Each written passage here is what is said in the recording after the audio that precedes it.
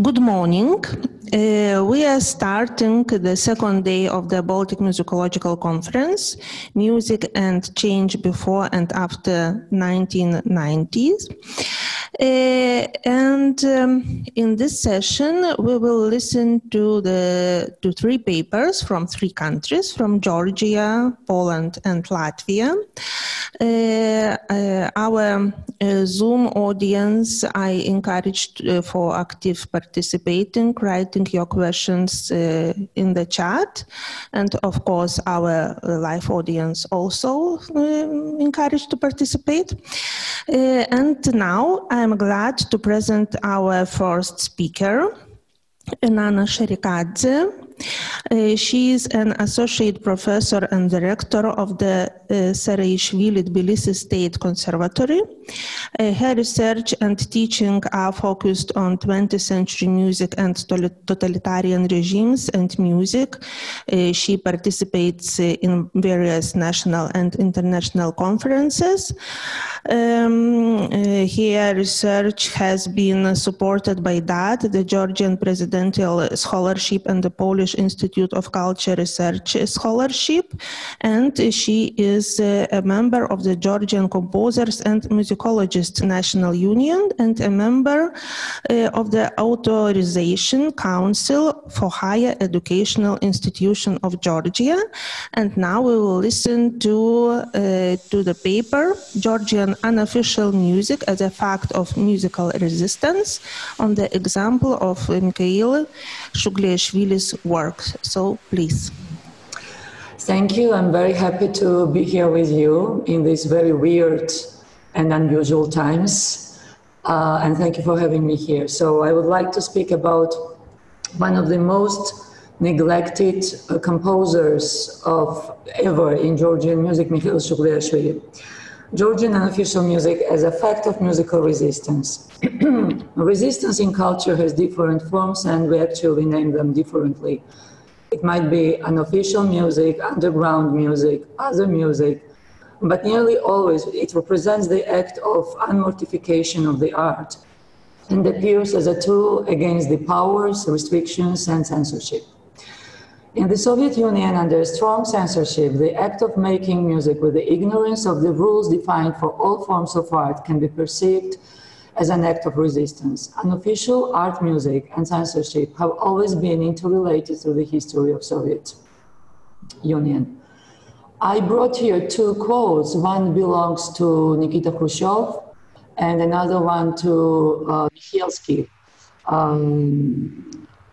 Music in which there is no melody produces nothing but irritation, says Nikita Khrushchev in his famous speech on Declaration on Soviet music ideology in 1963 on 8th March.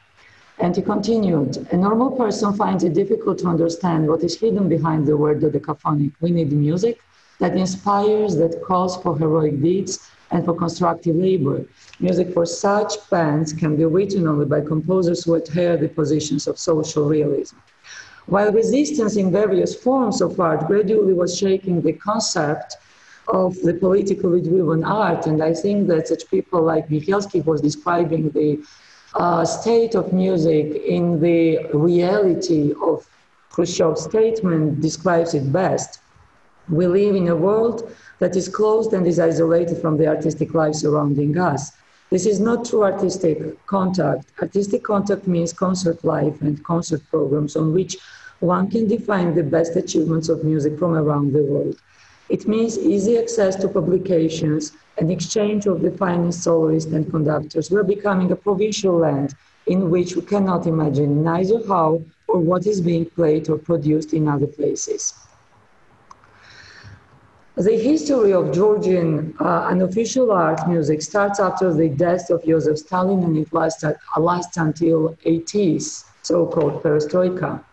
If we look back into history of Georgian music, unlike other Soviet compositional schools, we can't find processes predicting the creation of the unofficial art before Stalin's death. And it has its reason. To start with the fact that Georgia as a country was occupied and actually became isolated from the European artistic life since 1921, followed by the full suppression in the 30s. And the disadvantage of being one of the socialist republics of the Red Empire was not only occupation, but the fact that the cultural paradigm was broken off. A newly established Georgian compositional school since 20s of last century found oneself in another social realism reality. And one of our critics, Sharikadze, describes this very well. Any doctrine was expressed of Russia's interest, which considered the interest of Georgia only to the extent of being acceptable for Russia. What is good and admissible for Russia is good and admissible for Georgia and for all non-Russians. We Georgians became one of the Russia's provinces like Tambov or Kaluga region. The social realism defined formalistic art as unacceptable art, including which abstraction, expressionism, and conceptual art. And being labeled with these names meant that the art music or composer or representative on any form of art was banned and put on shelves. We can say that the Georgian music of 20s and 50s is an example of our ideologically driven art, which was mortified actually. The new generation, as it was called in Soviet times, the composers among them, Shugliashvili, Natelasvanidze, Tartaktakishvili, Giapancelli, Gabunia, and others, representatives of official as well as unofficial music, so-called other music, they came into the scene of the musical life and coincided with the Zoe epoch. We want to stipulate our own attitude towards music. That is also a quote from Khrushchev's famous declaration on music. It tasks and its creative direction. To put it briefly, we are for melodic music, rich in content, which steers the souls of men, generating strong feelings. We're against all cacophonic music. Our political stand in art is that of is opposition to abstractionism, formalism, and other bourgeois professions of this type. It's Lenin's line, which we have unswervingly followed and which we will continue to follow. The thing is that this statement actually was all about black and white reality. Nothing has changed with the old times because the unofficial part of this music, represented by Shugliashvili and Natelasvanidze, still was banned. They were underrepresented and neglected by the musical reality of Georgia in the 60s. And everything was like labeled status unofficial, ideology anti-Soviet, aesthetical based avant-garde, and that was enough reason to ban one of the very famous Georgian women composer of unofficial music, Natelasvanidze, and another one, Micheil Shugliashvili. In the beginning of 60s, both of them tried to catch up with the new techniques, dodecaphony, aleatory, sonoristic, aleatory. They were acquainted with the all information that European music went through during the first 50 years, and including then the avant-garde, music avant-garde after Second World War, Cage, a Polish avant-garde school, Morton Feldman, minimalism, the Stockhausen's pieces, Boulez, and etc. But still, their voice was not heard strong enough, and still they were narrowed in the cultural space that was narrowed to the borders of the Soviet Union. And the cultural center was Moscow. So everything that was not in line with the official status was labeled as other music, and that was a very dramatic point for these two composers. But then there is a question where they were taking, and especially Micheil Shugliashvili taking the inspiration. In Georgian music of 60s, like in other Soviet republics, one of the very important inspirational zones was the Warsaw Autumn Festival.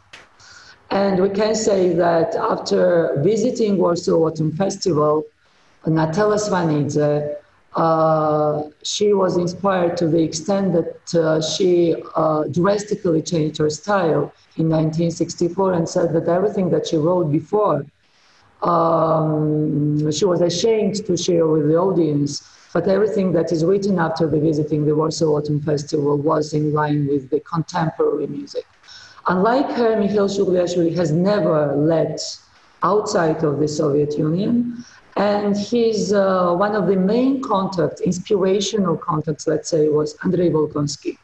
He was in friendship with Andrei Volkonsky, and as we know, Andrei Volkonsky visited Tbilisi for several times. He was also visiting Micheil Shugliashvili. They were meeting at his flat here in Tbilisi, and Volkonsky was bringing the new information with musical recordings, the scores, and sharing it with the group of composers that were, let's say, banned by the Composers Union, Georgian Composers National Union. Shugliashvili, as I told, has never been let outside of the Soviet Union.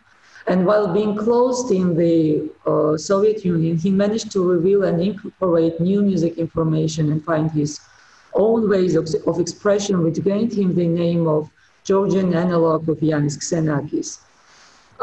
He has never been a member of Communist Party, and also additionally it should be said that he had never tried to negotiate the musical style with decision makers in culture, and that's why he was forced to move from musical scene to the pedagogical activity.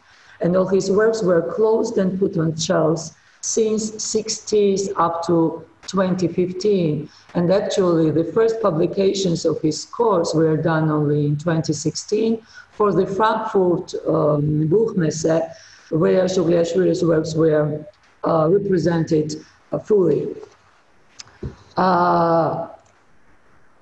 I choose 3 works by Micheil Shugliashvili, and all of them are written for 3 pianos.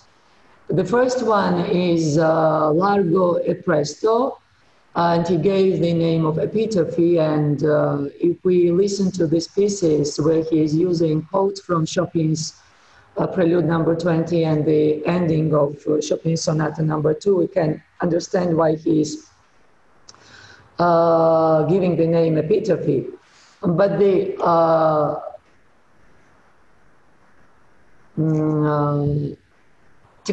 techniques that he is using here, by his words, I would like to quote him, is based on variations on the principle of register and canonic multiplication and reprise progression, which results in peculiar sound based on acoustic and stereophonic effects. As for the form, the work is a triptych, the parts of which are confirmed in equal time proportions.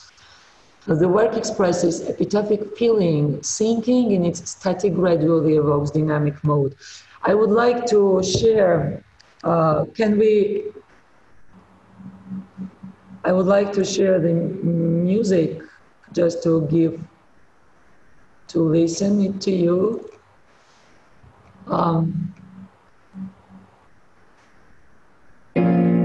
Do you hear it?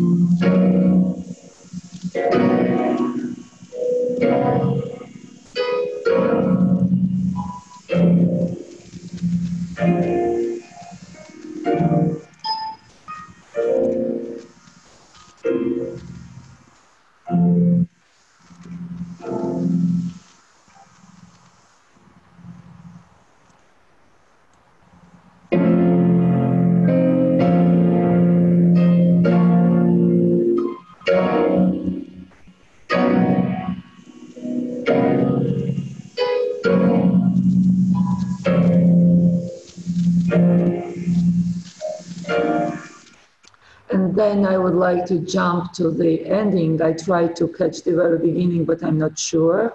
So.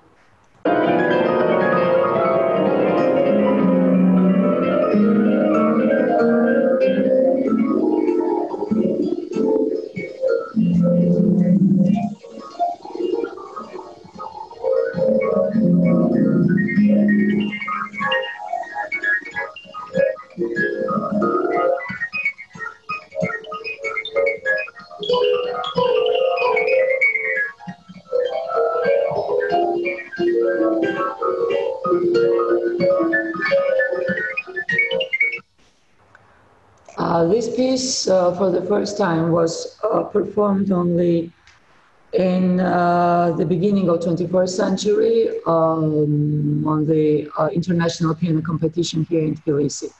The second piece that I'm going to represent to you is the Pastoral, also for 3 pianos. This is written in 1977 and 78.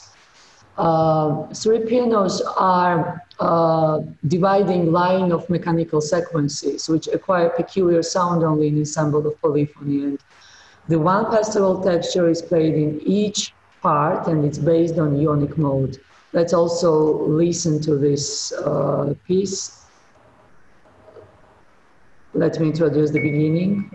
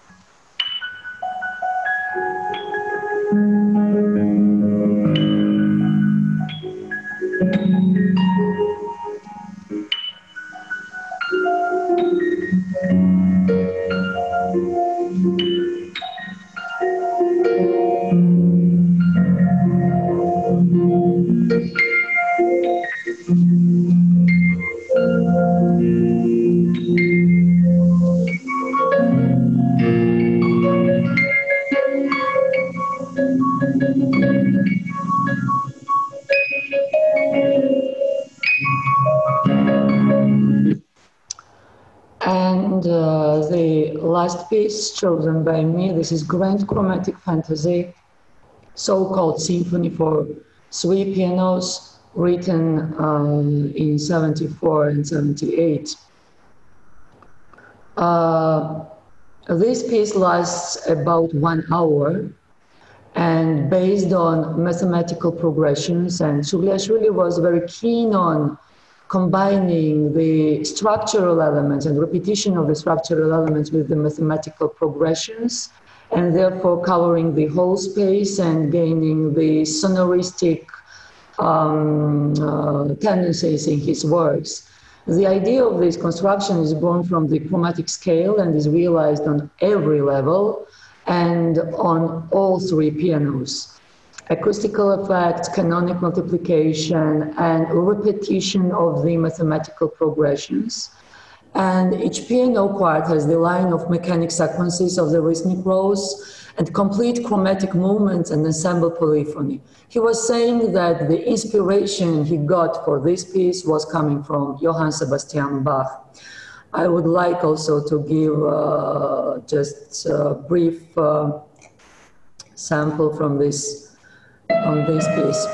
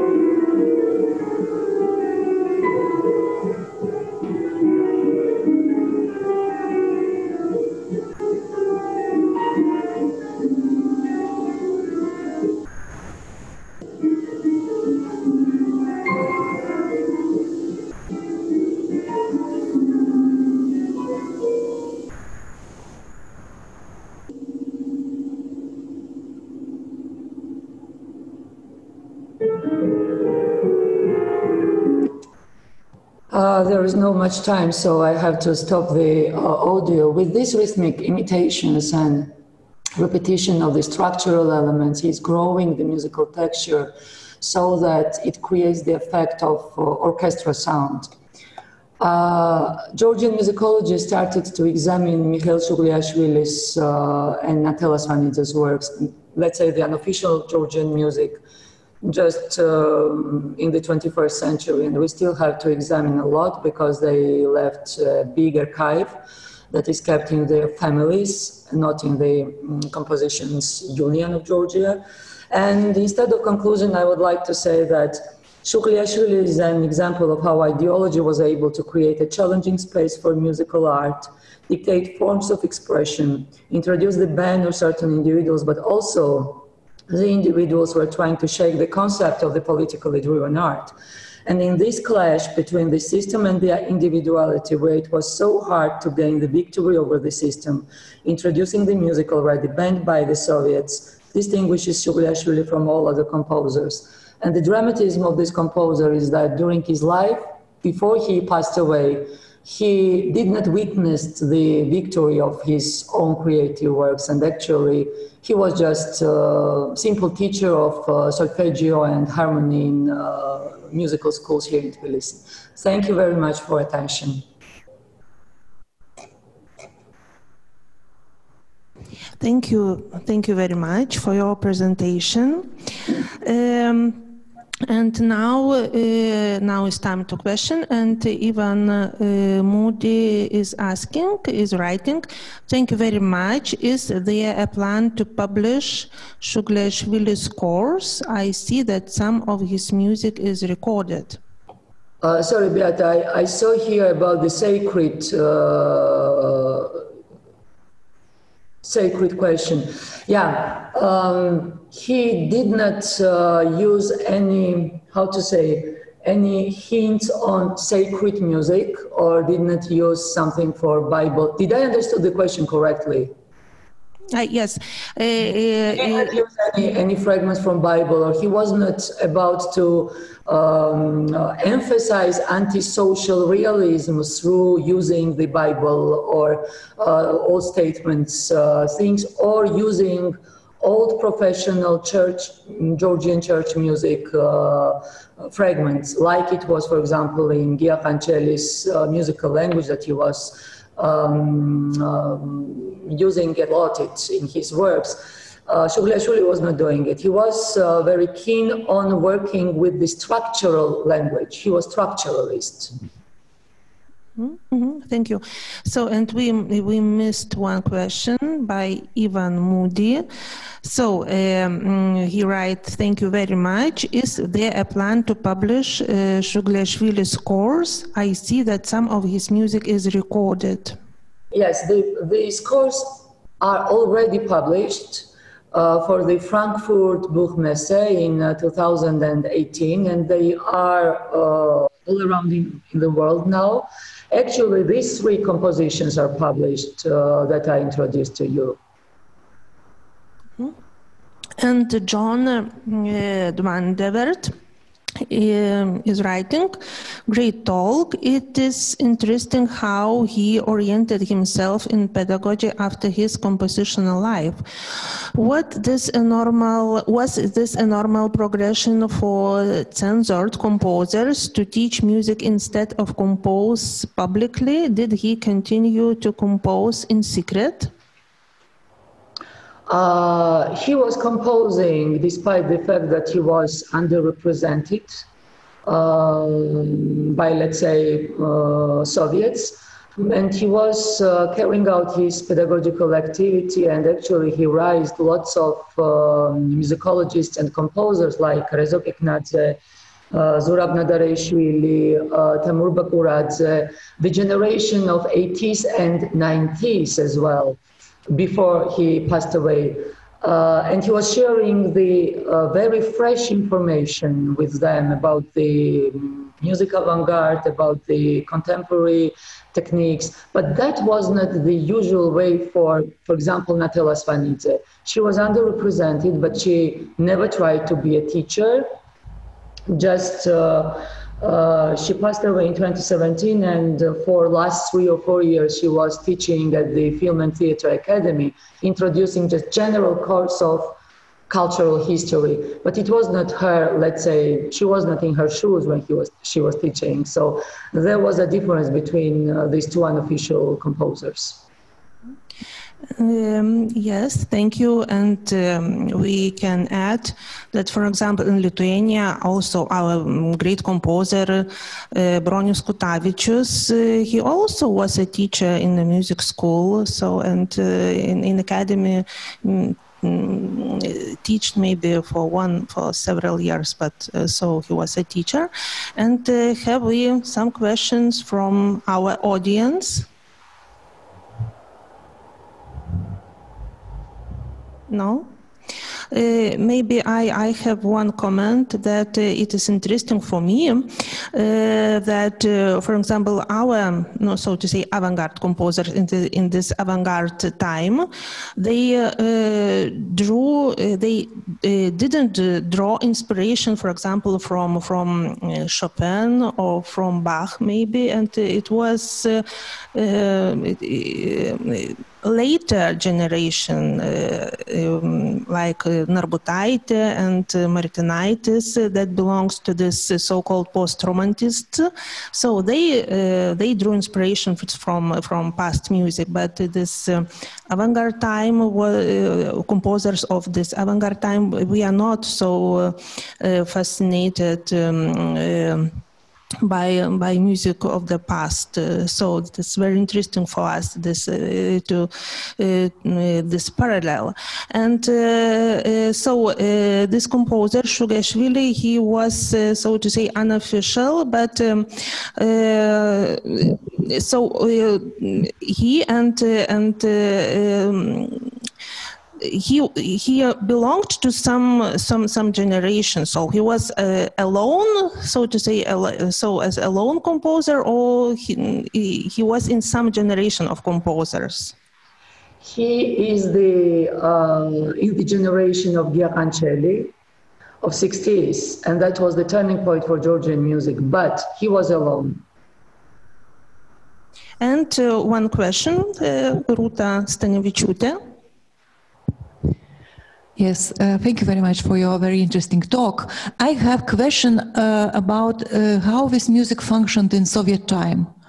Was it played on the, on Georgian music scene, and who played? Thank you very much, Rūta. No, during Soviet times it wasn't performed. First, his composition, it was Exercise, was played in 1998 by our professor, piano professor here at Conservatoire, Nana Khubutia. And then Nana Khubutia was always presenting the avant-gardistic pieces also from West Europe, also Georgian unofficial artists, and including Micheil Shugliashvili. And her class also continued her work, and starting from 2001, they started to represent Shugliashvili. But the popularity of this music was gained just last, let's say, 5 or 7 years, when we established the ensemble Festival of Contemporary Music, and every year we started to perform Natila Svanidze, Shugliashvili as representatives of the Georgian avant-garde of Soviet times. Thank you. And have we questions more? No? So thank you very much for your very interesting presentation. And now I would like to present our next speaker in this session, Dominika Micał from Poland. She graduated from the Academy of Music in Kraków in music theory and Jagiellonian University in Kraków in comparative literature. Currently, she is a doctoral candidate at the Academy of Music in Kraków, where she is writing a doctoral dissertation on musical works inspired by the Renaissance madrigal composed after 1950, and is a participant of the Polish-Lithuanian Daina One project. And her research interests include British and Polish contemporary music, connections between music and literature, and vocal music in the 20th and 21st century. And Dominika Micał will present the paper I would like to describe a light, Zygmunt Mycielski's 8 Songs to Words by Zbigniew Herbert. Please. Hello, good morning. I hope you can hear me. And I'm really glad I can be a part of this conference, even though the situation is like we see. It seems unthinkable to talk about Polish musical life, even more than about the Polish music between 1945 and 1989 without at least mentioning the figure of Zygmunt Mycielski. As he's not as known as many other composers, I will briefly introduce his biography and then proceed with the interpretation of 8 songs to words by Zbigniew Herbert, one of composer's last finished works. I'm sorry, I'm not perfectly, okay. Born and educated before the Second World War, Mycielski was a member of the prominent aristocratic family with history of strong social and political engagement, especially on his mother's, Marianne Szembek's side, and as well artistic and humanistic traditions. His childhood and youth was spent among painters and writers, visiting his family's estate. He started to learn music in Krakow and quickly got into the circle of Karol Szymanowski, even though he was never his official or most probably even unofficial student.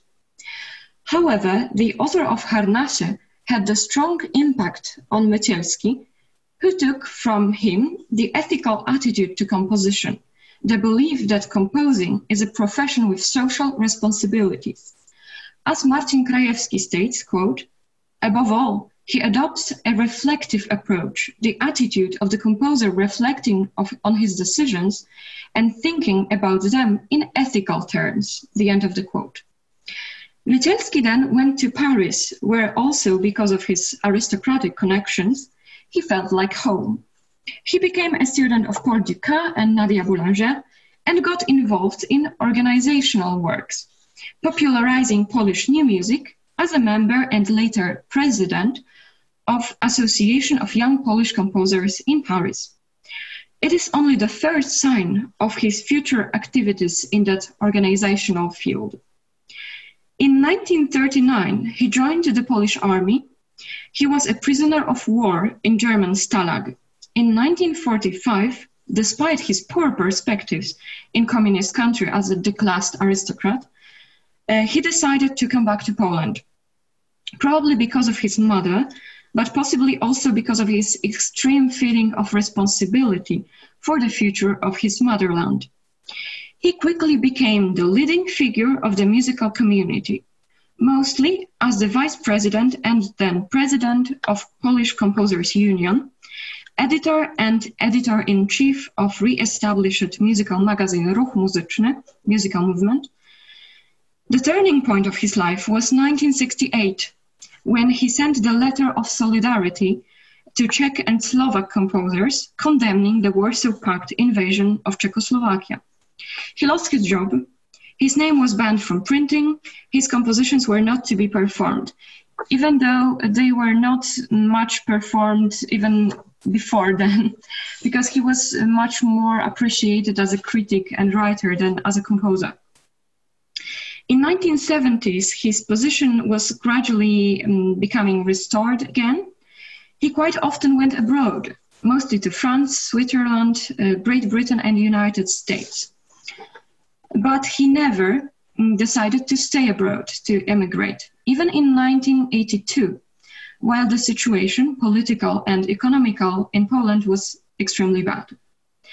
Mycielski is much more appreciated as the organizer of musical life, music critic and writer. He wrote an enormous number of pages of journals, which are mostly published, letters, mostly unpublished, and articles in Polish and in French as well.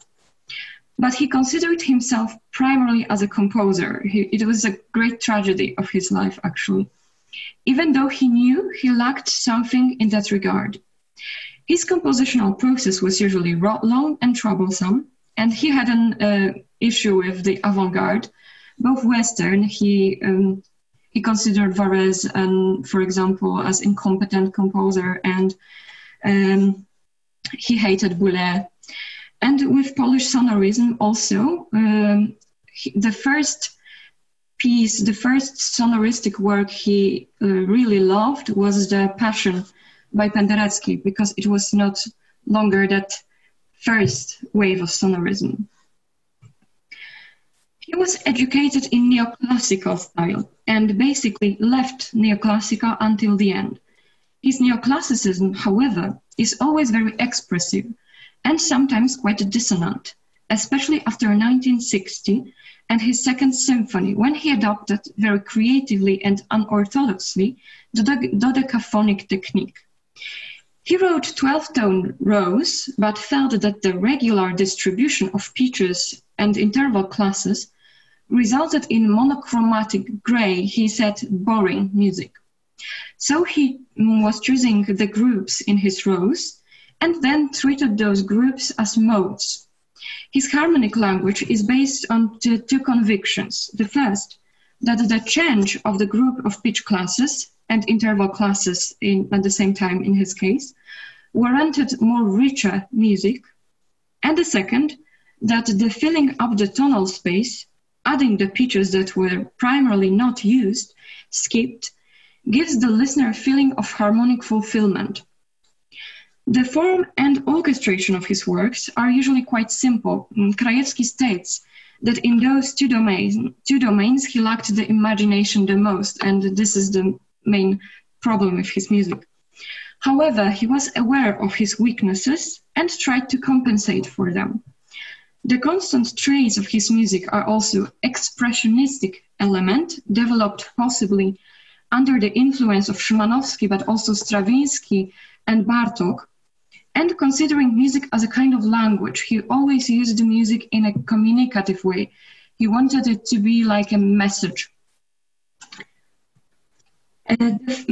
His literary inclinations and excellent taste in literature resulted in many instrumental works based on poetry and many vocal instrumental pieces. Works considered today as his best, Liturgia Sacra and Three Psalms, are in fact vocal instrumental. It is also important that the older he was, the more and the better he composed, reaching the peak of his career and one of the few moments of appreciation from his colleagues, composers and critics, with Liturgia Sacra in 1984. That same year, he composed his last and longest cycle for voice and piano, 8 songs to words by Zbigniew Herbert. Unfortunately, the score, which was in fact sent to Peguem Editions, Mycielski mentioned also the correction he sent to the publisher, has not been yet published. The manuscript sketches and precompositional charts are kept in National Library in Warsaw as a part of the large Mycielski's archive. Unfortunately, I will not be able today to show you the materials, as they are still under copyright, obviously. I hope that for possible future publication, the license would be permitted, because especially the charts are incredibly interesting with colors, and it is even beautiful to look at them. The whole process of composing 8 songs was, as usually for Mycielski, long and tiring. The first musical attempt to set the works of Zbigniew Herbert, one of the Polish most prominent poets of the 20th century, sometimes considered even as more suitable for the Nobel Prize than Wisława Szymborska or even Czesław Miłosz, were 6 songs for orchestra, piece based on poetry but without words. The finale of the Second Symphony by Mycielski is similar, but to the poem Klaus by Miłosz. So even if in his instrumental works, he almost always used poetry in this background program. The 4 of 5 poems used by Mycielski in that suite were later incorporated in 8 songs.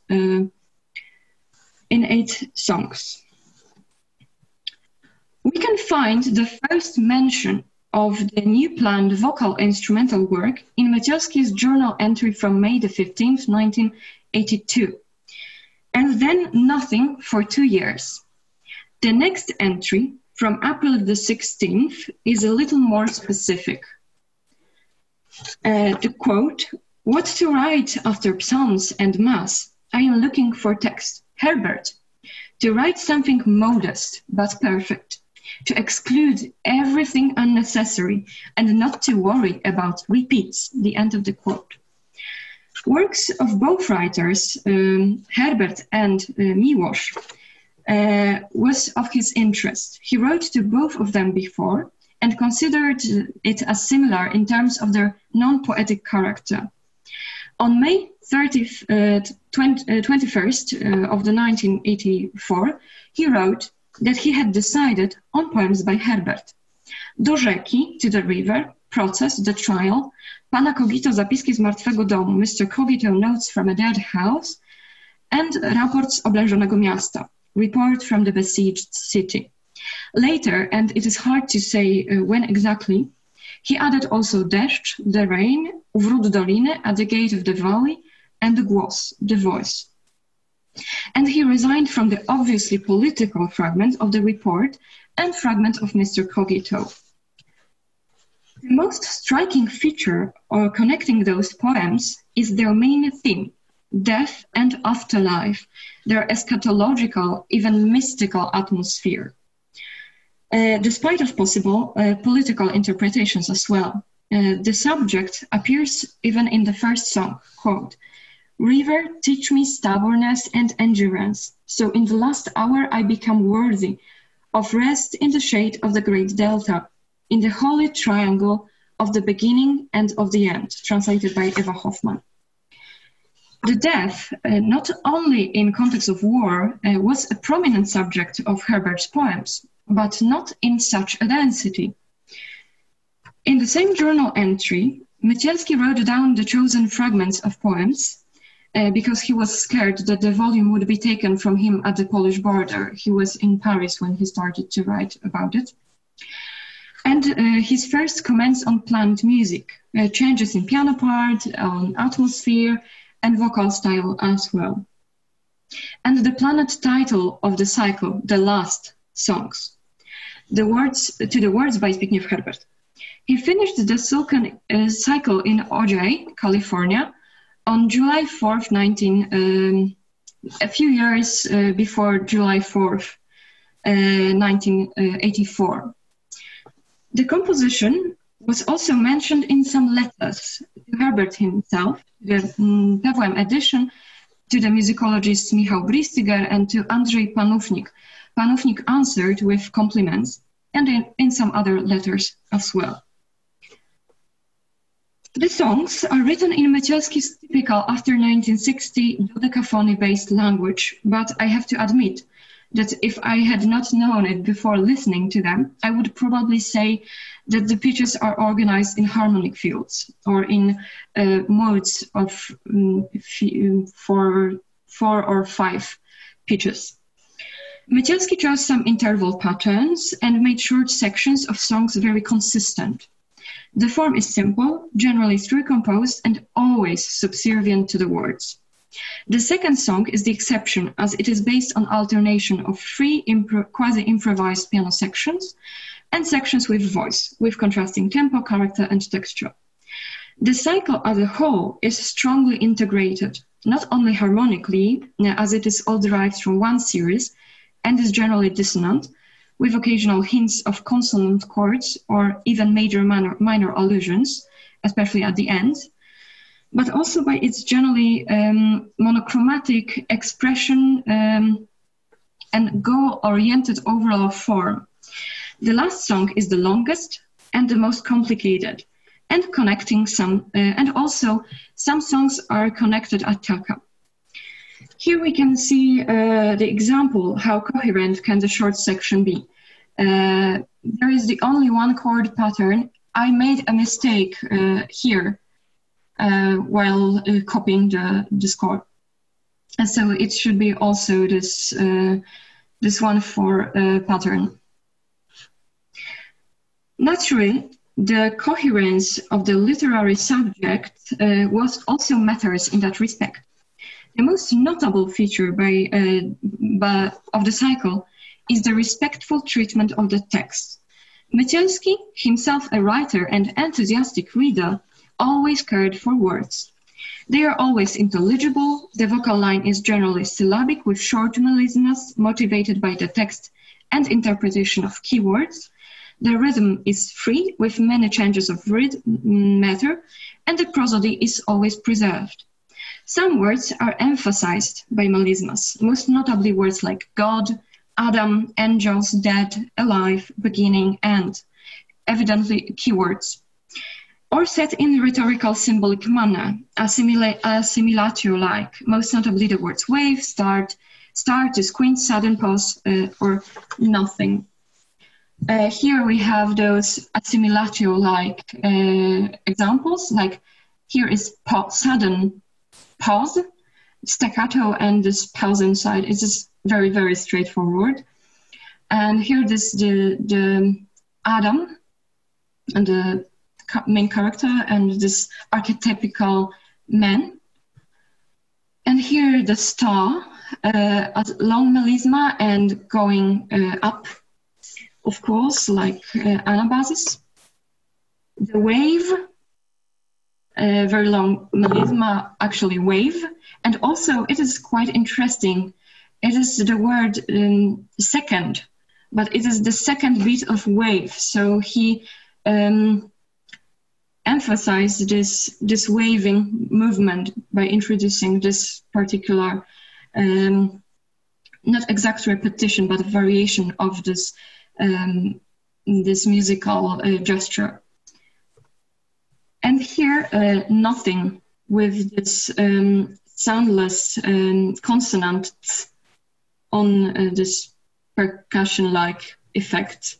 It is quite interesting that he left the flat here, but he is quite inconsistent in using flats and sharps. And this is, I would say this is the main problem while editing the score also. The coherence, modesty, and relative reduction of compositional means are the characteristics of the most of Mycielski's music. But I would risk saying that in 8 songs, they are the most important and easily perceptible.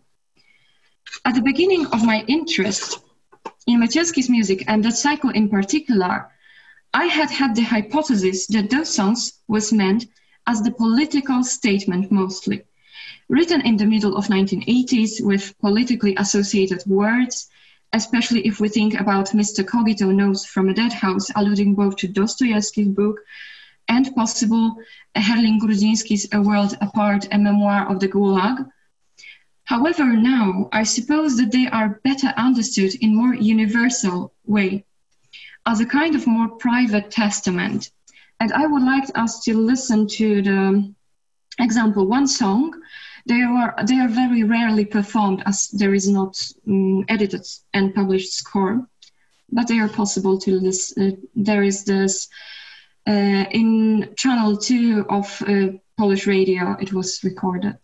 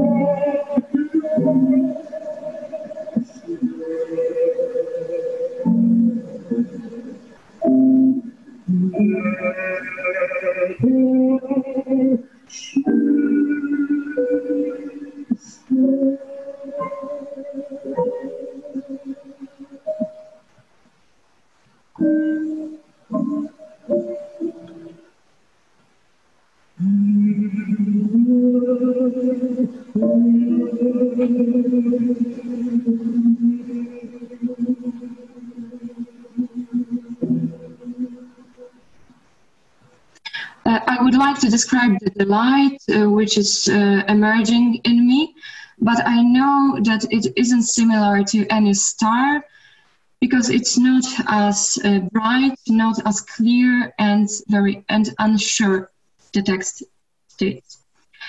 While composing 8 songs, Mycielski had still some years of his life ahead of him, but he experienced health problems and the overwhelming feeling of being a part of a generation that was passing away. His brother died while he was copying 8 songs.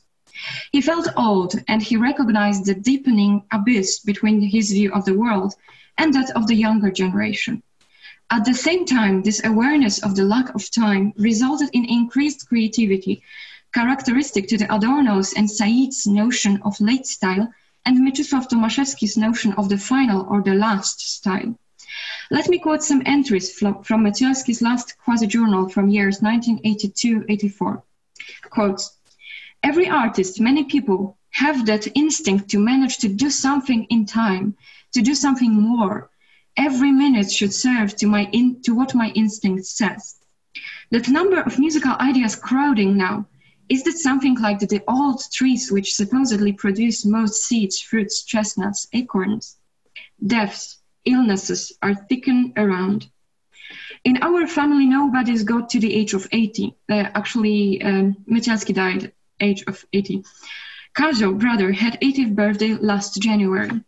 Fate seems to me what? Very short. Warte nu, balde ruest du auch." It's, of course, the quotation from the Goethe and from many songs based on the text.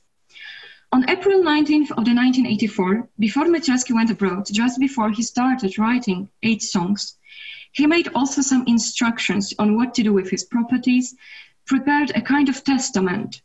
We cannot say Mycielski was freed from social responsibilities. He wrote a lot about how he sees the political state of Poland, about his correspondence with friends from Western Europe and US, and also with interned colleagues.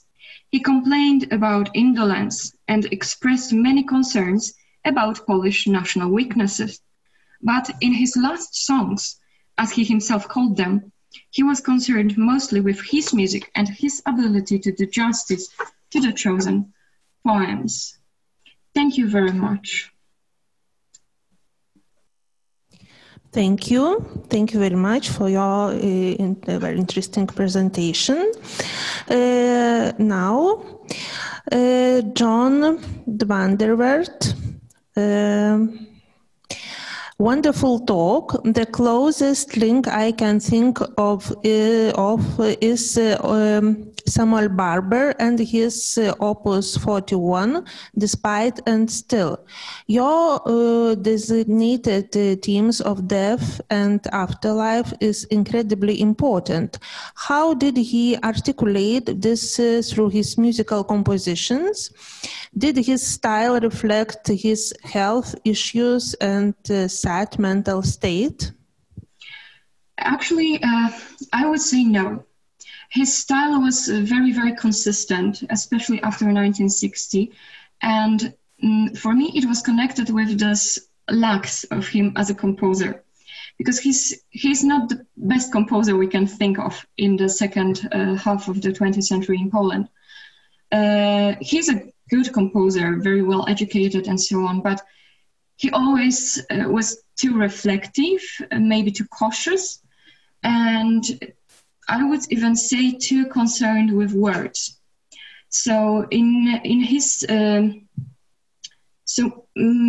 is more in that area, that field, that we can see the change. Especially, he started to choose the religious texts, the Mass, the Psalms, and also he started to write more and more about God and religion. He wasn't a very religious man, but he started to think more and more about it. So in his style, we cannot see this. Actually, I wanted to put the context of his songs from early 50s to Czesław Miłosz poetry, much more political songs, but even then in the very personal style.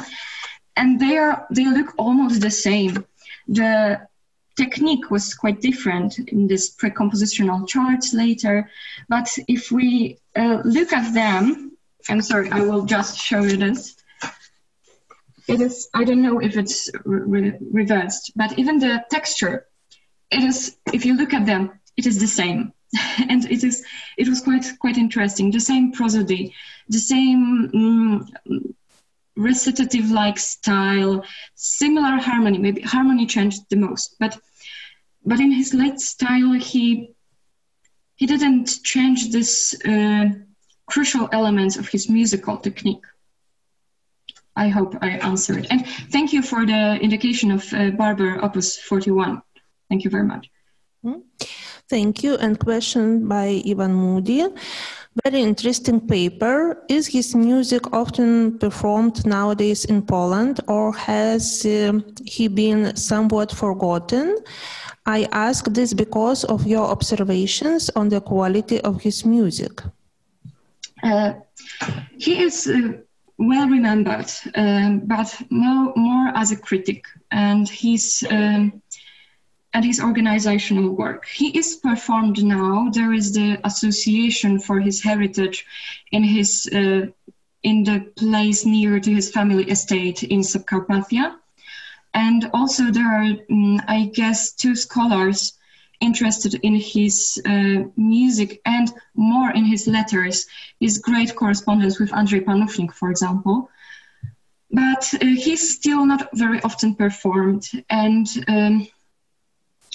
he's very, very different from the avant-gardist sonorists. I think maybe there will be time for his music when we will be completely free from this narration about the progress in music. But there is something in his music that pieces are very similar one to another. And they are quite interesting. One piece, the other piece, the Liturgia Sacra is amazing. But in longer concerts, you can feel this, something is lacking. You cannot say what exactly it is, some lack of imagination. I can say, but this is this general opinion on his music now. Maybe it will change after we will be free, completely free from this progress narration. Thank you.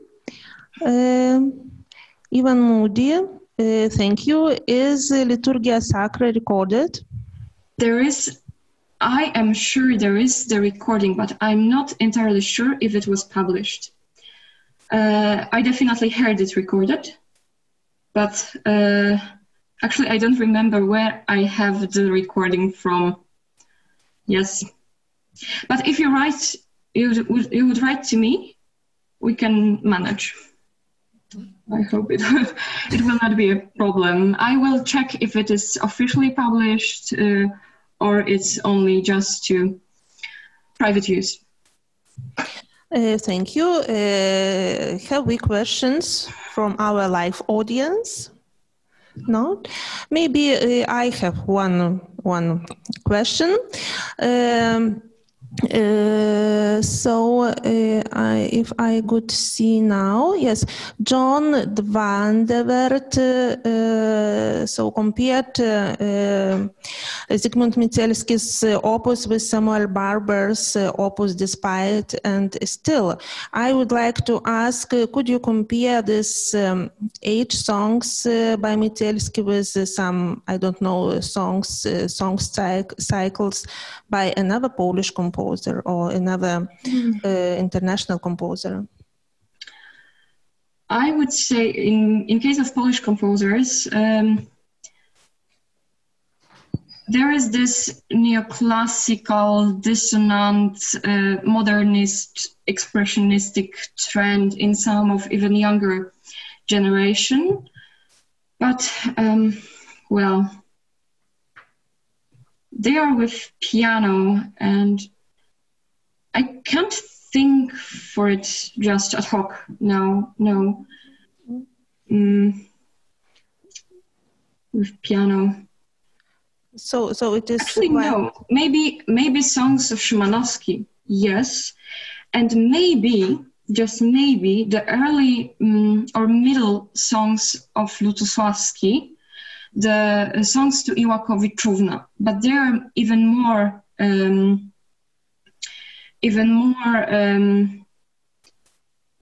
how to say it? I feel the lack of words now in English. Sorry. We can translate. They are even better, more constructivist. And also the text is very, very different. But I would say this is even before the war tradition, in spite of his dodecaphony later. So yeah, maybe Lutosławski's songs from 50s. Mm-hmm. Yeah. Thank you. Thank you very much for your presentation. Thank you very much. Thank you. And now I would like to give floor to Zane Prēdele from Latvia. She is Doctor of Arts. She studied musicology at Jāzepsvītols Latvian Academy of Music. Since 2015, she has been a researcher of Research Center of Latvian Music Academy and was head of this center from 2017 to 2019.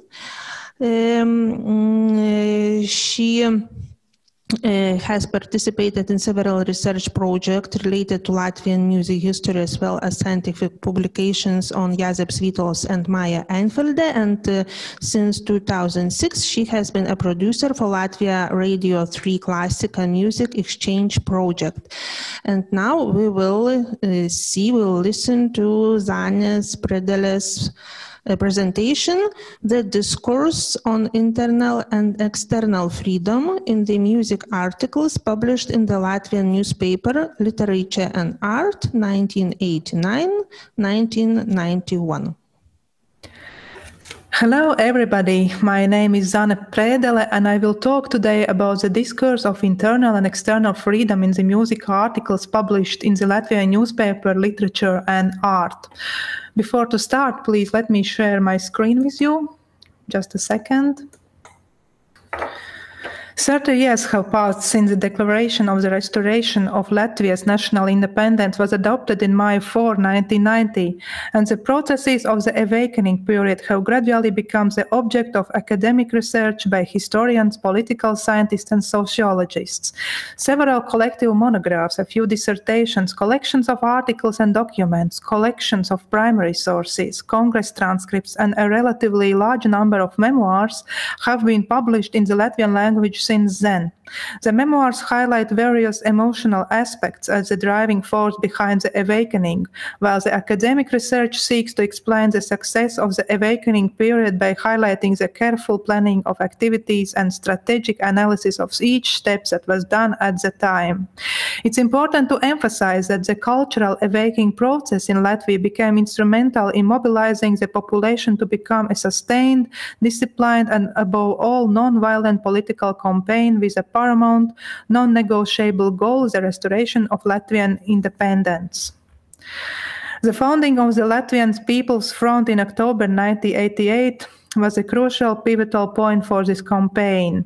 The singing revolution that took place in the three Baltic states are a prime example of non-violent resistance as a form of political struggle, and the events that are associated with them had a wholly unique spiritual air about them.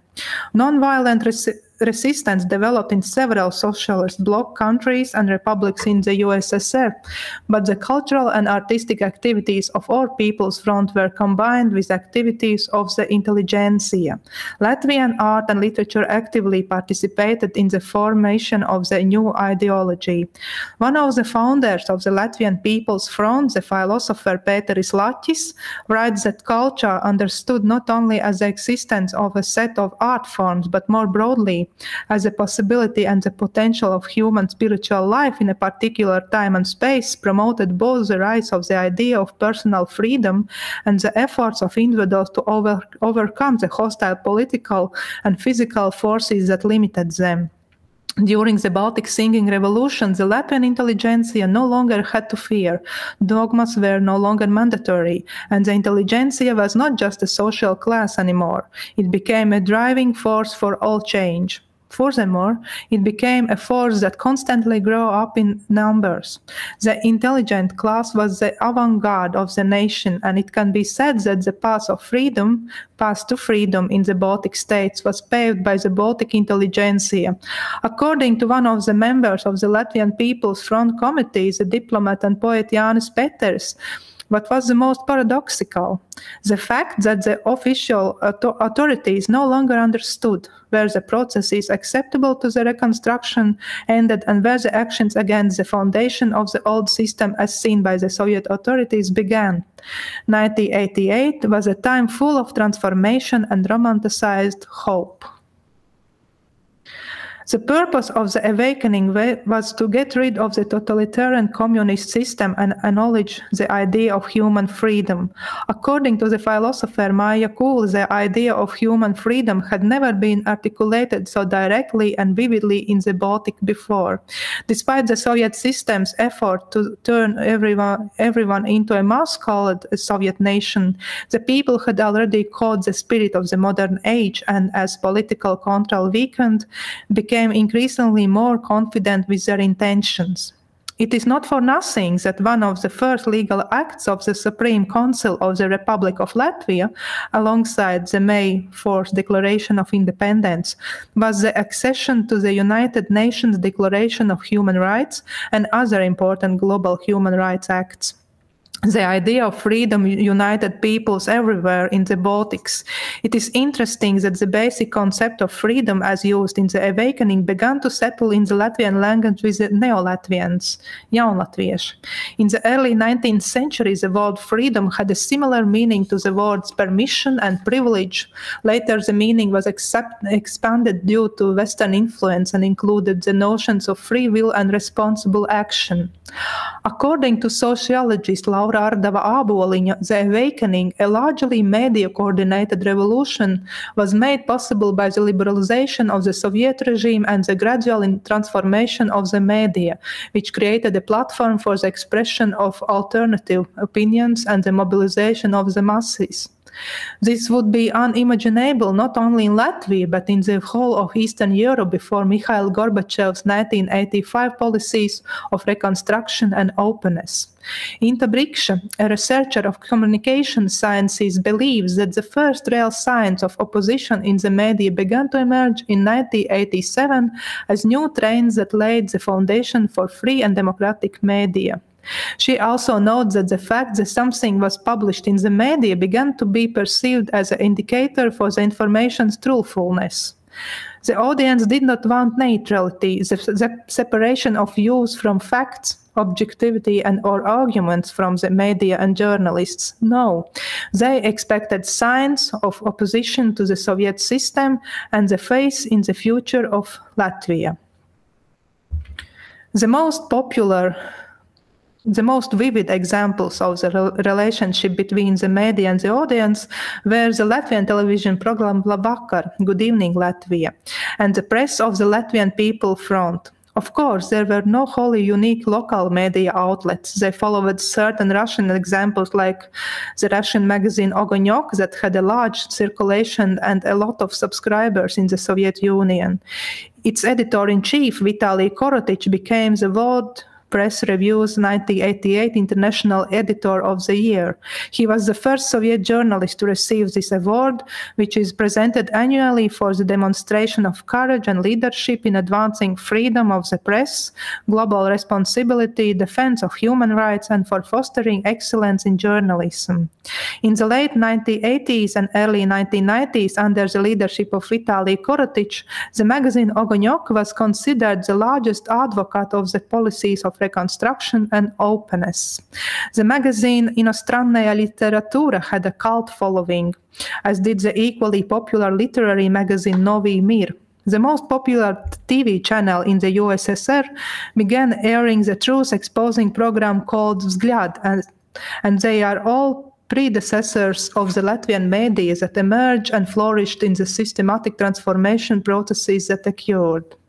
Journalist and politician Sarmīta Ēlerte, former head of the press center of the Supreme Soviet Council, emphasizes that during the awakening period, the press, television, and radio started to perform a function similar to therapy sessions, giving people courage. Courage and colorful language were the most important qualities a journalist could have at that time, quote ended. Sarmīta Ēlerte describes information in the awakening period as having a magical quality. Information was very important, but it was not so much about the news as participating in the magical ritual designed to conjure up a reality. A kind of new reality was also conjured up by the newspaper Literature and Art, which I will now address in the second half of my presentation. Being published by the creative unions, it was intended as a newspaper for the intelligent class from the start. In addition, during the Reconstruction period, under the leadership of the poet Māris Čaklais, the newspaper was one of the first to take advantage of the policy of openness or glasnost. It became liberal and rapidly grew in popularity, publishing over 100,000 copies, and both these circumstances made it an attractive platform for intellectual thought. The publicist Viktor Avotiņš emphasizes that the significance of literature and art is comparable to the plenary meeting of the creative unions, which took place on June 1st and 2nd, 1988 in Riga, following an Estonian example. He describes the tactics of literature and art as an attempt to create a platform. The newspaper offered jobs and publishing opportunities to people who realized early on that some changes are about to come in Soviet politics. The poet, essayist, public figure, brilliant translator and commentator on Radio Free Europe in 1990s, Māris Čaklais worked for the newspaper and became the newspaper editor-in-chief from 1987 to 1991. A noteworthy fact in Māris Čaklais' biography is that he published a photo of the Freedom Monument on the front page of the magazine when he became its editor in August 1987. Publishing an image of the monument in any printed media was strictly forbidden at the time. Next, he published Jānis Jaunslaviete patriotic essay, Remember Latvia. Māris Čaklais received a reprimand for this violation from Vitalijs Soboļevs, second secretary of the Central Committee of the Latvian Communist Party. There used to be a popular saying at editorial offices at the time that everyone in the staff was encouraged to be brave except for the editor, who could not afford this luxury. At the time, a journalist was in fact free to write about anything he or she wanted, of course, as long as the work was accepted by the editor and allowed for publication by the censor. It should be noted that the activities of the head literature board Glavlit in the press house were different before 1986, until the awakening period began and the demands of the censor decreased. It should also be noted that the activities of the human rights activism group Helsinki 86 on 14th June 1987 certainly had an encouraging effect on society. The people laid flowers at the Freedom Monument in memory of the victims of the 1941 deportation. Although the participants of the campaign were arrested and the first reactions from the media, the authorities and intellectuals were condemning, the campaign had an emancipatory effect on what is permissible in public space. When Leonard Bernstein gave his legendary performance of Ode to Freedom in the Christmas of 1989 in Berlin, performing Ludwig van Beethoven's Ninth Symphony, the music world at the time united in the symbolic discourse on the concept of freedom for all nations. It was only on July 7, 1990, when the Latvian and Canadian exile composer Imants Saks published his observations about this concert in Literature and Art. Saks published his thoughts under the rhetoric title, Is this a allowed, and sought to examine the changes in the text of Beethoven's Ninth and some Latvian works. This belated but important question amidst the Latvian national awakening became an impulse to research the gradually emerging discourse in Latvian journalism on the expression of internal and external freedom on the level of authors, performers, and the nation. External freedom needs inner freedom to exist. No one can have the liberties of external freedom without having earned inner freedom first. External freedom means the freedom from outside factors that destroy a person's power to exercise his or her free choice. Internal freedom means the freedom for internal factors that limit choice, such as fear and addiction. The weekly newspaper, literature and art was aimed at the most educated part of consumers of the media. The newspaper was not so much on the forefront of the media during the awakening period, but a harbinger of independence as a struggle and a center of publication. In addition, the newspaper went through the transition period from the Soviet to the post-Soviet era, when the privatization of the Latvian printed press gradually began, and the media had to start earning money themselves. In this paper, I would like to focus on the context of the language used in the printed text of the newspaper and on series of statements related to the discourse of internal and external freedom in the music-related articles. The authors were mainly musicologists, composers, and rarely included artists or writers speaking on the topic of the freedom on a national level.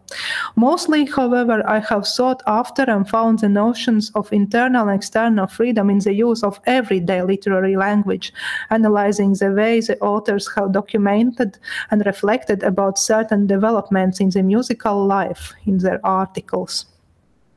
The musical concerts from 1989 to 1991 had tiny audience or no audience of their own, but the newspaper regularly followed up on and wrote about them. No lack of a concert audience was characteristic of the late 80s and early 90s, something the music critics were often very worried about. However, thousands of people found out about the music that was performed at the time and read the reviews of critics in newspaper. Musicologist Jūratė Bērziņa expressed a bold opinion on behalf of the nation on the topic of the revival of the song festival in the newspaper Literature and Art on January 7, 1989, saying, "For years this folk tradition has served purposes that are foreign to its people. It should become more spiritual, more natural, more national, so that the participants of the festival themselves would get more satisfaction. It's hard to deny that the song festival is the first and foremost a tool, a weapon in the hands of foreign politics in the post-war years. Therefore, the main criterion for choosing the repertoire was often the political situation, the songs relevant to the required topic, campaign, national anniversary, or Remembrance Day. The seemingly less important lack of artistic quality in the repertoire has always suffered under the needs of politics." In 1989, the author openly questioned the historical development of the song festival movement since 1948 and poses the question whether the regular mobilization of whatever topic was current at the time has been the best motivator for good, honest creativity. The author openly criticized the history of the movement and certain songs that were plenty included in the repertoire. The artist's yearning for inner freedom are vividly exemplified in the person of Gideon Kramer in a contemporary chamber music concert in Riga on January 6, 1990. The musicologist Gunter Pupa describes the event as follows: freedom in the broad, or one might say philosophical sense of the word, was the first thing I found fascinating about this extraordinary event. Freedom in the way that musicians played, freedom of the spirit, social, economic, yes, and political freedom as a precondition for this complete and utter prosperity of a creative individual. Even the choice of repertoire was determined by free will. It highlighted the less popular, undeservedly forgotten, and noteworthy. The musicologist is referring to the Soviet avant-garde composers Sofia Gubaidulina and Alfred Schnittke, whose work can often be heard all over the world, but was performed very little in their homeland. Alongside them were also the compositions of the Russian emigrant composer Artur Lurie and the Czech composer Erwin Schulhoff, who died in a Nazi concentration camp. As for Gidon Kremer, he was a citizen of the USSR since 1979, but resided in the Federal Republic of Germany, that is to say, in the free world. Therefore, this review also emphasized how the artist demonstrated the benefits of his external freedom. An example of the national discourse on external freedom can be found in the 1991 edition of Literature and Art, which contained a telegram from Belarusian Writers' Union, published on February 2nd, with a quote, "We are convinced the nation must decide their own destiny, choose their own path to freedom. Truth will prevail." And in the words of the newspaper's editor-in-chief, Māris Čaklais, of course, every person's natural desire is to live for himself, for others, his or her loved ones, and the nation, but to live a natural, free, human life. The people have taken a bite from a frostbitten and perhaps therefore all the sweeter apple of freedom, and it has become an unforgettable taste. Olga Procevska, Doctor of Communication Sciences, writes that symbolic notion of loss, discussion of disappointment, and longing for the early stages of the awakening began to appear in the speeches of public intellectuals as early as the end of 1991. With quotes like, "Perhaps we should become as close as we were in 1988 when we sang, when we began all this, and is this nation still able to sing like in the early days of the awakening, when we weren't at each other's throats, when we had not yet taken a bite from the sweet apple of power, when we were not slaves to coveted power, but the opponents, or at least reformers of the destructive power, when we were probably freer than we are now." This path of unleashing internal and external freedom has been short.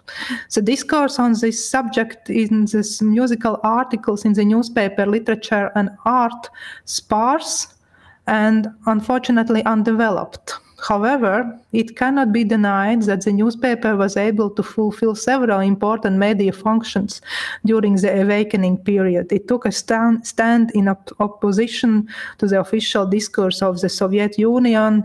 It was a means of expression for the collective conscious, and it was a source of emotional strength and mobilizer of the people during key historical moments. It taught its reader to reflect on the internal and external nation of freedom.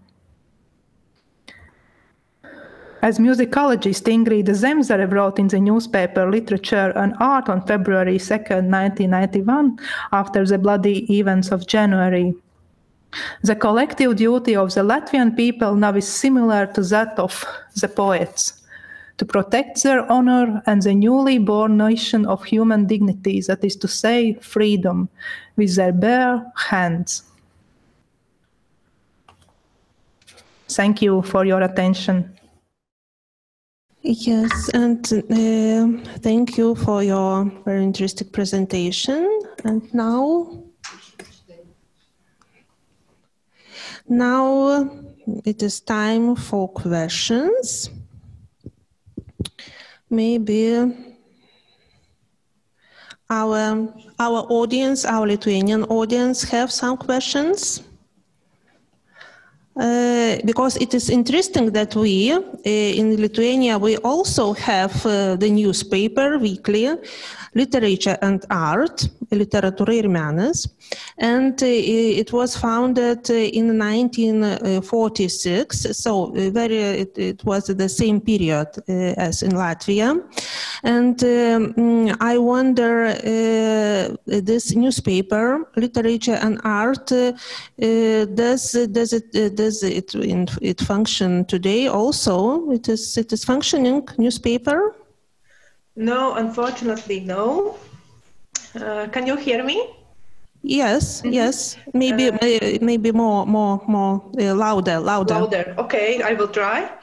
No, we don't have such paper, and actually this problem is quite huge in Latvia, that we don't have such a special magazine or a literature newspaper and weekly newspaper. So we don't have critics anymore. Only in our daily newspaper Diena we can read some critics, and actually this is a sad situation already for several years. And when did it stop? This particular newspaper ended in 1994. Okay. Yeah. So, and we have one question. Rūta Stanevičiūtė. Yes, thank you very much for your interesting paper, and also interesting for us Lithuanians to compare with situation of that time Lithuania. And in Lithuania, by the end of 80s, this new experience of freedom was followed by the discussions, especially in these newspapers and magazines, on the future of Lithuanian music and Lithuanian musicology. So, and it was something like search for future directions and public discussions on that. I wonder if you have had something similar in Latvia.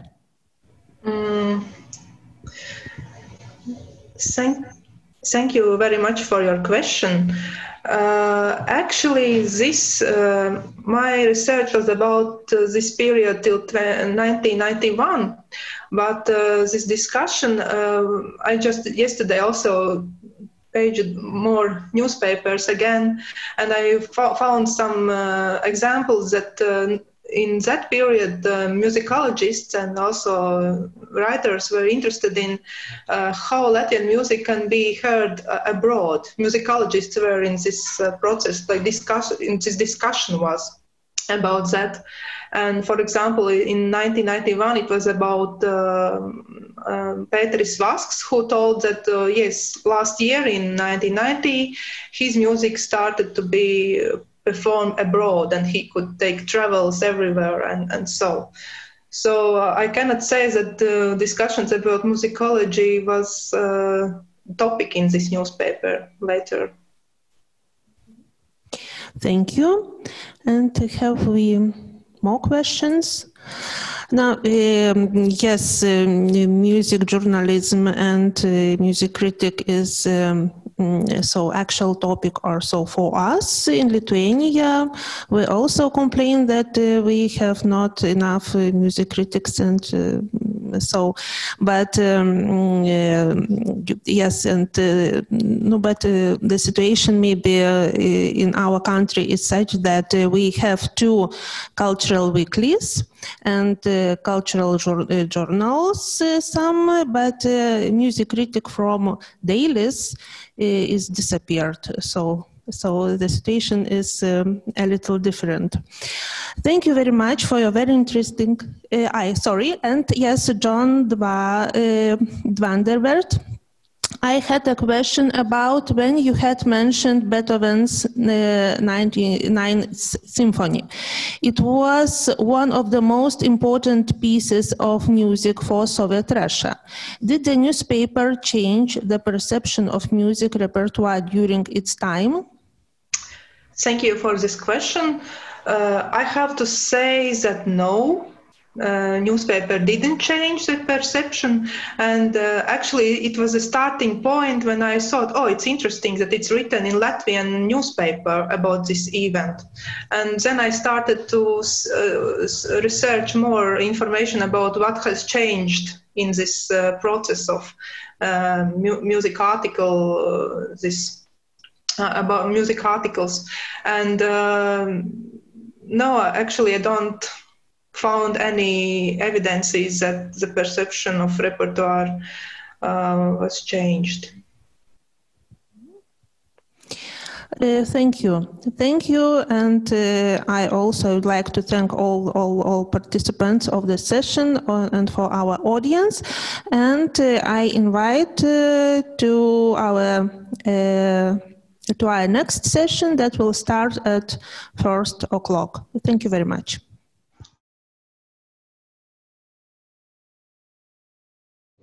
So, dear attendants and dear guests of our conference, online and here, I would like to introduce you to our next session.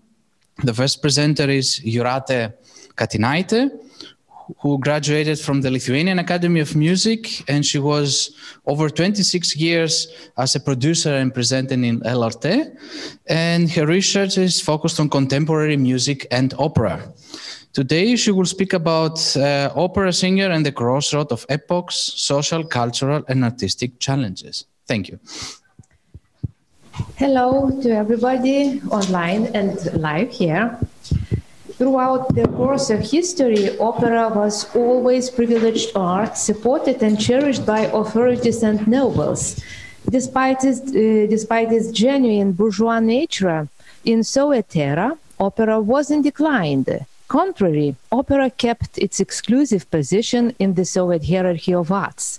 Consequently, opera singer was a privileged profession. Those who reached career heights gained benefits, awards, and the right to represent Soviet art abroad. The latter was rather difficult to achieve to other kinds of artists. In 1990, when Lithuania declared independence from the USSR, the situation dramatically has changed. As all state art and culture institutions, the Lithuanian National Opera and Ballet Theatre, the most prestigious workplace for singers, lost its financial stability. Opera singers from former prestigious social position found themselves among the most vulnerable sections of society. Otherwise, at the Lithuanian National Opera and Ballet Theatre, as in other fields of society, the idea of lustration from Soviet authorities emerged. In this paper, the status of opera singers after the lustration will be examined by employing the categories of cultural capital and symbolic capital offered by French sociologist Pierre Bourdieu in this theory of a cultural field that situates artistic activities within the social conditions of their production, circulation, and consumption. Firstly, let us focus on the events at the theatre on the threshold of the act of the 11th of March 1990. The theatre was led by prominent singer Virgilijus Noreika since 1975, when the company has moved from old building in Basanavičių Street to the new one in Vienuolės Street. Noreika held a double position, artistic director and director general. According to Longinas Šepetys, Soviet Minister of Culture of that period, as he declared in his memoirs, this post was a new one, specially established for Noreika in order to concentrate the power of the governance. This double position and Noreika's methods of the leadership were under strong discussion from time to time at the theatre. Noreika had his supporters and quite a lot of critics within the staff. Some of them at times addressed the Ministry of Culture and the Central Committee of the Communist Party with complaints on the director. According to Bourdieu, even in a strong bureaucratic system, an official authority never obtains the absolute monopoly. Therefore, the conflict between symbolic powers remains always. When the singing revolution started and lustration was one of the main topics within the almost all organizations, the opera and ballet community was also involved in the process. At that time, Noreika was a main person for the topic.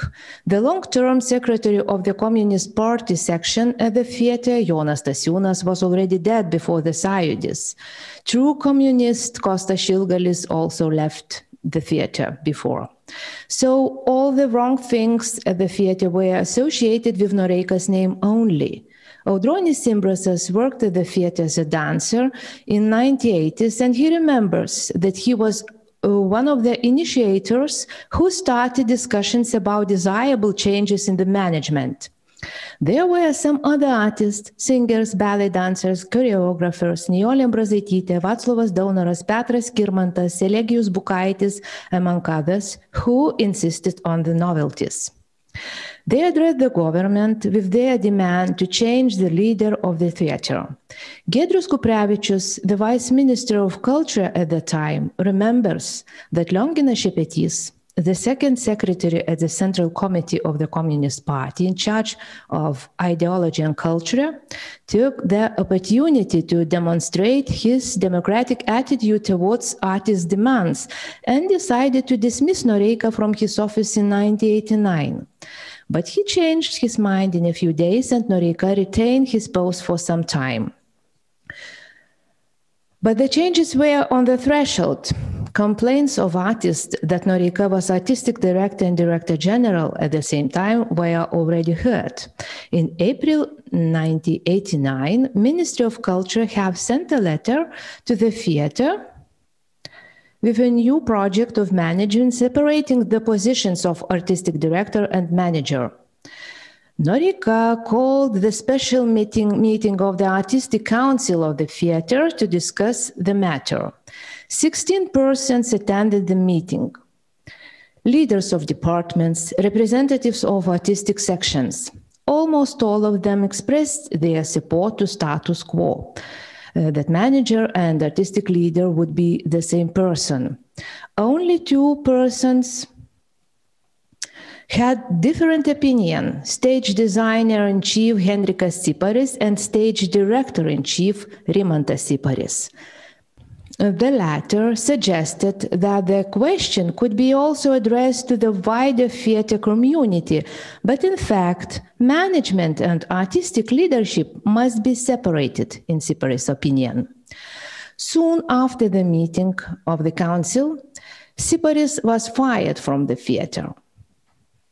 Later, in his interview, Noreika declared that the decision was made in order to improve a level of new productions and renew artistic forces of the theater. Ciparis was replaced by a young stage director, Nerijus Petrokas. In fact, Ciparis was defeated.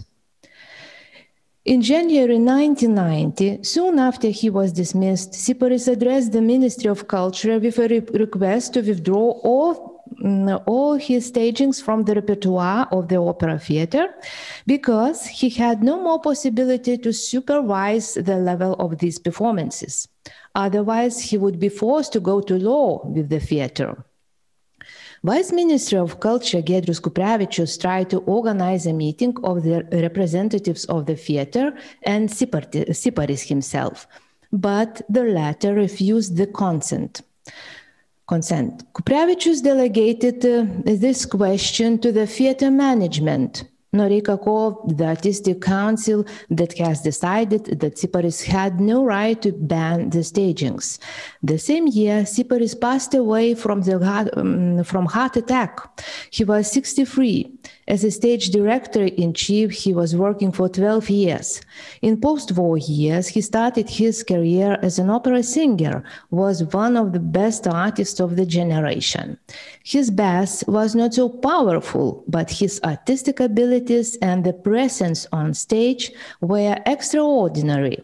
He was a son of famous drama actor Juozas Ciparis. He finished his singing career at his 50. Then he employed his cultural capital, using Bourdieu term, by acquiring a new profession of opera stage director. His stagings were traditional, as it was usual at the time. At the beginning of 1990, the situation at the theater was less and less stable. The national revival and political opposition spread within cultural institutions. Representatives of the opera and ballet community regularly went to the Ministry of Culture to report about Noreika's management, as Kuprevičius now remembers. After the 11th of March, Darius Kuolys was appointed the first Minister of Education and Culture. He stated, recently about that period. I supposed that it was most important to change relationship between culture and state in order to create a new culture policy. At that time, the minister, in his own person, could decide what to finance, what to close or cancel. From our point of view, it was unacceptable. Therefore, we tried to change this relationship radically. I am certain that the leaders of the Sąjūdis made a very serious mistake in 1992 when they had resigned in the middle of the parliamentary term. In 1990, the Lithuanian society expressed their trust to parliamentarians of the Sąjūdis for 4 years. It was a sin that the Sąjūdis, unlike the Latvian or Estonian People's Fronts, didn't spend all the time allotted to them and didn't carry out the necessary reforms to the end. There were many contradictions, disagreement, and split between members of the Sąjūdis. After the early elections to the Seimas, many things stopped when the political forces changed. I believe that if we had followed the path of reforms constantly for 4 years, the society itself would have been more renewed and Lithuania would have taken similar positions as Estonia now. Unfortunately, the consequent renewal wasn't developed. It was quite a long quotation by the very first Ministry of Culture after the Lithuanian independence was restored. As for the opera and ballet theater, the first step for Kolys and his team was finally to separate the functions of artistic leadership and management, since some works were already done. The description of new functions was prepared by a former team. Then it was necessary to revise it and organize the democratic contest to the post of the artistic director. Noreika was informed about the situation. It contradicts to his statements in Viktoras Gerulaitis monograph published in 2015. In this book, Noreika maintains that he was fired because his inferiors reported about him false and spurious things. Yes, as it is said above, people from the theater regularly reported on him from 1988, but Noreika's double function would be abolished and democratic competition would be organized anyway. In fact, Noreika was a symbol of the old bureaucratic system and Soviet nomenclatura practice with its hierarchy and rights. So he couldn't survive at the same position in the independent state. The competition was announced in October and held in early November 1990. The same day, the new artistic director of Klaipėda State Music Theatre was elected. The committee members, representatives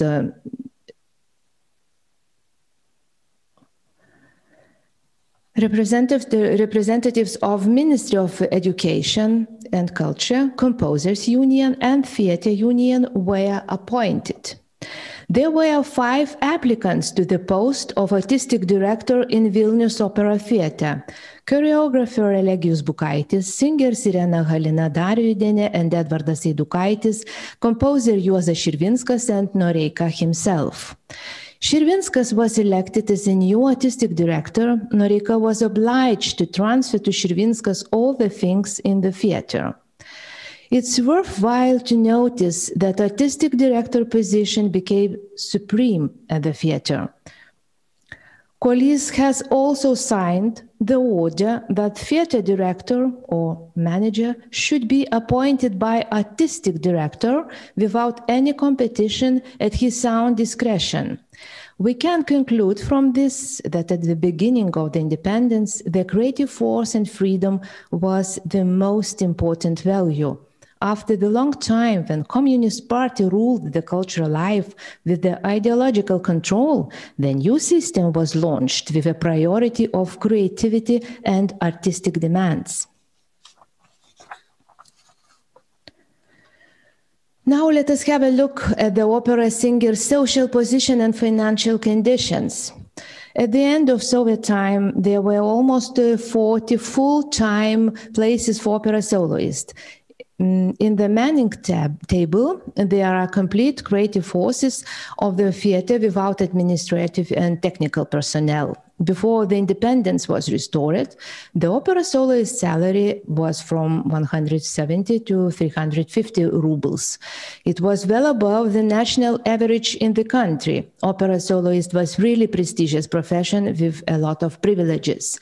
They also had additional incomes from concerts, recordings for the radio, TV, and Melodia Soviet record label.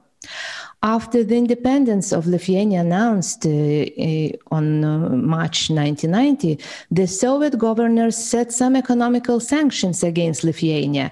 It was a real economical crisis with severe social consequences. Vaclovas Daunoras Jūrian, a son of the prominent opera soloist, recalled the situation. At the time, theaters were empty, and sometimes there were spectators as many as singers on stage. I still remember the sight when a lot of buses full of opera lovers from regions arrived to the performances. Who could then know if culture recovered? Artists' salaries were low, young people didn't rush for studies at the universities. After having studied vocal for 3 months with my father, I abandoned studies and began to do business. We carried metal stuff to Russia and sold it. It was then a sought after and dangerous trade. Not everybody returned home from there. My pockets were full of dollars, while my father at the time earned a fistful of tokens per month. It was such amount of money I spent at the restaurant per night.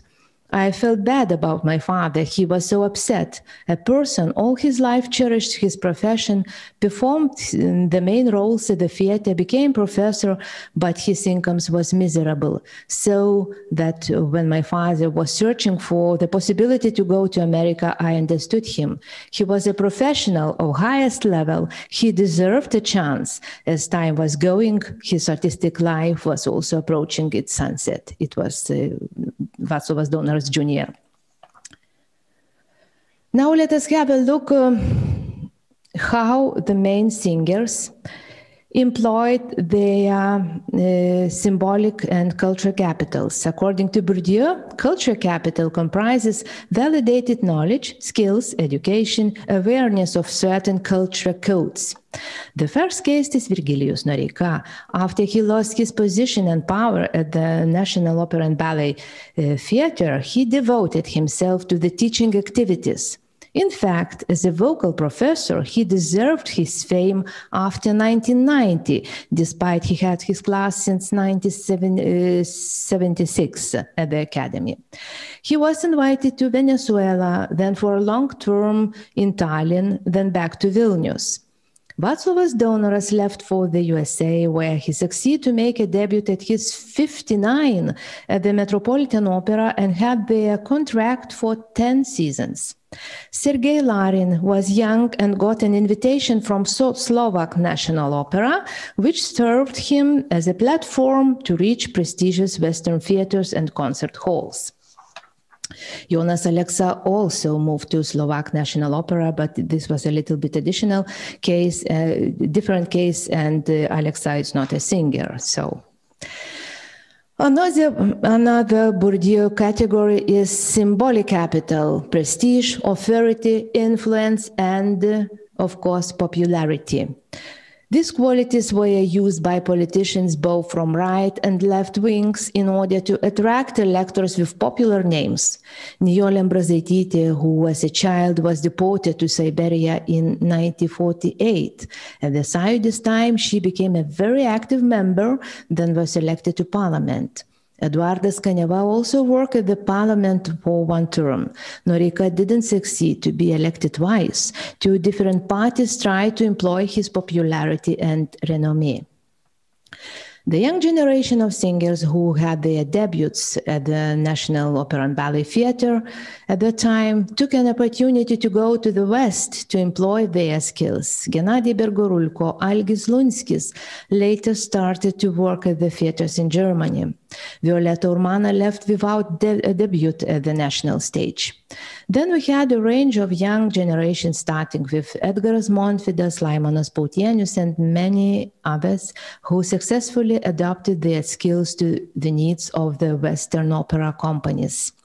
So, the first decade of the restored independence in Lithuania was a period when the opera singer phenomenon transformed little by little from socio-cultural elite to the specific profession, which in case of high standards of professionalism and success could ensure exciting and comfortable life for a singer.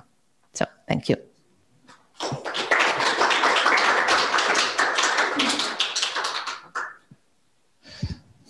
Dear Jūratė, I would like to thank you for your accurate and very informative presentation. And now we have some minutes for some questions.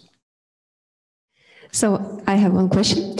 I wanted to ask how dramatically, in your opinion, the fact that Noreika was a theater director in the system that after changed, how dramatically it influenced his career as a singer after the restoration of independence. Do you think that the development of Noreika career as a singer would have been dramatically different if he wouldn't have been the theater director before the independence? I think that for him personally, as a singer, as a professional, the fact that he lost his position at the National Theatre was to the best side, because he had no more time to dedicate himself to the teaching and, of course, for concert activity, because he started after he was back from Tallinn and from Venezuela. He started a lot of I don't know, remember, I think that Liucija Stulgienė and her foundation organized a huge amount of the concerts, some hundreds per year, everywhere. So he had a really possibility to renew as a singer, and he was long-term singer. He sang almost up to his death. I think we have very good resources for this your problem. It is a story about staging of Bajora's opera Dievo Vytenis in the theater. Yes. You know, yes, yeah. It is okay. Thank you. Rūta Stanevičiūtė. Thank you very much, Jūratė, for your paper. And I have one question to the members, one thing about the post-Soviet Noreika career, because for me, there's some indicator of post-Soviet reception of Soviet careers and just new hierarchies of artists is the national award. How is with national awards to operatic singers and also Virgilijus Noreika? Yes, I remember that time. I don't remember in which year, but I think that only in 2005, Noreika received the National Culture and Art Prize, because he was introduced his nominated, yes. He was an applicant for the prize, but he always failed because this Soviet history, his Soviet past was always a problem. And there were many people, many artists who remembers these times and special stories, special even gospels and I don't know, even different stories. But anyway, I think that this Soviet past was a problem for him to be evaluated enough. And only in 2005, when he was really a prominent professor of singing, and he teach such a thing, singers like Montvydas, like Lapautienius, and they had this outstanding careers already abroad. So Noreika was evaluated at that time only. Any further comments or questions?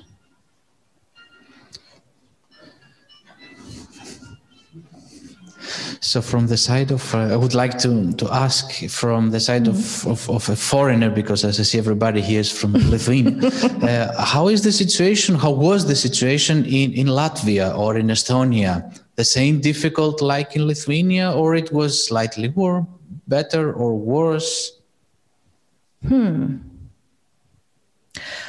I think that economical situation and the situation of the artist in society, opera singer in society, I think that it was the same or almost the same. But what about political moments with personalities, with managers of the opera theater? I cannot state anything, sorry. Okay, thank you so much. We have a comment. I will check. Yeah. It is from John, and the question is, do you see the, no, you don't see it? Yeah, no problem. The fact that opera soloists were so popular seems to contradict Sovietism itself. In your opinion, how do you understand the issue? Were opera singers envied by the general population or praised as cultural landmarks? Yes. Thank you, John. Yeah, thank you, John. Yes, of course, in Soviet hierarchy of arts, opera singing and opera theater was at the highest level because it also was, it derived from even the first independence before the Second World War, when Lithuania was independent. And on this national ideals, there were such a state that the nation who can afford to create an opera theater, to product opera performances, to create new works, these nations deserve their independence. So this particular feature that opera is a very important thing, and Soviet system should take it back as a very important thing. It was in Soviet time also cherished. And Soviet artists, opera singers were very active in such a nomenclatura rights. I would say so, yes. Thank you, so much. As far as I see, we don't have any further questions from us here and from the chat, so we can continue. Thank you so much. Thank you. Jūratė. We continue with Rasa Murauskaitė. Studied music theory and criticism. Since 2018, she has given lectures at the Lithuanian Academy of Music and Theatre and in Vilnius University. She will speak about the change of roles in contemporary Lithuanian opera. And this paper is dedicated to an analysis of the constantly changing roles in the process of the creation of contemporary opera. So, good afternoon. I'm very happy to continue the subject of an opera in this conference session, but as Jūratė spoke about the opera past, I maybe try to speak about the contemporary opera that is being created now, and how some processes of the creative process as well as the authorship becomes quite often a problem in the contemporary opera. I remember a funny situation that occurred a few years ago while opera, some of people that are in this room maybe also remembers that, while opera premiere dedicated to the centenary of Lithuania was approaching, some people in social media declared that they are about to go to the opera by theater director Oskaras Koršunovas. Whereas others, mostly from music field, waited for a new opera by a composer, Gintaras Sodeika. Both operas should have taken the place at the same time, at the same place. There also were some who humorously asked since when Koršunovas actually started to create operas. So this comic situation, however, illustrates the subject of this paper quite well, as I will be trying to discuss the change of roles of the creators of the contemporary opera, as well as the changing understanding of authorship and opera genre itself during the last decade in Lithuania. For a very long time, the authorship of the operas was given to the composer without any longer and deeper discussions. Well, only the dynamics of the relationship among music and text sometimes grabbed attention of musicologists and music critics. However, while nowadays the number of forward-thinking hybrid pieces keeping the name of the opera is growing, the question of authorship, roles of the creators in the creative process, as well as what are the main features that opera should actually have in this time, should be discussed again, as it is an important part describing the identity itself by contemporary opera. So, basing my analysis on the sources as well as interviews with the leading artists working in the contemporary opera field, as well as my personal experience observing and sometimes working next to the new works with the name opera, I will try to discuss it in the next 20 minutes. As we all know, opera was born as the ambition of early Baroque to integrate all kinds of art forms, returning to the ideas of antiquity, what Florentine Camerata did. Long years of changing in opera field won't be reviewed in this paper, as we all know that this genre experienced many stylistic and hierarchical changes. From implementations of the stile recitativo, believing that firstly the text should be heard, until bel canto operas where the music and glamorous singing was the main thing to be expected from the opera performance. Some of the operas representing this particular style actually shows the situation when text, dramatic narrative, is subordinate to music, which is more and more unacceptable actually in new works that are being created in opera field today. Prima le parole, dopo la musica, the words first, the music after, the slogan of early operas declared. Shall words lead the melody, do not they be its slaves, said Claudio Monteverdi. While opera in its more than 400 years of existence passed through almost all the evolutionary stages, today we see it as a quite pluralistic genre that makes understanding on genre's dynamics more complex. I would say that the Lithuanian case is especially eloquent. This contemporary opera movement here is very, very active. During last decade, there was not only winding the boundaries of the understanding of opera, but also the discussions of authorship became very frequent, leading to the considerations about radical changes in the creative process itself, as well as the end of composers' dictate, if we could say like that. So here I would like to share the quote from the text I wrote 3 years ago in the context of New Opera Action Festival, analyzing the dynamics of opera genre and raising a question that led me actually to this paper today. So who is the real master of the opera? Is it really a composer whose scores let opera remain over time? Maybe the librettist who is responsible for the storyline without which opera also could not exist?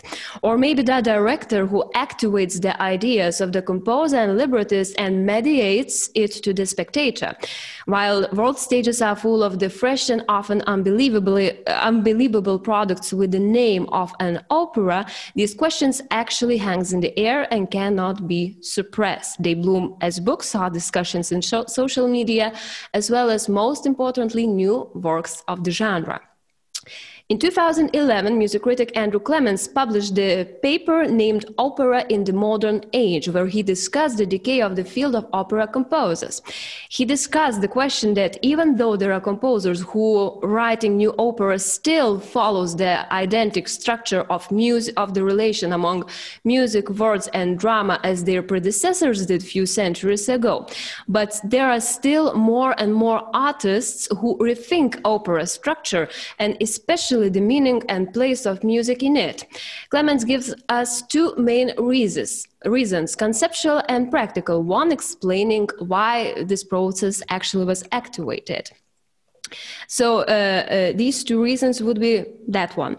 After giving up tonal system, music somehow lost its narrative power in the way we normally understand it.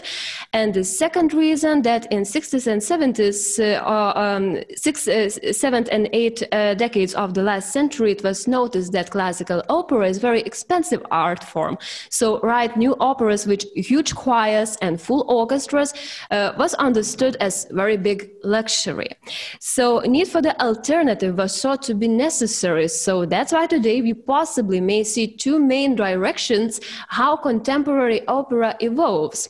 The first one would be the operas that follows the tradition and naturally evolves from the opera tradition. The basic of their identity is score of the composer and text by the librettist that may be used and read by any opera director. Relationship among its main elements is quite traditional, and prominent examples that could be mentioned would be operas by such composers as Kaija Saariaho, George Benjamin, John Adams, and of course we could mention more. Another direction is very much linked to the performative art, where the principle of the cooperation during the creation phases is extremely important, and often music, text, and directing ideas, as well as scenography, are so closely related that trying to separate even one part of it actually would transform work of art fully, and leaving it without its primary identity.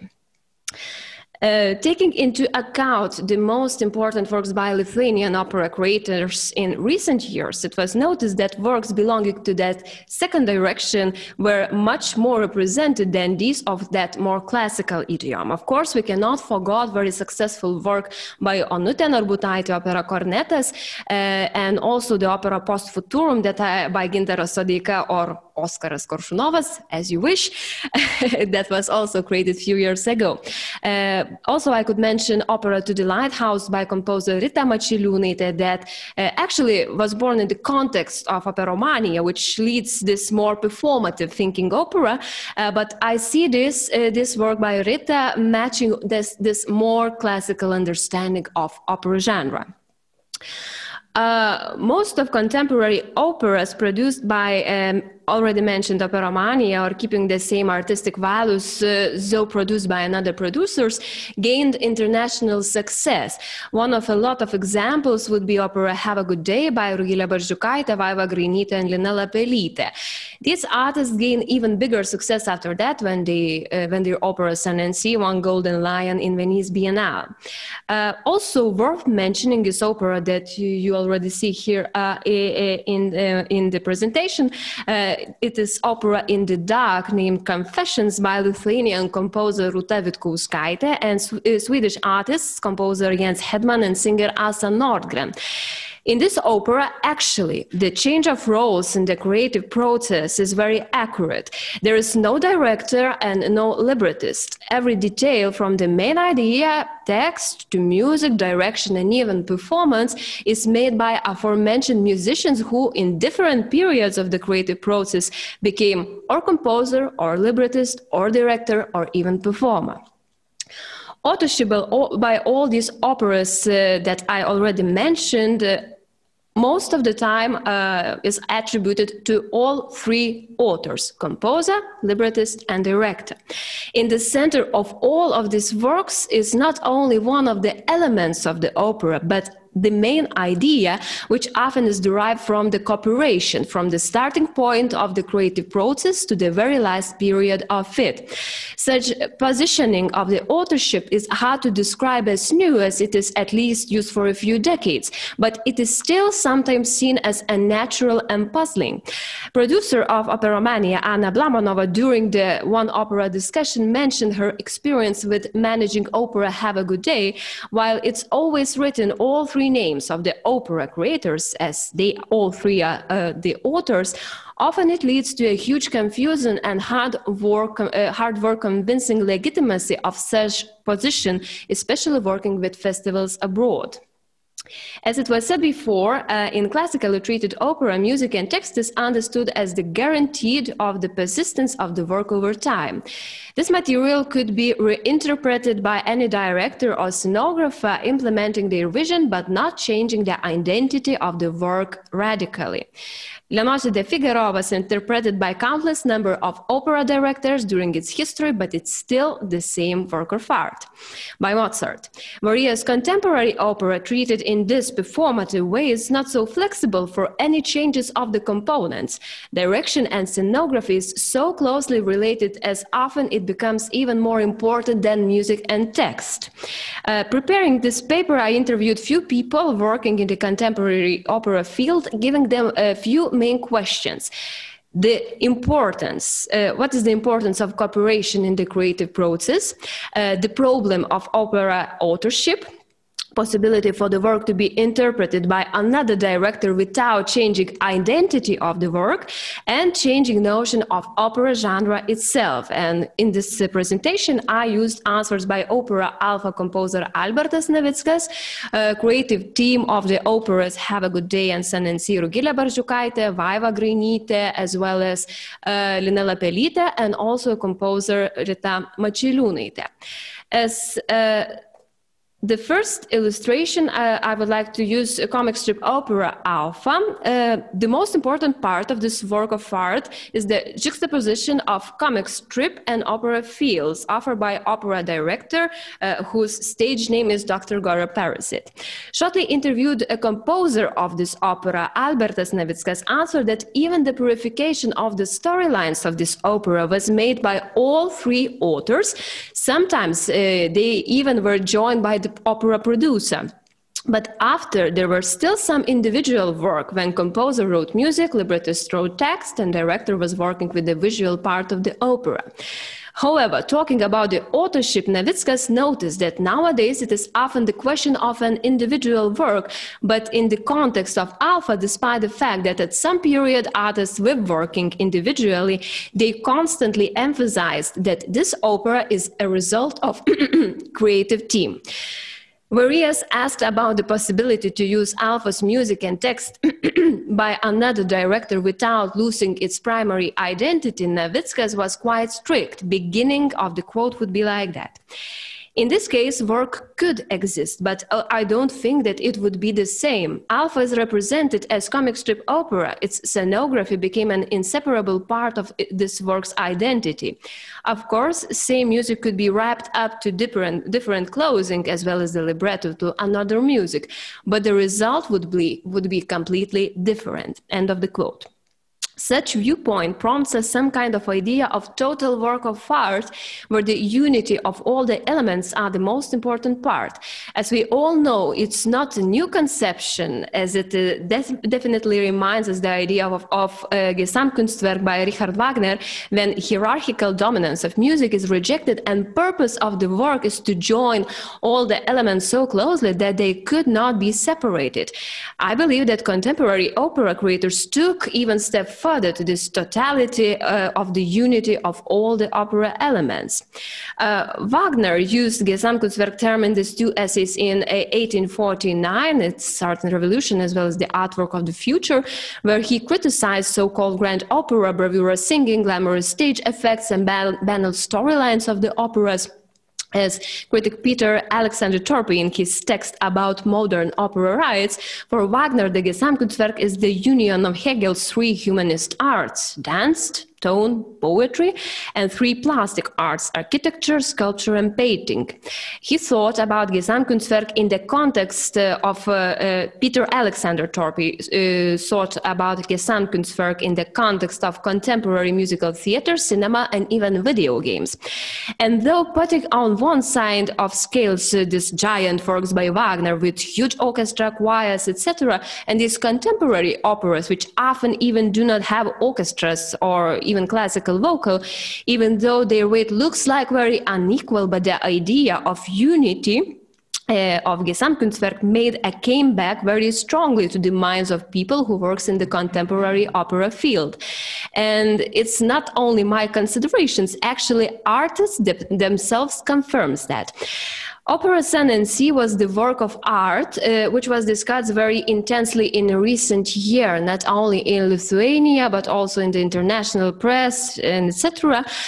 First time got Golden Lion made Lithuania Lithuania crazy about these three talented women who created genius opera algorithm, actually not the first one by them.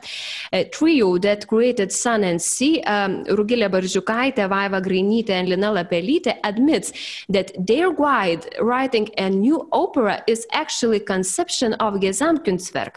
Lina Lapelytė says, we name our works as operas because of the term Gesamtkunstwerk, which is close to us. Actually, we somehow ironize the genre itself, but however, we are sure that our works matches the standard of total work of art, where, as I believe, sound, singing, view, and text have the same importance. Coming back to the question of cooperation in creative process, these three artists also emphasizes the importance of cooperation in their work progress. Opera director Rugilė Barzdžiukaitė claims that it is extremely important to program the work fundamentally. We are not only the executors of our functions. Of course, there are works and periods where we work individually, but after we mix everything again and constantly discuss. End of the quote. Lina Lapelytė adds that even though individual responsibility for one of the spheres come in one or other period of the creative process, but conceptually they act all together, and this togetherness is understood as the most important part of the identity of all the opera works these three artists create together. Beginning of the quote, our work starts while we are three. We think, we discuss, we share ideas, understanding that things that will appear because of the fact that we know our abilities, we know our taste and aspirations. Conceptual base of the work do not have any separate elements such as music, text, or direction. We create the content together, and only after each one becomes the executor of musical, visual, or textual part of the work. So it does not surprise that any possibility of composers dictating their operas as well as in authorship is neglected. We are all three equal authors of the work, says the librettist Vaiva Grainytė. There are no dictation of music, not only because of the common work method, but also because of the result. So it is clear that position of these three artists opposes this traditional understanding of opera identity as well as authorship, and giving it mostly to the composers. So I would like to, that's why it is not surprising that all three strictly rejects any possibility for their work to exist in the vision of other director. In the words of Vaiva Grainytė, all three put their DNA into work, and changing of any of the main elements of the opera would lead to some kind of mutation or degeneration. Whereas Lina Lapelytė confirms the idea of at least temporary change of roles in the creative process, saying at some point they all become composers, writers, directors, or scenographers. To direct our works would mean appearing of another co-author and rethinking the work itself, so it is hardly possible. It is end of the quote by Lina Lapelytė. And to conclude, maybe I do not have enough time to share a few ideas of Rita Mačiuliūnaitė. Maybe very shortly, I would say a few ideas by this composer.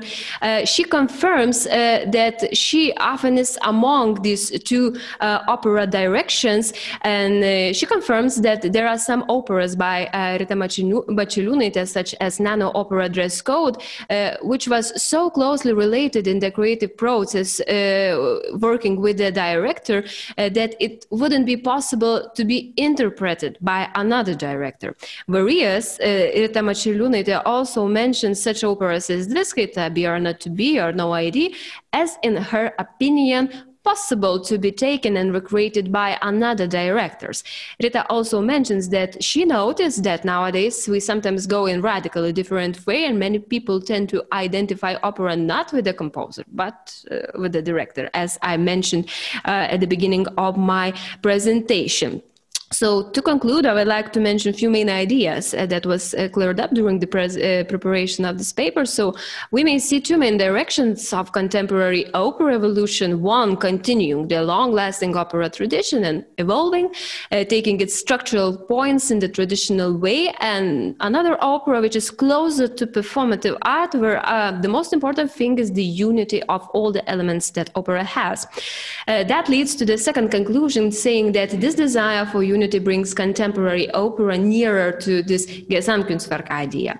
In Lithuanian stage, contemporary opera with this inclination to performative art has been leading in recent years.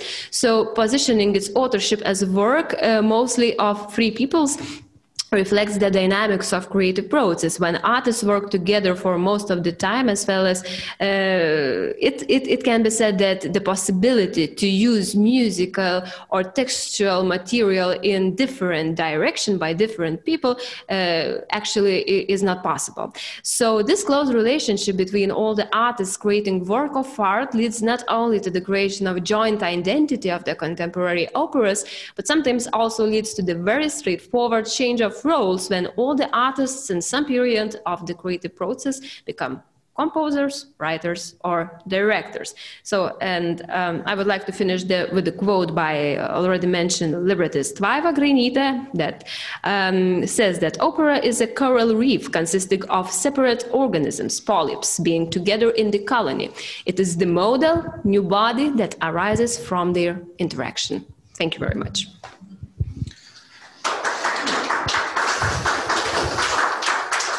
Thank you so much for your very informative talk on the contemporary opera. I could say from my side, as a composer who composed before 17 years my opera, in Germany they have the term Musiktheater. They don't use anymore the term opera. But if you translate it to English, musical theater is something else, has to do also with musical. So the Germans have found this nice way to distinguish opera, musical, and Musiktheater. I would like to comment because it's a very good question. And question in the same time. This opera term problem is very frequent here because the artists themselves, they choose this name of opera, sometimes adding some things to the opera term, but they themselves, they choose to name their works as operas. It's not that I told that it's opera. They themselves, they say that it is opera. Opera. There is a question for me to read until I will find some time. Do we have any questions? In Europe is now a very popular term of post-opera. Post-opera. Do you know this term? Yes, of course. By Julia Novak term. Yes. Can we use it? Is a term. It is from post-drama, post-opera. Yes. Could we use this term to Lithuanian opera? Especially of young composers, for example, for Myciel's Dressed Coat, and I know that Sun and Sea is performing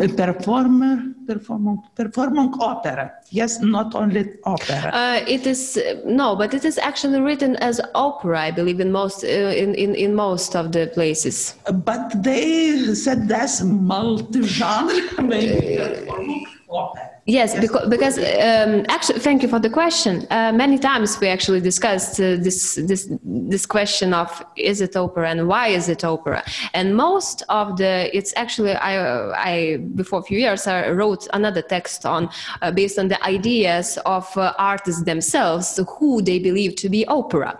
But it is often said that, as I already commented, that we choose for one or another reason to say that we create opera, and sometimes they add something more and sometimes they don't. But I believe the term post-opera could be even more and more suitable for the things that Lithuanian composers who work in the opera field do. I believe it's quite a suitable term.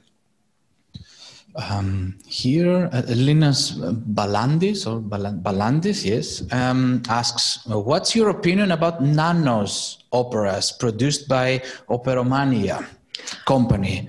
Is it possible to describe these works as operas in classic description? Thank you, Lina. Thank you, Lina. Thank you, Linus.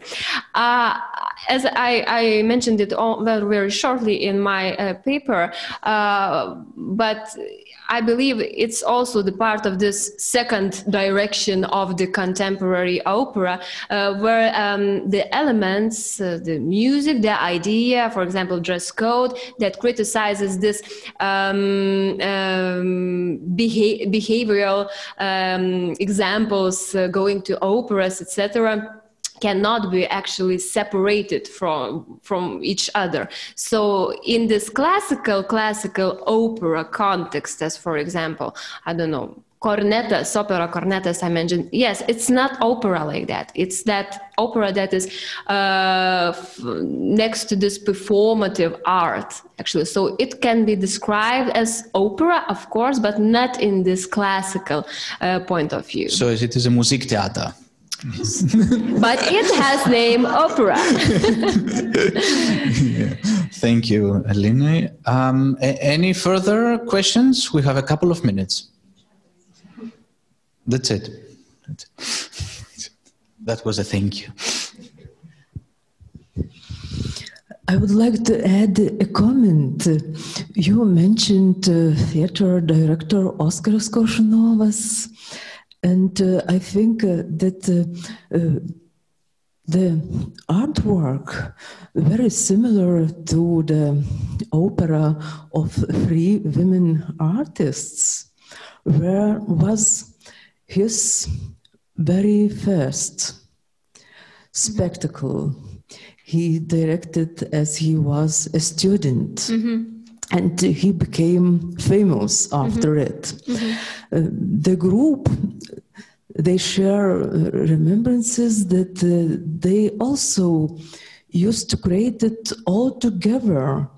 And director and actors and composer Gintaras Sodeika and scenographer Aidas Bareikis, they used to sit in the rehearsal to discuss, and it was also such a type of spectacle, of music work. Mm-hmm.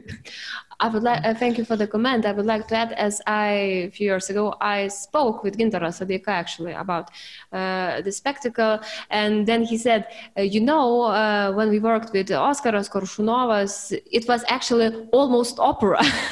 So he mentioned that yes, it was like positioned like a drama theater work, but he said it was almost like an opera. And no one was a director, composer, or actor. They created it all together. But it's also the question. So. It's also the question how the artists themselves, what the position they give, because now we know the spectacle as Koršunovas work mostly. Yes.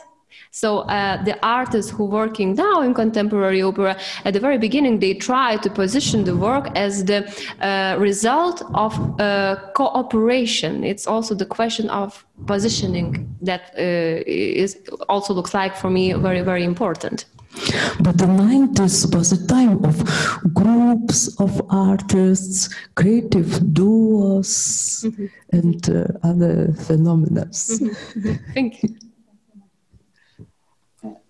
I would like to take a small comment about term of Gesamtkunstwerk. Mm-hmm. I think nowadays this term has another meaning when mm-hmm. in Wagner's time, mm-hmm. because what your opinion about it? Because in Wagner's time, Gesamtkunstwerk was like precomposition, aesthetic philosophical mm-hmm. precomposition for born genius music, mm-hmm.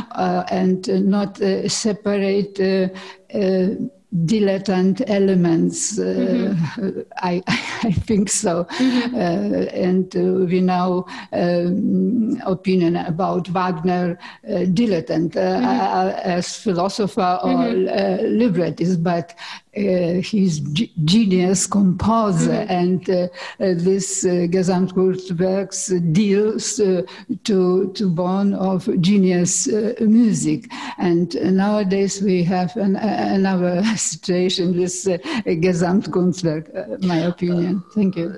Thank you for the comment. I just also would like to say a few words that I see, maybe, as I also understood while interviewing the artists, that Gesamtkunstwerk becomes like the source of inspiration for some points of their ideology, the ideology of the works of art they form. I believe it's not like you have one and you put it in another context and it is the same. It's not like that. It's more like a source of inspiration of some ideas from that.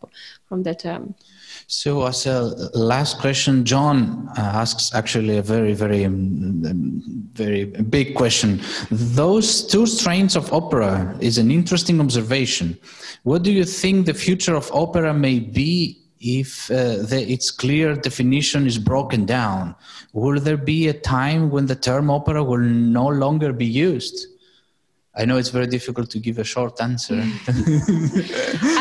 Thank you for the question. I believe that this discussion about the opera future is very popular right now. I myself actually participated in maybe 5 or 6 of that kind. So I believe this question is very important somehow for the cultural society. And many people said, oh, opera is the genre that is going to die. But as I see, for example, here in Lithuania, maybe it's kind of a, I don't know, fashion now. Some artists also say that to say that I created an opera these days, sometimes it is a question of fashion, maybe. But I believe that it's quite useful for this genre to renew itself. And I believe that maybe opera for a foreseeing future will exist with this term. Maybe what is in this term, what's the work of art named opera, maybe it will change. But the term itself, for some time, I believe that it still exists. It is safe. Yeah. So I know, Jūratė, you want to ask something. I want to thank John. Actually, we need to continue, but do we have now some kind of construction? Dar viena prezentacija. We have Baiba. We have another online present. Yes. So is she? We have to switch to Baiba. Okay. Thank you so much, and we will consider the question during lunch time. Thank you so much. Baiba Jaunslaviete is from Latvia, studied, have made a dissertation in contemporary musical composition, now teaches associate professor in Latvian Academy of Music, and will speak about the Latvian Composers Union and about the plenary sessions and congresses of this union and how this is an indicator of sociological changes during the 80s. Thank you so much. Thank you. Good afternoon, dear listeners. Probably at least part of the current audience still had some memories of the music life in the Baltics in the 80s. Despite the controversial political background, it was intense and eventful, including both the annual conferences of Baltic musicologists and the forums of the Composers Union, namely congresses and plenary sessions, in which the first performances of the most important new works were concentrated. In my presentation, I would like to look at this decade from a research perspective to show both the general atmosphere and the factors that influenced it. And therefore, I will discuss the 80s in 2 aspects. First, the aspect of written sources, the press and archival testimonies about the forums of the Composers Union. And second, the aspect of the interviews of several contemporaries. And each half decade from this period will be considered in my presentation separately. And so the first half of the 80s, as we all know, was the era of the stagnation when leaders such as Brezhnev, Andropov and Chernenko replaced each other in the post of the General Secretary. And only in the last month of this half decade, the age of Gorbachev started. Nevertheless, the music life of this time cannot be designated as only stagnating. A certain double life or double morality was strongly expressed in this half decade. On one hand, a lot of dues were paid to ideology. For example, almost every plenary session organized by the Latvian Composers Union was dedicated to one or another Soviet state festival, historical event or anniversary, as you can see on the screen. And of course, it was also the reason why the concert repertoire of these plenary sessions or congresses included relevant references. They were manifested in the texts of vocal works or in the titles. As Peter Vasks remembers in his interview, the Ministry of Culture paid much greater royalties for purchasing these works than for other compositions. Therefore, even the most honest members of the Composers Union sometimes wrote such ideologically desirable compositions in case of a sudden lack of money. And other respondents also confirm it. So Maija Einfelde, in her interview for the magazine Rīgas Laiks, tells with self-irony about her piano trio, which was premiered in the Congress of the Latvian Composers Union 1984 and plays a significant role in the Latvian chamber music repertoire until nowadays. And a quote. I decided, so in order to receive some dividends, I will write a trio for piano, violin and cello dedicated to the 40th anniversary of the liberation of Riga. Here she means the entry of the Soviet army in Riga in 1944, which resulted also in the following Soviet occupation of Latvia until 1991. And a continuation of the quote. Musicians laughed that I have created the poorest funeral march, terrible and grave. Musicologists tried to explain. Yes, she probably thought about the victims. And so it always goes. The text tells one story, but the music something quite different. End of the quote. However, most of the works by Einfelde and other Latvian composers in the early 80s did not pay any dues to the Soviet ideology. And there were several thematic fields that already predicted the late 80s or the age of the national awakening. First of all, the ecologic thematic should be mentioned here. It was represented, for example, by one of the most significant symphonies of this time period, the seventh by Adolf Skulte with the title Saudzējiet dabu, Preserve Nature, which was premiered at the plenary session of 1981. And a year later, this thematic was continued with the works by Schmidbergs and Vintule. You see these works on the screen. One of the participants of the discussion at the plenary session expressed the opinion that this theme is too frequently employed in Latvian music.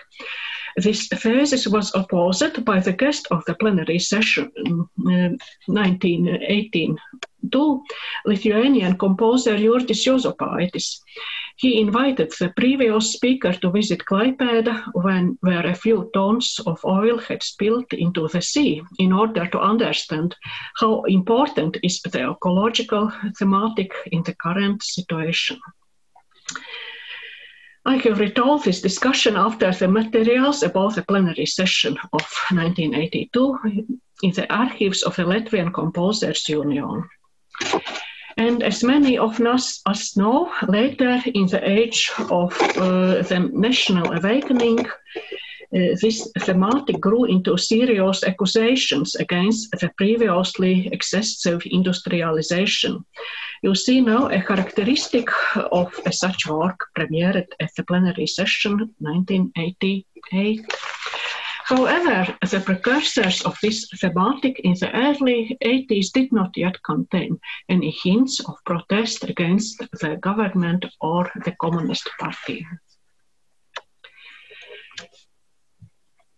The musicologist Joachim Braun has described the Aesopian language in the Latvian music in the first post-war decades as an important manifestation of a hidden resistance or protest. And developing this idea, I have also asked several composers of the older generation about the use of Aesopian language in their works of the 80s. It is well known that Pēteris Vask's music often creates an associative link with birds. They are also manifested in his work Landscape with the Birds for Flute, premiered at the 1981 plenary session of the Latvian Composers Union. And of course, motifs of birds could evoke various associations. However, Vasks himself stated in an interview that at that time the birds were for him also a symbol of the lost freedom. You see this quote on the screen. The ideological supervisors of cultural life also suspected that the bird motifs are not at all innocent. This is confirmed by a seemingly comic story told by the musicologist Jānis Torgāns, a functionary of the Composers Union, at the turn of the 80s. He had edited a collection of Latvian compositions for brass quintet that was published in 1982 in Leningrad by Sovietsky compositor.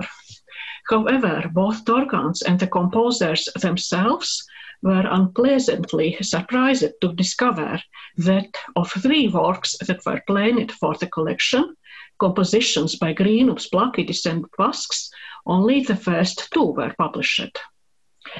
There were various assumptions about the reasons, and the truth was accidentally revealed only after a few years.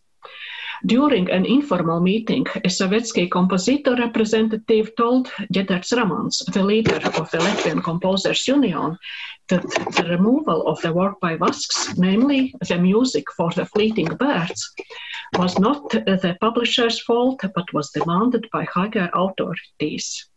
A functionary of the Communist Party committee inferred an unpleasant hint in the title. You see here a comment, we now have so many departures anyway, why should it be exacerbated? And it could be added that the 70s and 80s were indeed a time of an intensive emigration of Soviet Jews. And of course, Vasks had not meant the analogy with birds to be so direct. However, his words about birds as a symbol of freedom in divided Europe show that there was some basis for the suspicion of the ideological supervisors. Meanwhile, the composer Selga Mence mentioned the use of the Livonian or Liv folklore as a manifestation of Aesopian language in her own works. An early example is her graduation work for the Latvian State Conservatory, namely the Spring Song of Kolkasraga Pavasara dziesma, that was performed at the 1979 plenary session of the Latvian Composers Union, and this thematic line was continued with the work for cello and piano, improvisation on a Liv folk song theme, composed in 1986 and performed at the plenary session 2 years later. It should be added that the Livs represent a Finno-Ugric ethnic group that has lived in Latvia for centuries, mainly in the coastal regions, but their language and culture have never been systematically supported at the state level, and in the 80s the Livonian language was spoken only by the elderly generation. And Mens admits that using the Livonian motifs, she expressed the sadness that she felt about this disappearing culture and also a hidden despair, considering Soviet immigration policy, that God forbid the same will happen to the Latvians. In the 70s and 80s, Livonian motifs, presumably with similar connotations, appeared also in works by other Latvian composers such as Imants Zemsars and Pēteris Plakidis. Regarding the reflections of the plenary sessions and congresses in the press and discussions stored in the archive of the Latvian Composers Union, we see the same manifestations of the double life or double morality. The speeches of the leaders of the Union included all the necessary regards and prizes for the Comparty and the government, as well as recommendations for composers, for example, to be more active in developing certain thematic lines, genres, and others. Sometimes, maybe in response to the demands of higher authorities, the leaders of the Union criticized several tendencies in the works of composers. However, mostly they used common phrases in such cases and did not mention one or another whipping boy by the name. Nevertheless, there were also exceptions. Those who enjoy the music by Vasks certainly know that the beginning of his composer's career was difficult, and the reasons were both his undesirability due to his social origin, because his father was a pastor, and also his, so to speak, quietly stubborn attitude to the authorities. These career difficulties mainly concern Vask's youth, the first half of the 70s, and in the 80s his music was heard in the concert halls of Latvia quite frequently. However, the echoes of the former exclusionary attitude sometimes still appeared. They were manifested in the already mentioned refusal to publish the music for the Fleeting Birds, and also in the evaluation of the work by Vasks in the review report read by the leader of the Latvian Composers Union at the plenary session of 1984. It is important to note, however, that this section of the report faced criticism by one of the members of the board of the Composers Union, Arnolds Klotiņš. It is his text that you see on the screen. Also, he criticizes the words in the review report that Vask's choral music was not convincing in all components. And he said this epithet has not been applied to any other choir composer.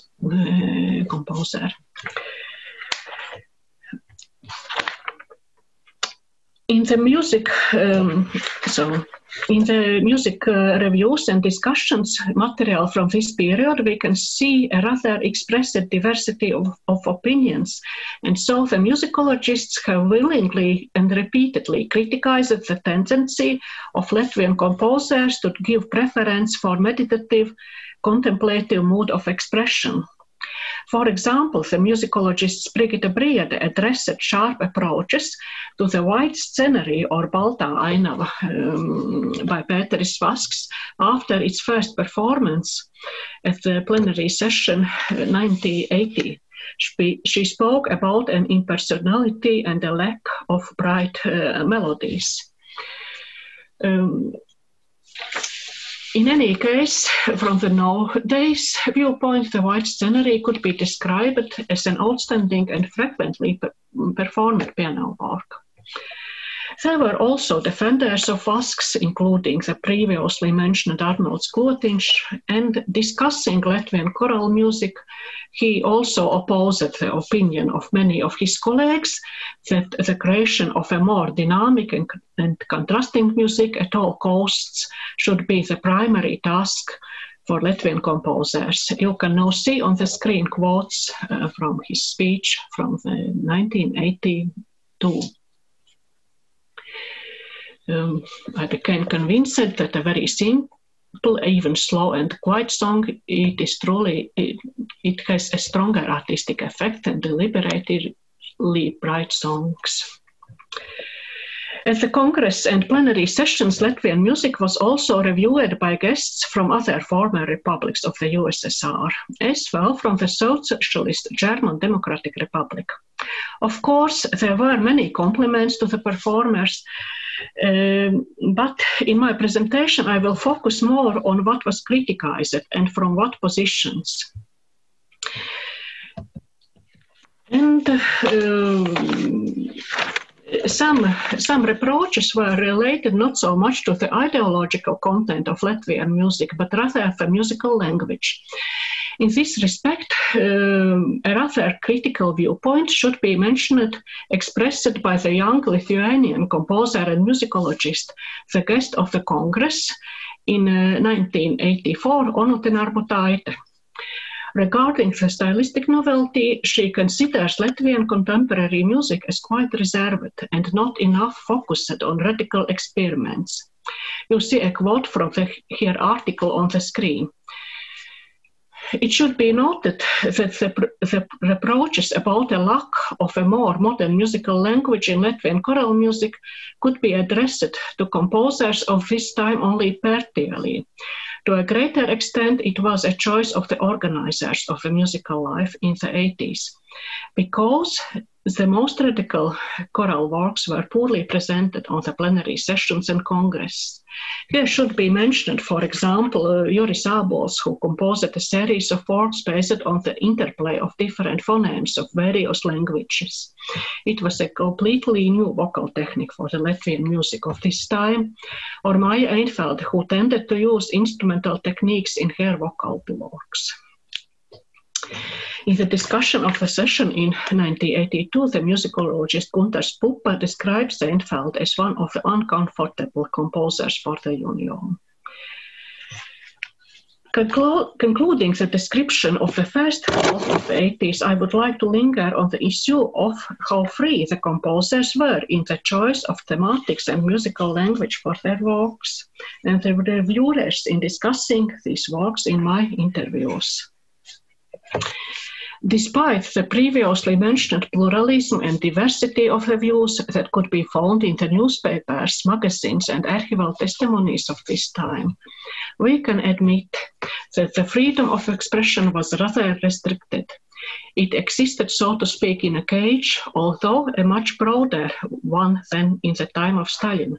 And I believe that a very apt characterization of this time, comparing with the previous decades, is given by Jānis Torgāns. You see his quote that censorship was expressed simply in through ignorance and silence of the undesirable works. An important testimony about it could be found also in the story told by the musicologist Ligita Ašme, who in the 80s was an active music critic and in her reviews discussed many concerts of the plenary sessions and congresses. As the only case of indirect censorship, she remembers the refusal of the magazine Skola un ģimene to publish her article Eglīte ar apcirtiem zariem, or spruce with browned branches, around 1982. In this writing, she had criticized the over-control of the estrada and pop music, especially in the respect of the lyrics. The conclusion by Ašme is the following. Considering the great audience of estrada music, the ideological supervisors paid much more attention to the censorship of this genre compared to the art music. As an example, the attitude of the state authorities to the poem by Vytauts Ļūdens, Vairogi or Shield, could be mentioned. These poems include the words that you see on the screen. It is the Latvian nation, the stone, the clay, and the sand. There are at least 3 art songs, namely the works by Jānis Ķepītis, Imants Zemzers, and Georgs Galfjallo, created on the basis of these texts, and they were also performed in the public concerts of the Soviet times.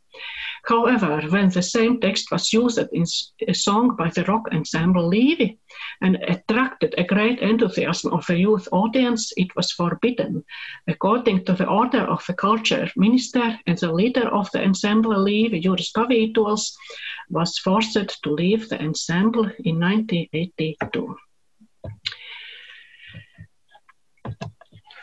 And now I would like to continue with the second half of the 80s, the age of the perestroika. Maybe I must a little shorten my presentation, and therefore I will. Baiba, can you hear me? Yes. We would like to have a couple of minutes more, just to have the possibility of discussing those issues. So we have half of an hour, and now we have another 5-6 minutes. Yes. Okay, I will. It's a very important. It's a very important issue, and we would like also to discuss. Yes. Okay. And also. No stress. No stress. A couple. No stress. Conclusions. Some conclusions will be nice. How many minutes you can give to me? A couple of minutes for sure. I need to read also the questions. Thank you. Okay, then 2 minutes. Among the new tendencies of the late 80s, the birth of sacral music could be highlighted. Until the mid-80s, religious compositions were never performed in concerts organized by the Soviet Latvia Composers Union. Also, sacral symbols sometimes appeared in works of its member as a hidden sign of the Ethiopian language. For example, the nocturne "It is Only a Night" for choir and organ by Romualds Jārmaks functioned as the unofficial anthem of the Riga Dome Cathedral. And the State Academic Choir traditionally began its concert programs at the Dome just with this song. However, only educated musicians, not ideological overseers, knew that Jārmaks, the son of a church organist, had introduced the Lutheran hymn "Wer nun den lieben Gott lasst walten" in this work.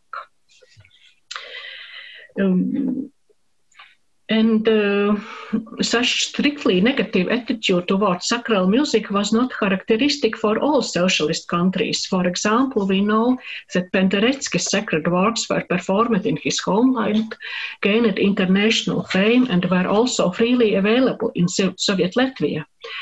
And in any case, the sacred compositions of Latvian authors entered public concert life, and the repertoire of events organized by the Composers Union only in the late 80s. The first work of this kind are Mājas Einfeldes Crucifixus, Masses and Ave Maria by Richard Stubra, Holy Mass by Romualds Jārmaks, and others. And some conclusions. Latvian music was undoubtedly influenced by all the political developments of the 80s. And as I tried to show, this influence was quite multifaceted. In many respects, there were parallels with processes in the other republics of the USSR, but there was also a certain Latvian specific. In the field of contemporary music, for example, the future that many reviewers describe it as a traditionalism or an avoidance of pronounced radicalism, the attitude towards sacral music that differed for example, from Poland and others.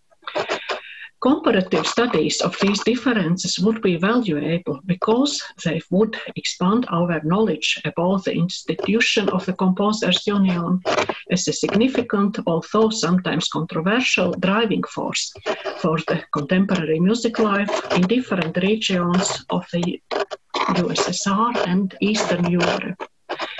Thank you for your attention. So I will stop.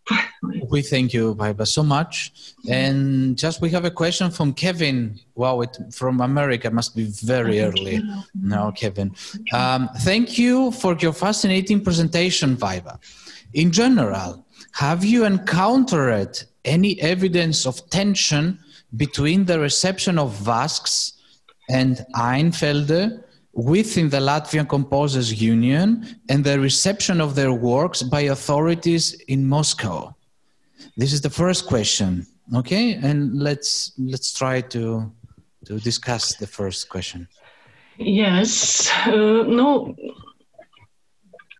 I must say that I do not know about the authorities in Moscow, but Maija Einfeld remembers something others. She remembers the house of creation, so to say, in Ivanovo, where she had visited. And she said that in this house of creation, the attitude to the new music was much better than in Latvia in that time. But we must say that in this house of creation, it was a slightly dissidental, such composers as Schnittke and Gupaiduļiene that were not very desirable in the official public concert life in this time was performed in this house, and so it is what I know. I think that the music, I do not know about the Vasquez, but I think that the music by Einfeld was not performed in great public concerts abroad in the Soviet time. It was only such house of creations. No, it was so. But I can. Yeah. Thank you, Baiba. And the second question of Kevin will have been, is there a sense that their Latvian colleagues tended to regard their musical works somewhat differently than they were regarded in the all-union context? No, the all-union context was also very different. One context are such musicologists and composers such as Sergei Berinsky that were very free in their views, and Alfred Schnittke and other. Maybe I could share, or maybe I could not share, but tell about the impressions by Josef Rishkin. It is the musicologist of the older generation. In the plenary session 83, and this Rishkin, he was also known in the Soviet Union as a composer that was very negative in previous decades, in the 40s and 50s, negative against Prokofiev and Shostakovich, and he had already told in the famous plenary session 1948 about this music as about harmful with this Western influences. And what he said about Latvian music, the symphony by Agris Engelman, is what he heard. In 20th century art, the thematic line of the onslaught of evil is very broadly represented. This side of life has defined the creative searches by the composer Agris Engelmanis in his symphony, and too many works by 20th century composers reflect a sinking into the abyss without a positive resolution. It is the expressionism, and is it necessary to continue the series of such works in music history? Also, it was most the official maybe position, the continuation of the socialist realism, the avoidance of such works without positive resolutions, and so they were thank you. Dissonant. But Thank it was so in the 80s. It was already so as a pluralism. But in the Stalin time, it was the main view, official view. Thank you. One more? I don't see. I cannot see the answer. Thank you for a fascinating. Thank you, Baiba. I don't. Thanks. We would like to thank all attenders of the conference, all our guests from internet, and now it's our lunch time for our lunch break. Thank you so much, and bye-bye. Bye-bye.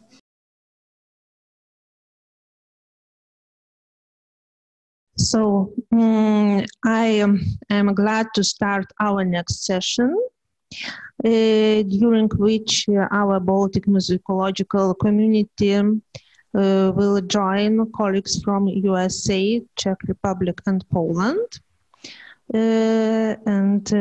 Now, of course, our Zoom listeners, Zoom attenders, are encouraged to participate and to ask, to write their questions in the chat. And now I would like to present Dr. Micheil.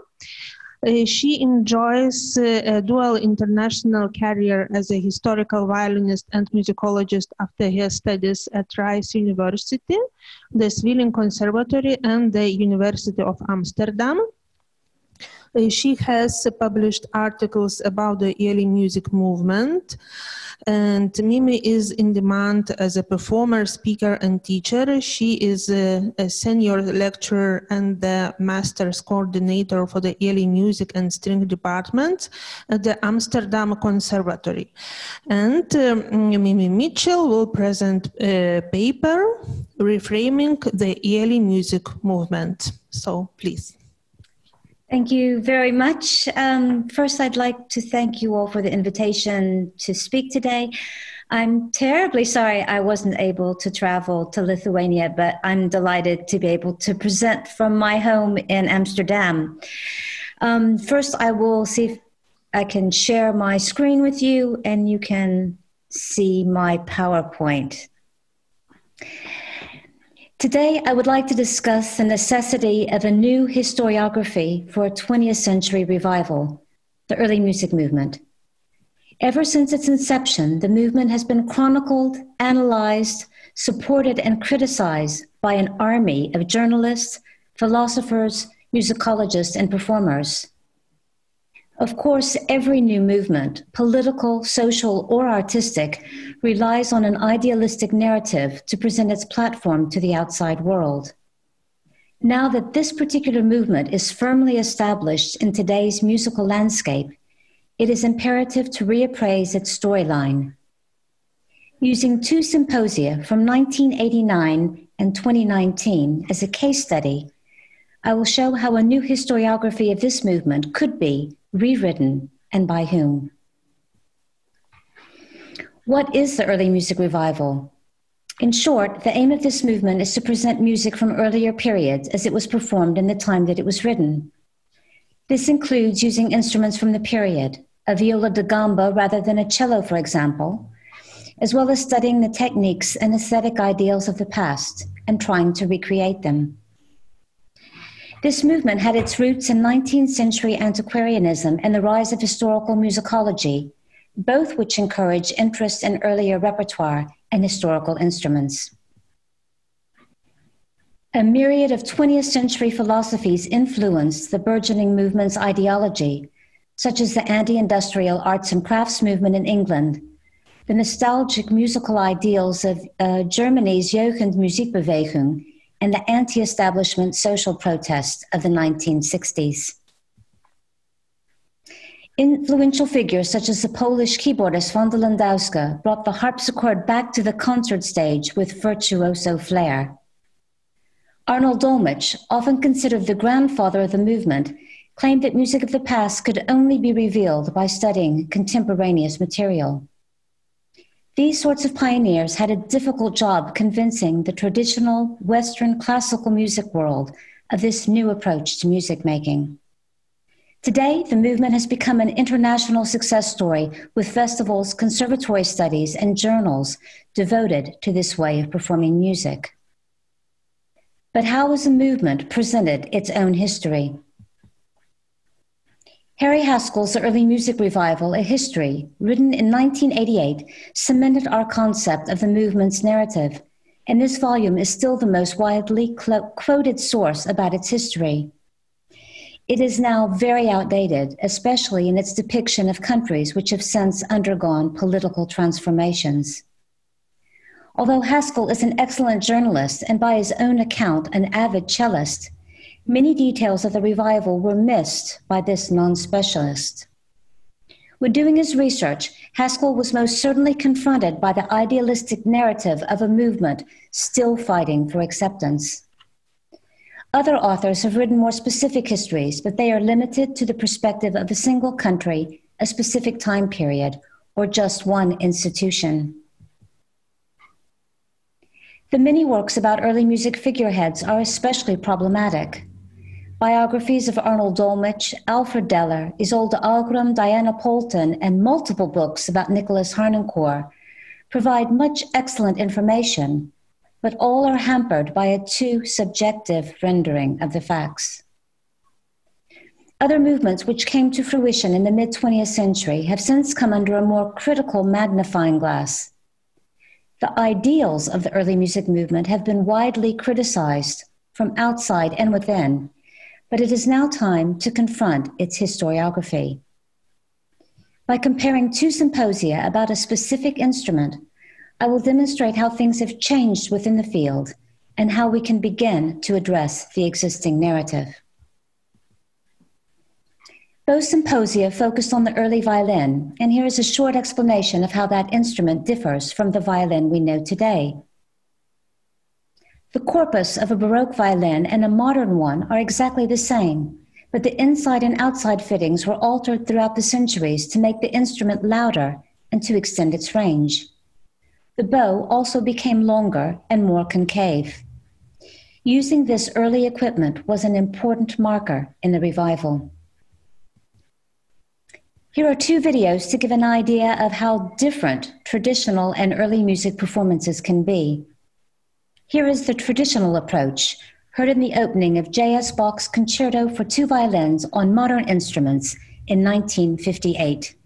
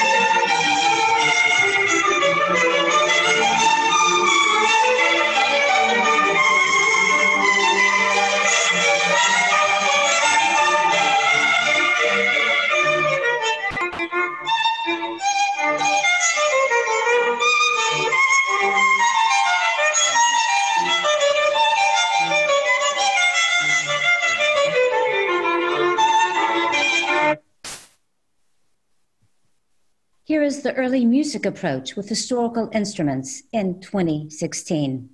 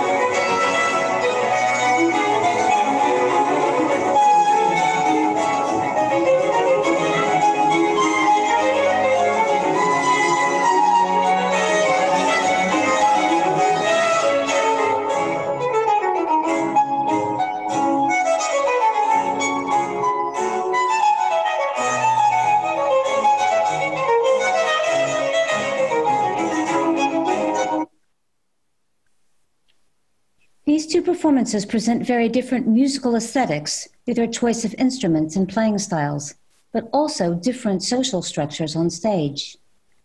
In the video from 1958, the two modern violinists are the stars, and their solo lines are prominent. The conductor and orchestra are clearly in their service, and this is reflected in the music making and the filming. 50 years later, the early music performance is not only faster and lighter, but there is a more egalitarian feel on stage. The ensemble is not led by a conductor, but by the violinist director Sato, who is standing in the middle of the orchestra.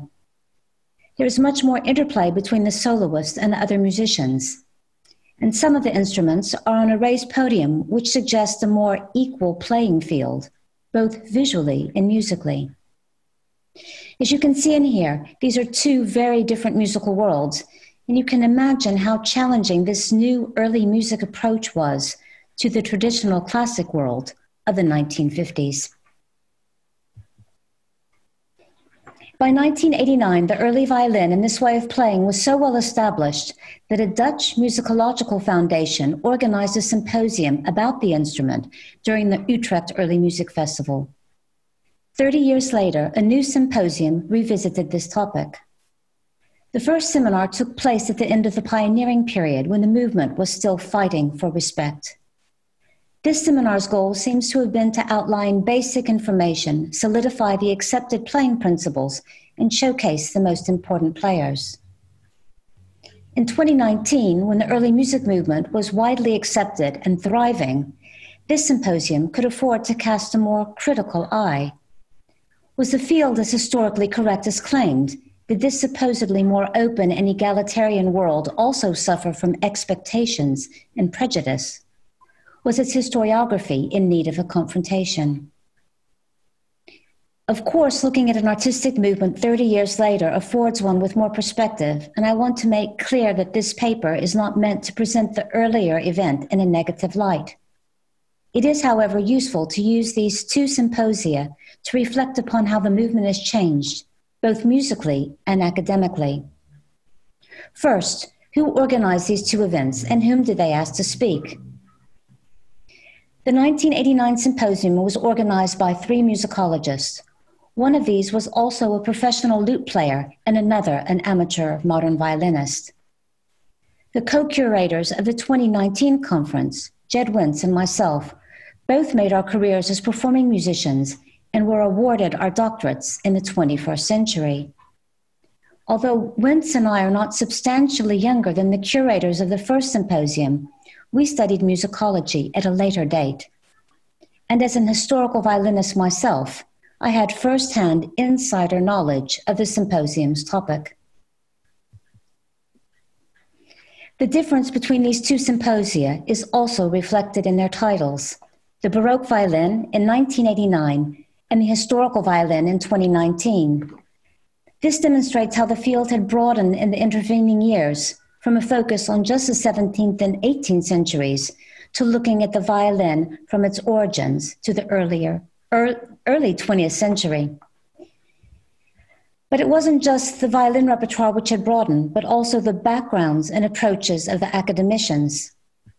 The 1989 speakers were from the Netherlands, England, the United States, and New Zealand, while the 2019 presenters came from 10 different countries in North America, Europe, and the Middle East. Workshops were presented by an equal number of male and female violinists in both symposia, and this reflects the unusual gender equality of top violinists in this field, even in the pioneering days. Academic representation, however, was very different. In 1989, only 1 speaker was female, while in 2019, 9 women spoke. The speakers of the earlier conference were primarily middle-aged. In 2019, speakers ranged from students in their 20s to retired experts in their 70s. The focus of the earlier symposium was historical, which is not surprising for a field intent upon recreating the past. In 2019, the focus was less on historical musicology and more on new ways to approach and different perspectives to reflect upon the field. ethnomusicological topics, new technologies, various pedagogical approaches, and multidisciplinary collaborations were presented. Notably, the scholar-performer had taken center stage. In 1989, only one of the academicians was a professional violinist. 30 years later, 10 of the speakers were professional musicians, and this certainly informed their work. Knowing, doing, and reflecting were intertwined. This had repercussions for not only looking towards the future of the field, but also for our ability to look more critically at its past. This brief overview underscores how dramatically the early music world had changed in 30 years, not only in its repertoire, but also in its methodologies. No longer confined to historical musicologists of a certain age and background, there was now room for a variety of approaches and viewpoints. For example, a roundtable discussion in 2019 included a 75-year-old female, an Asian man, a Muslim woman, and a violinist from a working-class background. In 1989, these voices and experiences had not yet been given a platform. Scholar performers, as insiders in the field, are in a unique position to reevaluate the existing narrative of the early music revival. K. Kaufman-Shelemy first wrote about an ethnomusicology of the early music movement in 2001. Shelemy's suggestion to look at the movement in a cultural way was something new, and a number of scholars have embraced this approach when studying the revival. This more anthropological methodology, where researchers often become a part of the community they are studying, provides different information than an outsider could ever hope to discover. An early music practitioner has a head start, and some of the most interesting recent work about the movement has come from within. Nick Wilson's ability to organize more than 40 interviews with important British early musicians was at least partly due to his having worked as a professional singer. The American Kylan Rubinoff, using ethnomusicologists' ears and eyes, has produced insightful work on early music in the Netherlands that was informed by her study at the Amsterdam Conservatory. As a professional historical violinist studying the revival of my own instrument, I was able to discover that the accepted historiography of my own field was both incomplete and inaccurate. Anne Smith, a teacher at the famous early music conservatory, the Schola Cantorum Basiliensis in Switzerland, was uniquely qualified to research and write about its neglected founder, Ina Lohr. As I mentioned earlier, writing about people one knows or a movement in which one is involved is complicated. The much anticipated biography of the Austrian keyboardist Isolde Olgrim, written by her pupil Peter Watchorn, is marred by Watchorn's desire to bolster his teacher's reputation. We are often too close to our subjects, too involved and formed by our own experiences to be able to achieve the necessary academic distance. Ethnomusicology demands that researchers examine and be scrupulously honest about their own backgrounds. One learns how to deal with the insider-outsider paradigm and how to put one's personal experiences into context. With the right training and no personal agenda, performer scholars have an enormous advantage when writing about their own field and could be the perfect authors of a new, re-examined, and reframed history of the early music revival. But they should not be the only authors of this new narrative. The academic world has exploded in the last 30 years, and we should not exclude any of these new perspectives. While I feel that ethnomusicology and the performer scholar have important roles to play, it is imperative to be open to many disciplines, theories, and voices. Hopefully, the next historiography of the early music movement will be framed in a myriad of ways. Thank you.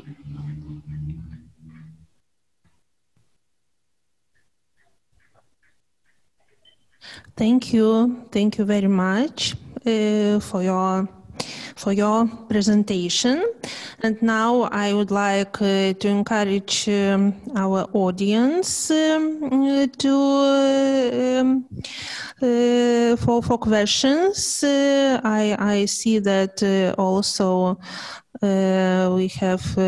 some Lithuanian colleagues here who are interested in early music movement.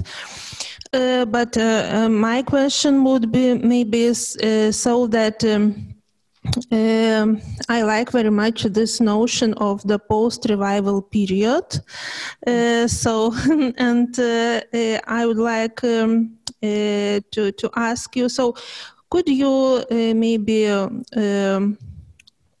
one more time to say, so in your opinion, what are the main characteristics of this post-revival period? So the involvement of ethnology, or what are the main characteristics of this, so to say, new period in early music movement?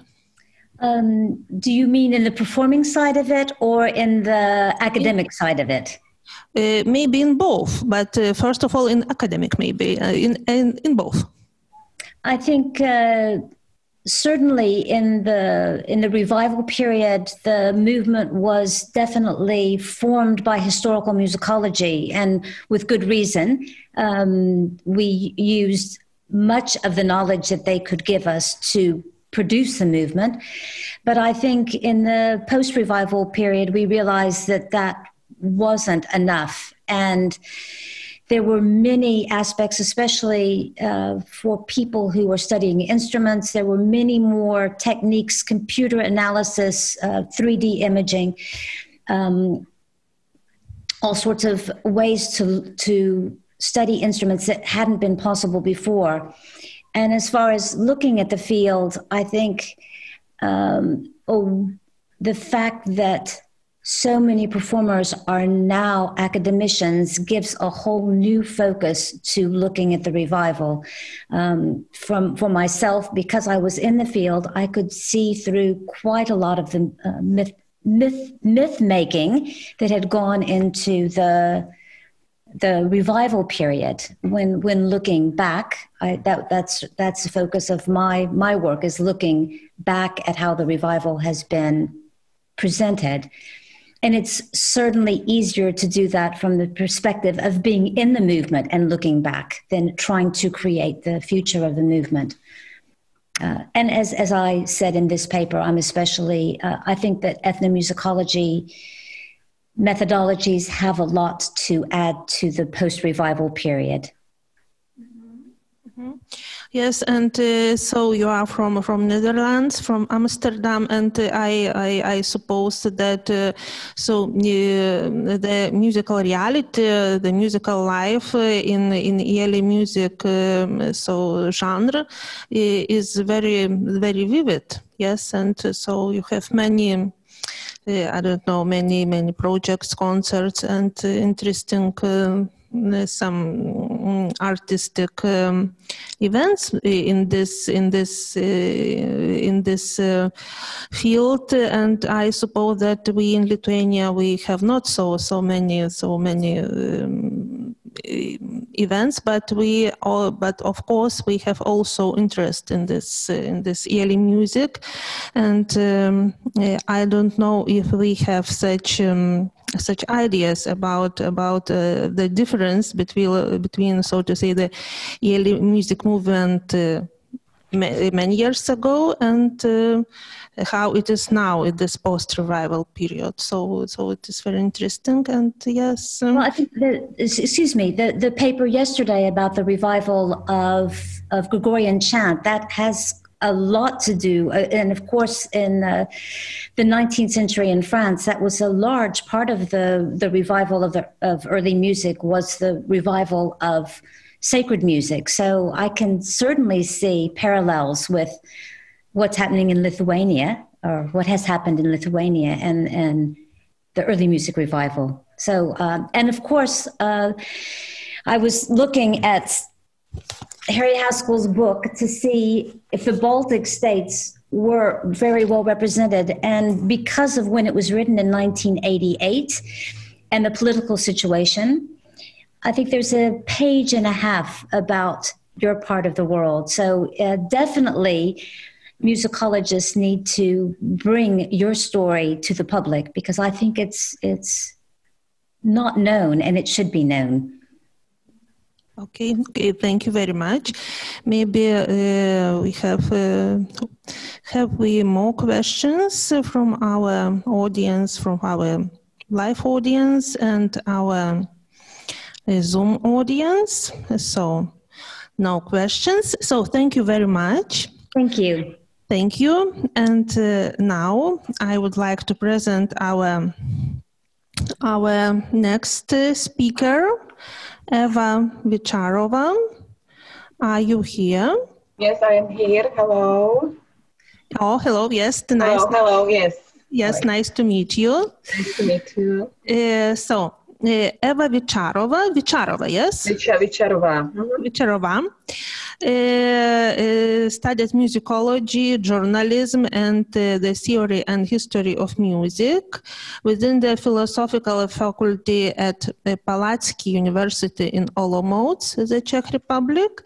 Eva Vicharova is PhD, and since 2000 she has worked at the Department of Musicology at the philosophical faculty of Palacký University in Olomouc.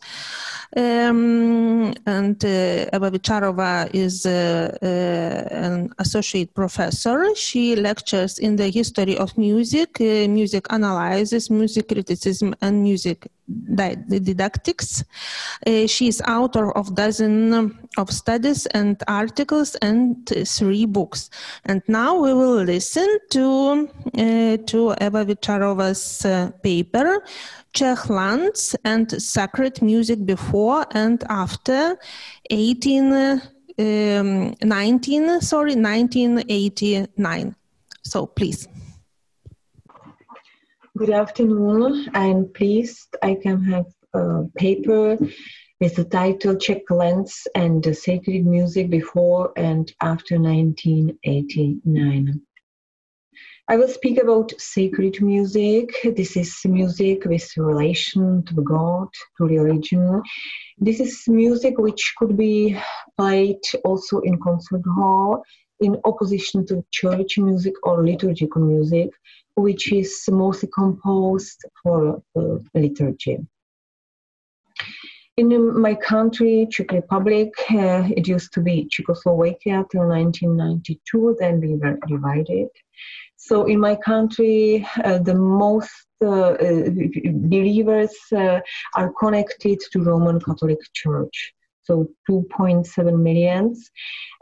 Only 1% of believers are active believers, so they visit church every Sunday. Sacred music is also genre which uses different forms of music, mass, requiem, cantata, oratorio, passion, and so on. It's vocal or vocal-instrumental, solo, chamber, orchestra music in different style. Until the end of 19th century, the music language was very tradition conservative. In the 20th century, the composers started to use modern music language, and especially in the second half of the 20th century, sacred music was a reservoir of avant-garde from the Polish school, from Penderecki, postmodern language. We also have from 60s, we have a fusion with jazz music, later with rock music.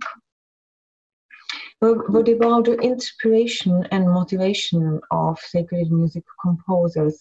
As always, they wrote sacred music from the personal feeling. They wanted to express faith, religion, feelings connected to God.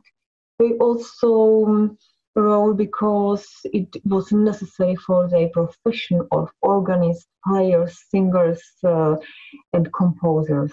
In 20th century, sacred music became more and more cultural heritage. The heritage of a nation, of ancient Greek, Jewish, Christian tradition, art, culture, philosophy. And it became a mirror of contemporary world. Not only positive, it not expressed only the positive things like the celebration of freedom, joy, hope, in better future, but also showed the negative aspects of human life and society. We have a reaction of first and second wars, and especially in totality. And that's why I have a paper on during this conference. Sacred music was used as a protest and reward through allegories and metaphors with sacred texts or religion symbols. In Czechoslovakia from 48 till in 89, it was time of communist regime and oppression. It was very difficult to play religion music, to play sacred music. Even on concerts of Czech Philharmonic Orchestra, it couldn't be played Deutsches Requiem by Johannes Brahms. The composers used Old Testament, for example, Ilya Hruník used Noah's flute as a symbol of something old and traditional. Some of composers used another language, Latin, Hebrew, or Slavic language, because they knew that a lot of people, communists, don't understand such texts and then wanted to say something through these lyrics and texts. Some of composers, they wrote on instrumental pieces. Very famous is Sunday Music for Organ of Petr Eben, our probably most played and most celebrated Czech author of the 20th century. So it was admitted to play his music, even we know it was Sunday music connected to the Mass and this liturgy. Very bad day was August 21st, 1968. It was occupation of Czechoslovakia, but by 5 armies. Some of the authors composed works and they used biblical texts and prayers as allegory, and they wanted to express and show their bad expression, bad feelings from the occupation. From that time, it's very famous composition of writer named Petr Eben, a composition, it's symphonic piece, Vox Clamantis from 1969. It's a orchestra piece which uses 3 trumpets, which were symbols of the voice and echoes of the voice of St. John Baptist, who screams Ježe seru Mesielach ad Eloheru, in Hebrew language, prepare the way for the Lord. And Petr Eben combines this sound and these lyrics with quotation of the melody of our oldest Czech sacred song, Hospodine pomiluj, Lord have mercy with us. I would like to show you pieces of that music. I will jump a little bit to show the beginning, then the echoes of trumpets and the quotation of this Czech choral.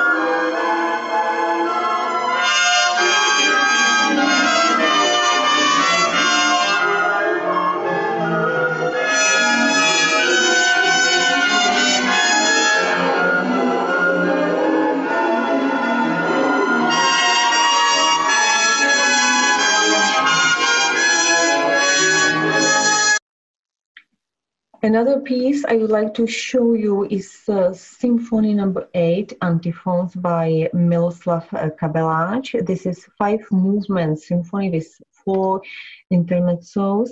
It's for big orchestra, and what Kabelaj wants to say is this combination of Old Testament speech of God to Babylon. It's a warning, menetekel ufarzim, warning, something wrong, something bad is going to come. And the combination at the end of a piece is always Amen, Hosanna, Hallelujah. Like, its only possibility in this bad situation is to believe to God.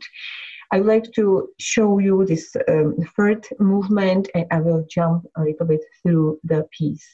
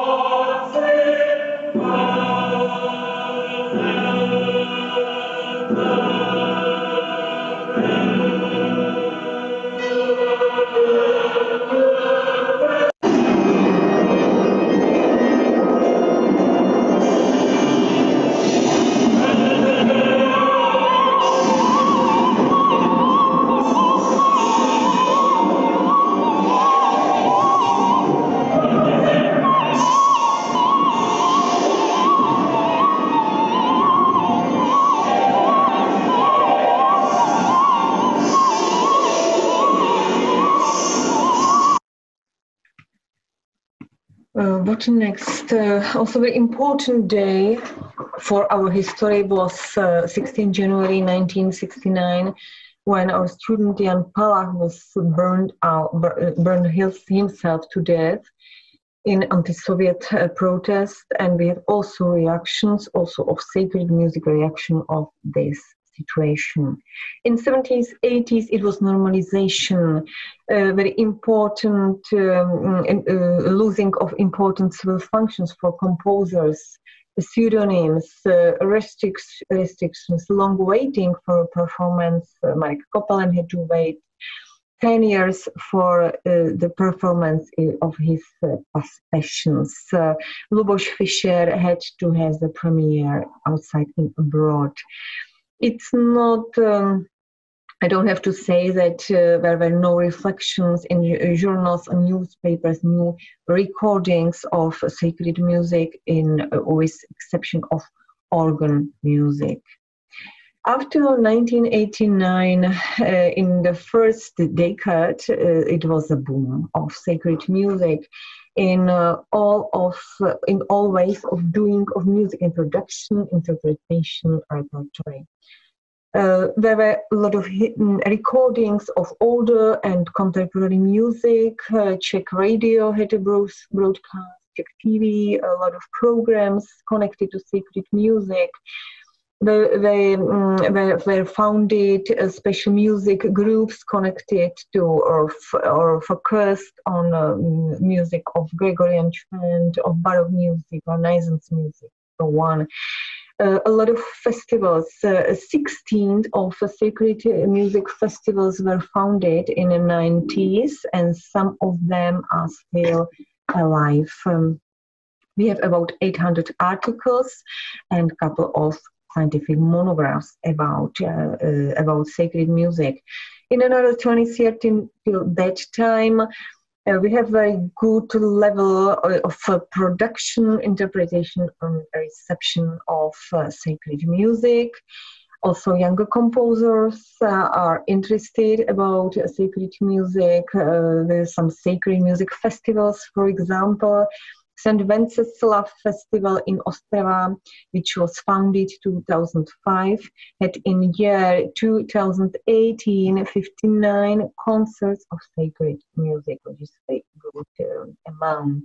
What about topics, inspiration, motivation for composers of sacred music? International history topics, European Christian history topics. Sacred music is again mirror of contemporary world. Very bad feelings are reflected in Requiem, Horatius, Baiba, Jūratė, which react to terrorism in New York, 2001. Jan Jirásek writes the chamber cycle Mundi Paralleli, where it's a mixture of another of religions, of Christian, Muslim, Buddhism, special play with lyrics and so on. Some of the composers were run away from troubles of today's world by sacred music, run away from a consumer society, moral crisis, race troubles. And sacred music is the possibility, way out from these things, and sacred music could be cure for such situation. The style is really different from traditional music to modern music to postmodern music, multimedia, compositions, electronics, but also some fusions with jazz, rock, or folk. The last author I would like to play for you is Jan Jirásek, is already named author. He wrote in 1993 Missa Propria. It's a cappella music in 3 parts, combination of both postmodern timbre, minimalism style, combined with Middle Ages music.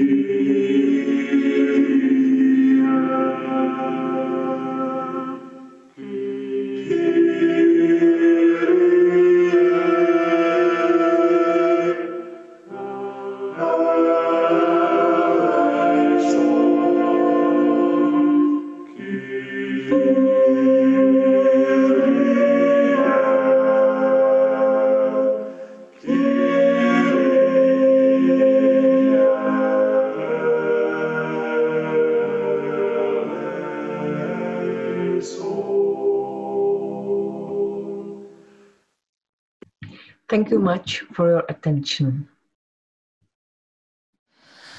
Thank you very much for your paper, and the last work was beautiful, very nice. And now we have one question. Ivan Moody is writing, thank you very much for your paper with so many interesting examples. Do you know the Archaic Colors Festival in Prague? Yes. So thank you. I know this new festival, relatively new festival, which started to be very popular. Now I'm more concentrated on the Catholic Church music. Even, of course, I understand that topics which are connected to sacred music are also Orthodox music. But I know about this festival, yes, so it's a good festival, good quality festival, connected to Orthodox music. It has the very good name, and I hope very, very good future. So yes, I'm, let's say, familiar with also with that sort of music. Mm-hmm. Thank you very much for your for the answer. And now I would like to ask you. So I would like to refer your presentation with the presentation of Baiba Jaunslaviete that we heard before in the section, and so maybe we can compare situation, for example, in Czech Republic and in Latvia. And Baiba Jaunslaviete, in her paper, she quoted one music critic that in 1989 wrote in his paper that maybe now would be the time to replace the patriotic music, it means the propaganda music commission, with the sacral music commission. So my question would be, had you in Czech Republic such propaganda music in the Soviet time as it was in Lithuania and in Latvia? We have various cantatas, for example, cantatas for Stalin, for party and so on. And so had you such music and so maybe it was some. Could we speak about such change from the propaganda music to sacral music, or it would be not very correct? Yeah. Yes. Thank you for this question.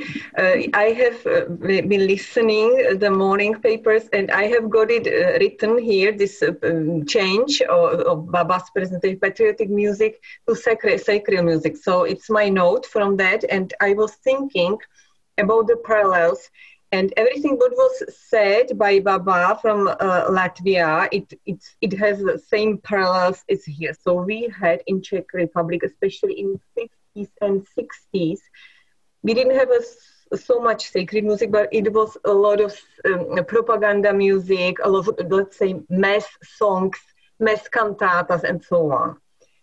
And of course, at the end of totality and communist regime, of course, there were a lot of composers. They wanted to write sacred music, but there were a lot of them. They, let's say, didn't know what to write. And of course, it was a very strong feeling to write something connected to sacred, liturgical, cultural history, and so on. So it was the same. So I would say that really the change from the propaganda music, but not only, but propaganda music, and in 90s, the change for let's write sacred music because it was prohibited, and now we can write, and if we are not believers, write something cultural, historical, and so it could be connected. It also happened in the 90s in Czech Republic. And I think that the situation of a sacred music composition is very strong, even in the last 20 years, in 21st century. And we see at each festival and competitions, there are sections of, let's say, sacred music compositions. And only one example, it was let's say the big event of last year. It was a competition between the contemporary Czech music, and then and the first position got sacred music composition by Zbigniew Missa Brevis. So Missa Brevis was the winning composition of new compositions of year 2019, Missa Brevis. And when I have a look on the style of composition, I was curious, not only topic, what's right, but how to write. It is so traditional, not like I played today, the 3 pieces. It is so traditional. And it was the winning composition of 2019 from New Contemporary Music. So I would say really from 1989 or 90s, it's metaphor, but really propaganda music changed to a little bit of sacred music. And it's a topic, it's very, very well accepted and very often used by composers and very often played, let's say. Yeah. So this is my answer. Mm-hmm. And I have one more question. So you are speaking about the boom of sacred music, but sacred music as composing music, composers composed this music, and you speak about festivals, yes, concerts. But what is the relation with music that is performed in churches? So in churches is performed this new music, or what is the relation between this new composition and reality? Yes, what is the reality? Yes, of course there is a difference. So I call it, let's say, liturgical music or church music. It's played in churches during the masses, and I was talking about sacred music.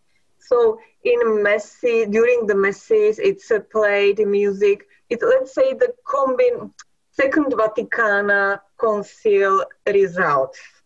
So this is music, very easy, easy to play. Combination, the chant with organ, the combination once a month, a combination with a scola, played with guitar. Let's say this modern music, but the style of liturgic music, church music, is very traditional and really follows the results of Second Vatican Concilium, and it is same till today. So let's say the ambitions of every scola or choirs are not shown during the masses, but sometimes during the church, during the concerts of sacred music, let's say, and they show modern production of choir production connected to God, religion, and so on. Mm-hmm. So we have a time a little, and I encourage to ask all the questions, and I don't want to dominate so with my questions, but I have one more question to you, and it is related to Polish music, so it will be maybe good, so good preparation for Teresa Malecka's paper. You shown one piece of Kabelach, Miloslav Kabelach, and for me it was the sound was very, very similar. No, very not maybe very, but similar, for example, to Penderecki's music. So I don't know, but there are some connections between Czech and Polish music. Or maybe yes, because you are. Yes. Yeah. Yes, especially I chose the Kabelach because he's, I think, extraordinary composer, and of course he was very, let's say, progressive in his speech, what he wrote written in the 70s and then 80s. He tried to have a look or be in what was going on in Western Europe on the one side, and in Poland, of course, because the Poland was the center of avant-garde music from Penderecki and so on. So it was possible to get some recordings, and it was possible to get to know what's going on in Western Europe through Varšavská Jeseň. So I don't know now how Kabelach was in touch, or how could he, because he couldn't travel, but he got these connections. And so it was through Warsaw, and from some composers, he got connection what was going on through Poland. So it was that, it very shortly said, yes. Mm-hmm. Yes, thank you. And Ivan Moody is writing that I found that Kabelach symphony very different from most of his other music. Yes, maybe. Yes. So thank you very much for your paper and for your answers. And now I'm very glad to present Professor habilitated Dr. Teresa Malecka, music theorist, head of the Documentation Center of Kraków Composers Output. Unmuted by host. What someone zrobić teraz? Hello? Hello. Hello. Nice to meet you. Are you here? Yes. Do you hear? Thank you very much. My presentation is already done, so I would like to ask you to show my presentation. Okay, thank you. And I ask colleague to start, and I would like to add only one thing to biography of Professor Malecka, that Teresa Malecka is the very good friend of Lithuanian musicologists, and maybe you participated in this Polish-Lithuanian conferences that started in 1989. And the paper is the phenomenon of the Polish composer school in the second half of the 20th century in the context of cultural and political changes.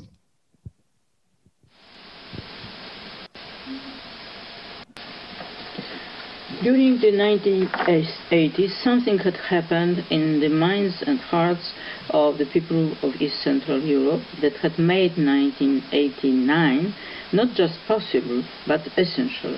That something I proposed was best described as a revolution of conscience. That were the words of George Light. In history of science, culture, art, literature, music, the concept of school has usually been applied to formations that followed certain artistic ideas. The work and the actions of the Polish composers of the latter half of the 20th century are a significant element of the cultural and political changes of time. It has been referred to in musicology and musical criticism as Polish composers. There have been schools in the science, in literature, in criticism, in painting. There have been composing schools. The concept of school is often associated with that of generation. It is also the case of Polish school. It is, in a sense, but in the plural, as it spans at least two. The first, generally referred to as the generation of 10, composers born before Poland's regained independence in 1918, and the second, that of generation of 33, Pendrecki, Górecki, Bujarski, Kila, and it will be the group discussed here mainly. In his discussions of concept of generation in literature, Adam Zagajewski, Poland's eminent contemporary writer, points out some associated categories. The main is spirit of the times. Zagajewski refers also to the concept of generational experience proposed by Kazimierz Wyka, which he sees as having entered for good the bloodstream of artistic discipline. He continues to cite instances of such experience. These commander poets of the interwar period had their generational experience in the restoration of independence. Then authors like Różewicz, Borowski, Herbert, Miłosz had for theirs the unspeakable barbarity and suffering of the war and the occupation. Zagajewski's own generation was at least partially experienced by the annalist of March 1968. Is there anything like a particular generational experience for the Polish composers of the latter half of the 20th century? It seems there is, and it has manifested in compositional technique and particularly in the sphere of their work, senses, meanings and messages. The first period of their artistic activity may be said to have been marked by the experience of the war and, in fact, by creative reaction to the disaster of the Second World War. In 1947, Roman Palester composed his Requiem dedicated to the memory of my friends who died fighting in Warsaw, Another requiem by Roman Maciejewski to commemorate, as he has written, the victims of human ignorance, the victims of wars of all time. The political crisis after the death of Stalin in 1953, then christened as the Polish October of 1956, and the accompanying transitory moment of a thaw, particularly visible in the sphere of art and culture, became a turning point in creative paths of Polish composers of the latter half of 20th century. The elder among them could jettison the yoke of the doctrine of socialist realism. For the generation of roughly 1933, the first international festival of contemporary music, Warsaw Autumn of 1956, coincided with their debuts as composers. This was a time of fascination with novelty, dodecaphony, surrealism, sonorism, a state shared by many Polish composers at that time. Still, the memory of the war was an important topic. The groundbreaking work in the history of Polish music, St. Luke Passion of Krzysztof Penderecki from 1966, is branded with the same generational experience, yet its sense is more universal. The composer confessed in 1993, "I decided on the passion archetype to express not only the pain of death of Christ, but also the cruelty of our age, the martyrdom of Auschwitz, today I could add of Sarajevo." Important, Passion had been performed in 1966 for the millennium of Poland's adoption of Christianity. At this moment, it becomes clear that Polish composers of the latter half of the 20th century, the history of their native land is a significant element of their life and work. One could say music shapes the history, this road to new independence in 1989. It could be said that the turn of late 50s and 60s was a period in Polish music that saw the domination of peculiar spirit of times, that of avant-garde in the broad sense of the word. This was a time of young Polish composers' first contacts with Western music, of their first fascination with its novelty, and with the new composing technique of dodecaphony and surrealism. And it soon led to the emergence of the specifically Polish strain in the avant-garde sonorism. Krystyna Szymańska-Nazar thus described the encounter with Luigi Nodo in Krakow in 1957, an encounter that changed the lives of young artists. Meeting the same composer was a similar breakthrough in understanding music for Zbigniew. It is a well-known fact that sonorism soon became an important feature of Polish music of the time and went on to continue Poland's fundamental contribution to the shape of global music, identify with the Polish school itself.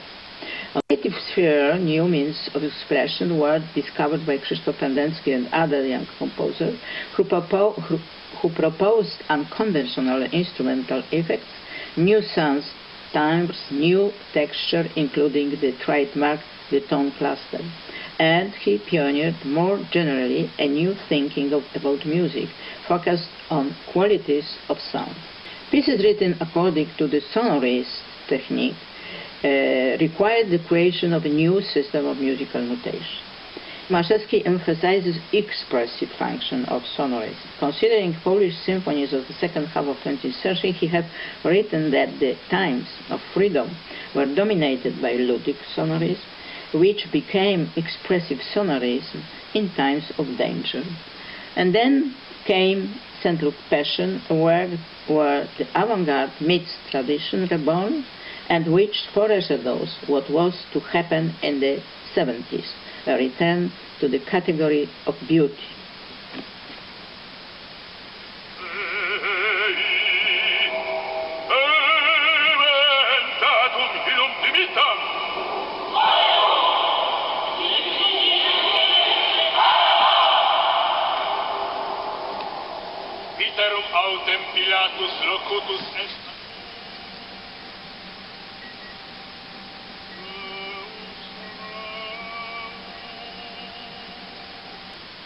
Then came the 70s, bringing compositions that changed the previous course of history of music. Symphony of Sorrow songs by Górecki, Concerto for Violin No. 1 by Penderecki, the symphonic poem Kościelec by Killer, and the avant-garde was abandoned for tradition. This moment in the history of Polish music saw the return of previously rejected qualities. Deeply humanist messages were back, harmony and melody were reinstated, and so was expression. Time-proven genre came back.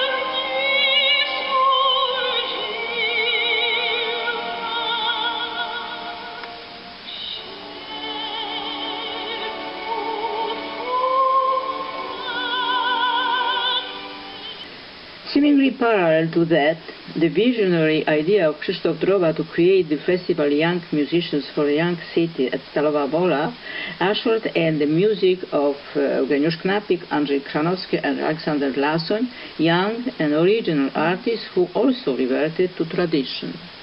Droba spoke of a new humanism. In his own words, he desired a return to human measure in music. He complained of a deficit of music which could serve as a personal and emotional message. He longed for a human touch in music to emotions rendered by the artist. It was also a crucial period in the history of Poland and in Europe itself, a source of more generational experience. The turn of the 70s and 80s saw the development of political opposition in Poland, the election of John Paul II, the revolution of solidarity, followed by the martial law. The composers of the generation of 33 were inspired to write the specific works as part of what was going on and to combine them with the religious message. The composer of Stalowa Wola generation did not openly manifest their positions. Stylistically, they developed the trend of new romanticism, but the messages of their music were either concealed or existed in a higher level of generality. Eugeniusz Knapik, possibly the most eminent representative of the group, preferred to describe the Stalowa Wola festival phenomenon in terms of generational community, of setting up an enclave. He thought, "I felt we found ourselves in a different reality than that of everyday life. I had the impression that we were building an enclave. We were building something quite distant from all I had experienced and known before, developing internal relationships. The strongest need was for creating a kinship that I think should be called a spiritual one." We have the musical example, first quartet of Knapik.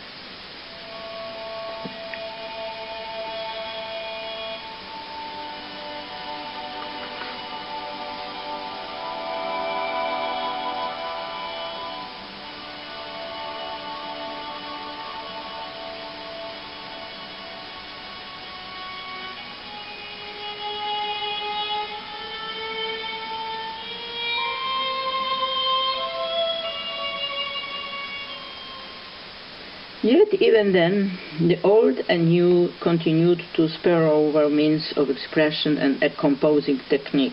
It was possible that one and the same composition could contain both avant-garde thinking and elements of tradition. A few years later, the renewed tradition was already in force, for instance, in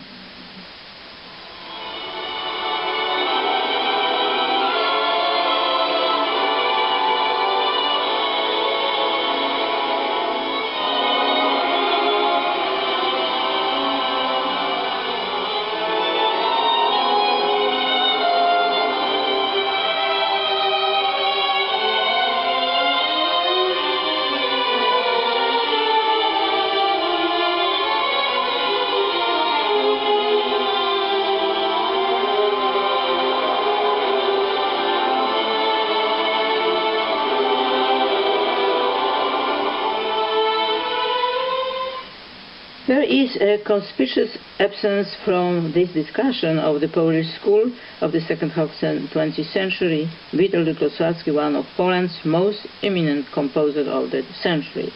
The reason is that his is a highly special case that issues classification into schools of composing or generation.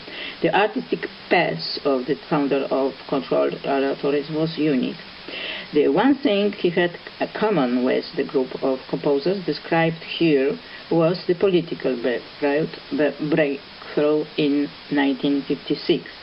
It was a turning point for Lutosławski, but turning point highly individual in character. Possibly this sentence of Lutosławski explains better, I quote, "I started from scratch in 1948. I've never been part of any school or trend." It is possible to formulate a syndrome for the Polish school.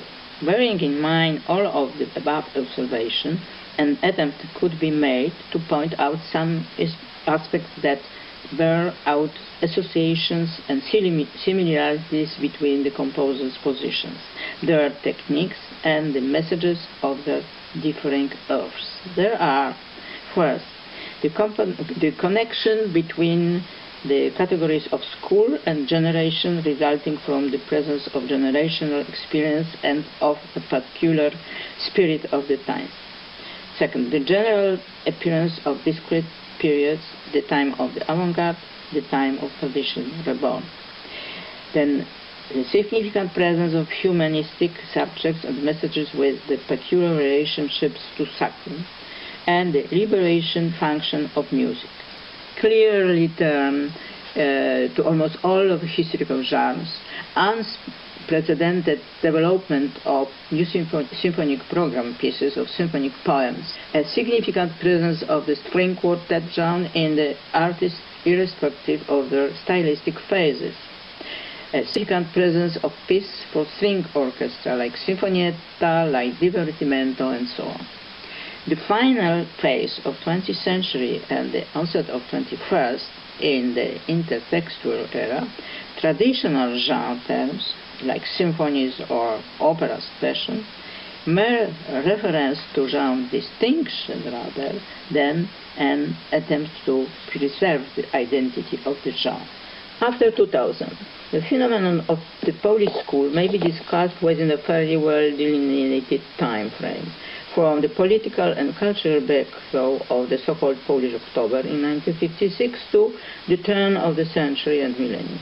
An attempt to extend this discussion to Polish music of the beginning of the 21st century as a continuation of the Polish school could be discussed.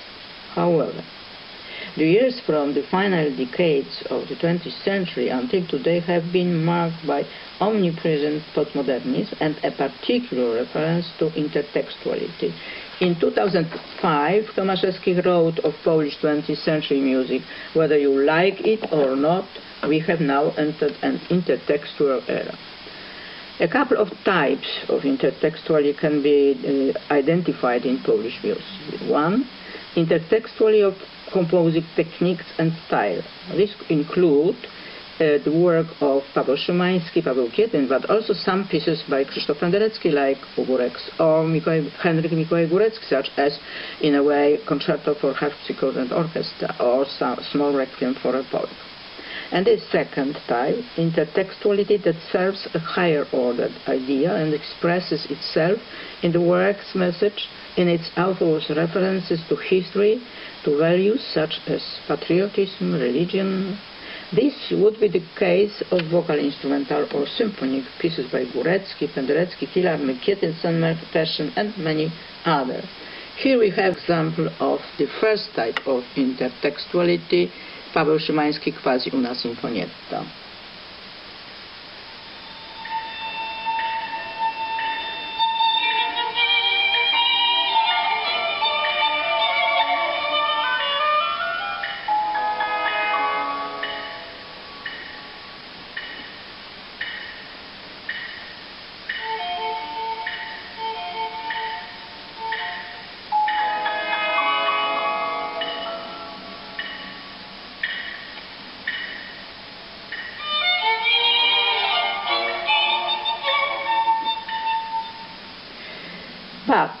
At the present time, there is more difference than similarity between Polish composers, more divergence than association, both in terms of creative positions and ideas, and in the sphere of composing technique and style.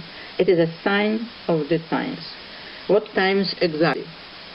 In 2008, Henryk Mikołaj Górecki, one of most important representatives of Polish school, said, "Music is a great mystery. I know nothing specific about it. I have more and more of such questions, although my life has been filled with music. What is music in fact? I know less and less. I have more and more doubts." And he added, quoting Polish philosopher Leszek Kołakowski, "Music is a guest from another world." Thank you very much. Maybe you would like to add something now, Professor Malecka? Yes. No, my first sentence is that I don't know what happened with my presentation, and I'm unhappy that it was in such a technical difficulties. However, I hadn't it at my presentation at home doing it, so I don't know what happened, but that's another story. No, yes, but I think that due to this visual presentations, we understood well. So all your ideas, and now Ivan Moody is writing.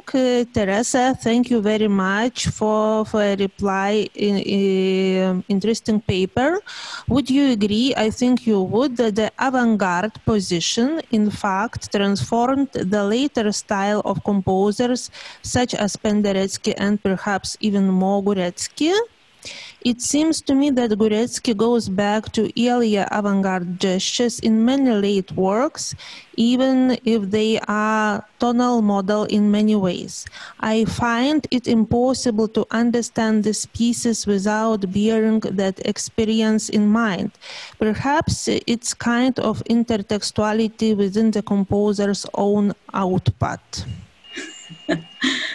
Thank you very much for the question and interesting interpretation.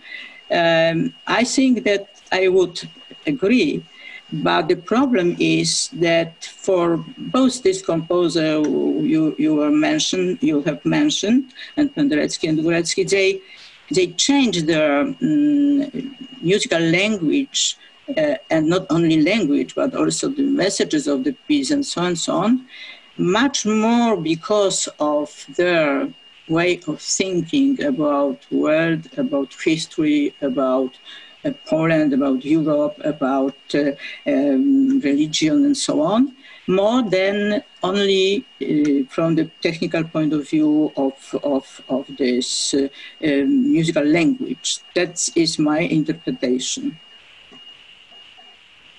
Thank you. More questions? Maybe comments, some comments, maybe from our Polish colleagues too. Yes, in the chat maybe, or could we unmute? Małgorzata Nicka-Slish would like to add something. Could we unmute Małgorzata?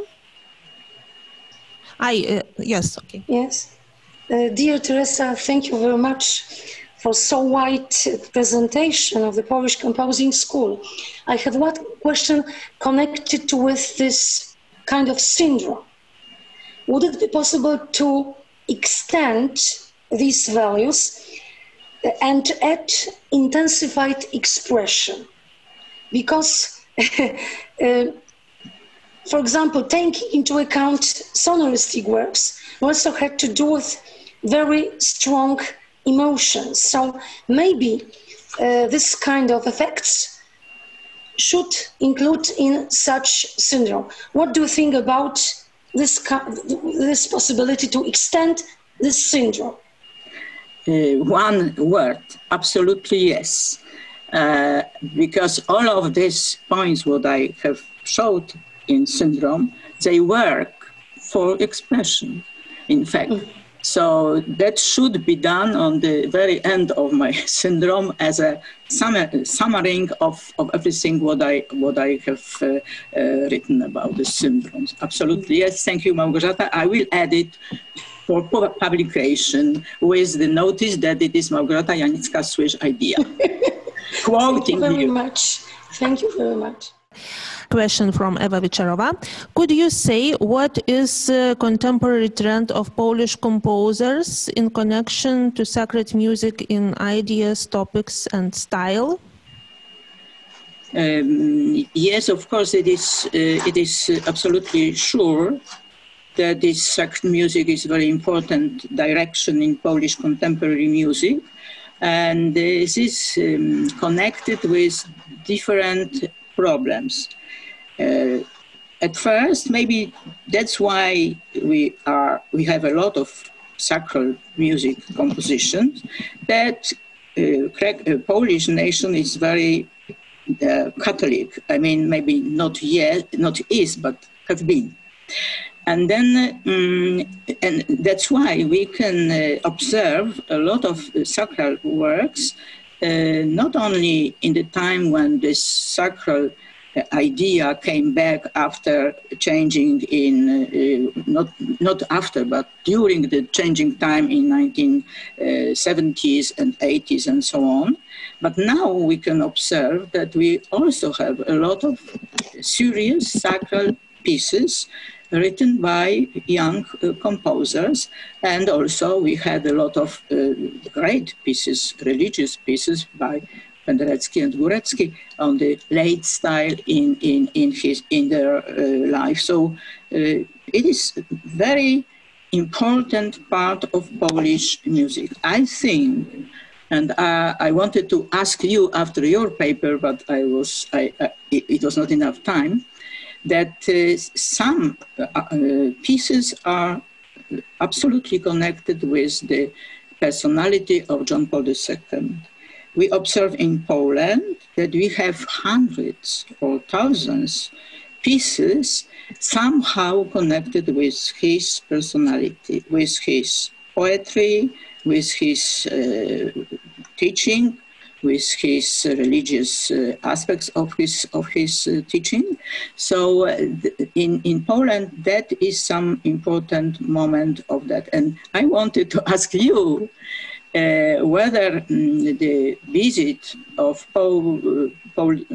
John Paul II in Czechs was also the situation which after these visits, that more sacral music was done. Was it so, or? Okay, I answer. I don't know if more, because in 90s it was a boom. Even Jan Pavel II wouldn't come. It was boom. So we know there are some messes, some oratorios connected, like inspirations of the visits of John Paul II. But it was, let's say, in 90s. But I don't know about the quoting of his poetry, as you said, or something. No, it was only, let's say, ideas of Pope visiting Czech Republic. So we have some mess ordinaria of young people. They created that for the visit and hoped it is going to be played during the visit and so on. But it was some inspiration, but not as big as in Poland. Let's say it was only one person, or like, let's say, one metaphor of changing of the system. It was here, and it meant something like inspiration to write a sacred music at all, but not only connected to the Pope. Yes, thank you. In 90s, yeah. Yeah, and you asked me also about the topics and style of this sacred music.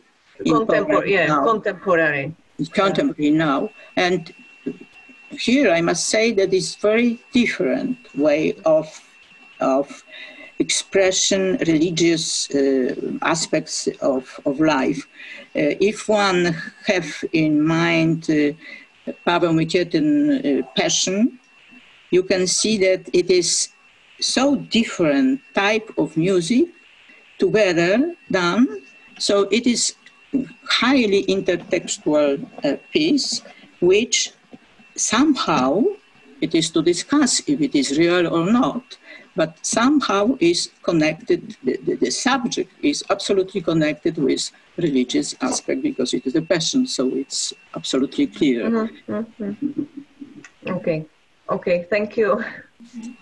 So, yes, thank you very much. And one comment from Ivan Moody, wonderful discussion. I have a plea. I think I am the only native language English speaker here. Please say sacred. Sacred, not sacral. Thank you. It's because sacral has anatomical significance. So thank you very much for this comment. Yes, and now it's okay with sound. Yes, we have good sound, and maybe and maybe one last question. For Professor Malecka, your paper was about Polish composer school in the second half of the 20th century. So, and now, what are the features of contemporary Polish composer school? You have mentioned this some interactions, intertextuality, or I may be not very good so noticed, very good remember. But could you tell about contemporary Polish school, composing school? Please, sorry, please unmute. Yes, and now. Yes, I have already told that it's difficult to to discuss, is it still Polish school or not? Because that's what is now. The first and the most important aspect is that it's a lot of difference between composers. It's intertextuality is the most important trend in Polish contemporary music, but it is intertextually of everything. I mean, it's the differentiation of sound, of instruments, of unconventional using of instruments, a lot of electronic, a lot of new media. So it's up to now, for me, it's very difficult to say what are the really actual features of new Polish music. It's something in development. It's a lot of young artists, it's a lot of young, very well-prepared artists, and they are trying many different techniques and many different ideas. So we should wait for some moment in which we could say some diagnosis about this differentiation of Polish composers now. Mm-hmm. Thank you. Thank you for all. And now I invite you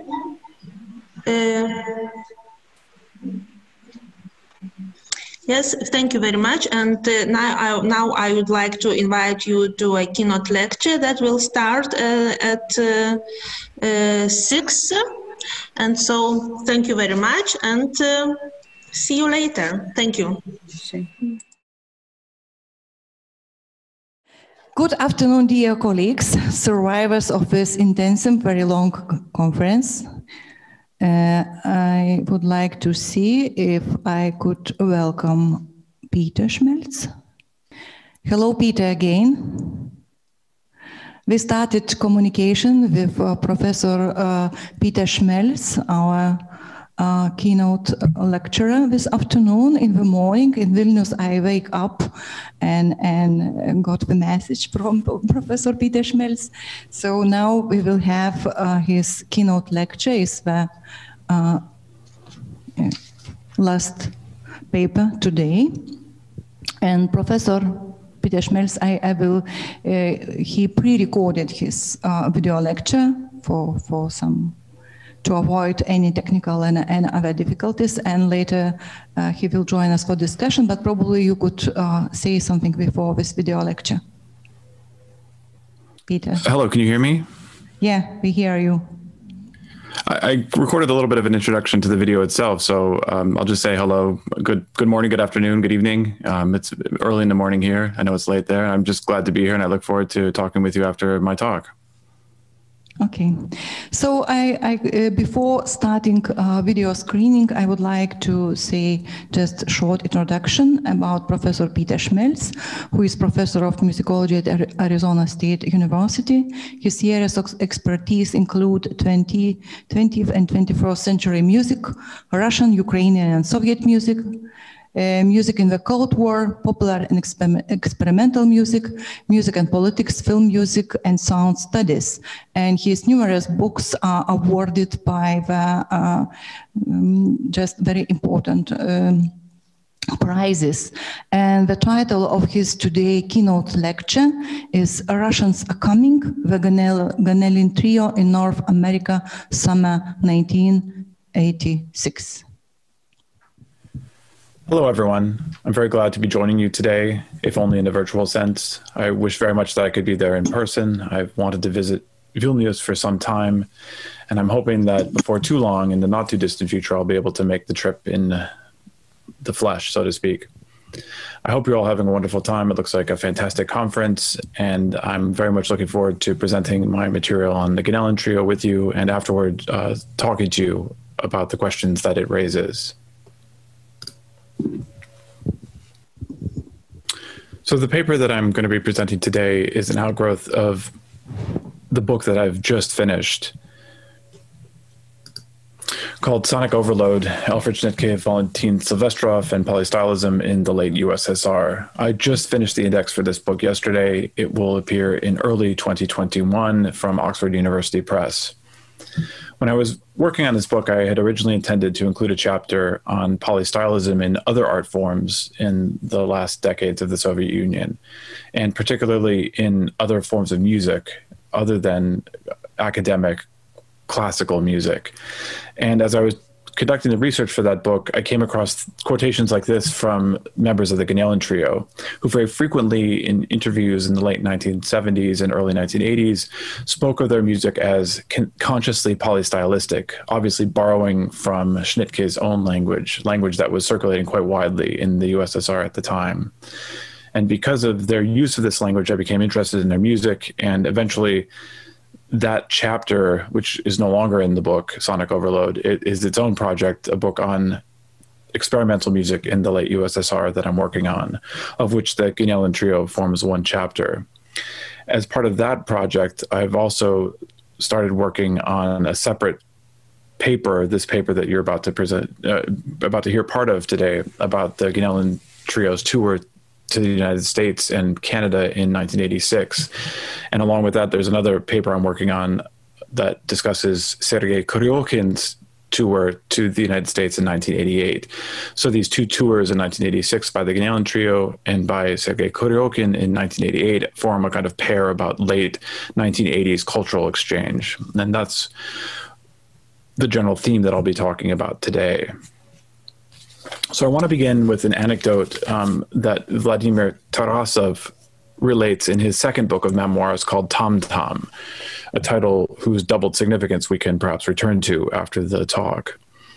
And in these memoirs, Tarasov reflects on the lingering effects of the cultural Cold War, politically and most pertinently for the themes of our conference today, emotionally.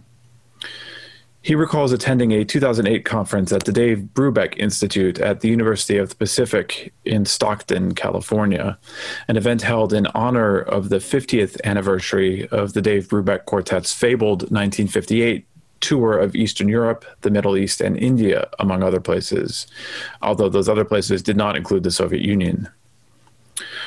Tarasov sat on a panel with several well-known figures, diplomats, historians. You could see two of the presentations that had titles there, and then this roundtable discussion with members at the very bottom of this slide.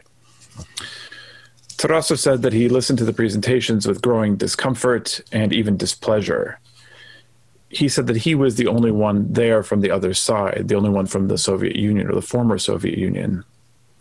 One of the presentations, which showed documents reflecting the United States propaganda goals for its Cold War musical tours, reminded him uncomfortably of the way the USSR had treated music during the time. That is to say, both bureaucratically and propagandistically. In response, Tarasov recalled, "During my presentation, I tried to say that culture, if it is not politicized from the start, is fully independent from state politics." He continued, "The movement of the 1960s was directed not only against the system in the USSR or against the entry of troops into Czechoslovakia, but against the war in Vietnam. Those political artists who took such stands weren't sent anywhere by any State Department, neither by the Soviets nor by the Americans. After all, they would be sent either to prison or out of the country."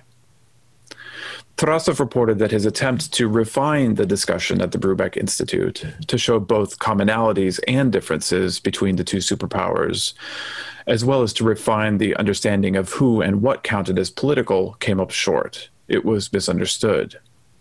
The moderator, he said, immediately steered the discussion in a different direction. "It became clear to me," Tarasov remembered, "that in this situation, the only officially recognized point of view was that of the great power of the United States.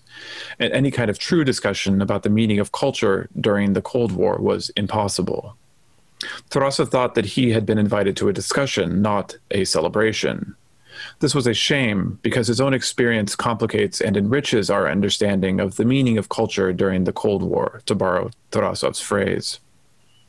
So in the time available to me today, I'd like to aim at a more dispassionate appraisal of the meaning of culture during the Cold War, particularly its late stages. By focusing on the Ganelin Trio's 1986 tour of the United States, I hope to raise what I take to be crucial questions about freedom and liberation, both musically and socio-politically. I do so by addressing cultural diplomacy and music in and across the 1980s, broadening the scope of Cold War musicological inquiry beyond the 1950s and 1960s. There has been almost no research on cultural and, more to the point, musical exchanges in the 1980s. The 1980s, however, demand a different kind of approach than the 1950s and 1960s, not least because of the increased importance of non-state actors to arrange and host these trips. But the changing, increasingly liberal politics of the decade and the thawing of relations between the US and the USSR also play important roles. The visit of the Ganelin Trio to the United States came at a period of accelerating musical visits on both sides by performers in many genres and many styles. The State Department tours of the 1950s and 1960s often highlighted jazz as freedom and jazz as democracy. This idea lasted well into the 1980s, finding particular resonance when applied to jazz musicians within the USSR. After U.S. jazz guitarist Pat Metheny toured the Soviet Union in 1987, he expressed something like the conventional wisdom. He said, "The whole idea of improvisation over there has a very political meaning. It's something we take for granted here. When a jazz guy says, 'Okay, I'll play my solo now,' that's a pretty strong anti-state message there." Most of the jazz guys who play in Russia for that reason tend to be much more aggressive, free jazz style players, where the improvisation is really based as much on sound and energy as it is on notes and content. Kind of wild, something like music I played with Ornette Coleman. Free jazz style seems to have the most direct relationship to their lives. This is an amazing statement from Metheny, amazing both because it's not accurate in terms of the dominant styles of jazz performance in the Soviet Union, just in terms of sheer numbers of players, but also because it reflects what he took to be the status quo at the time, a status quo obviously reflected by his own, or informed by his own listening to the Ganelin Trio. Yet as scholars Daniel Fischlin and Eric Porter caution in the preface to their very recent book, Playing for Keeps, the master trope of improvisation in scholarship can assume too neat a connection between liberation in performance and liberation in social practice. A connection, I should note, is embedded nonetheless in the very title of their book series, which is called Improvisation, Community, and Social Practice.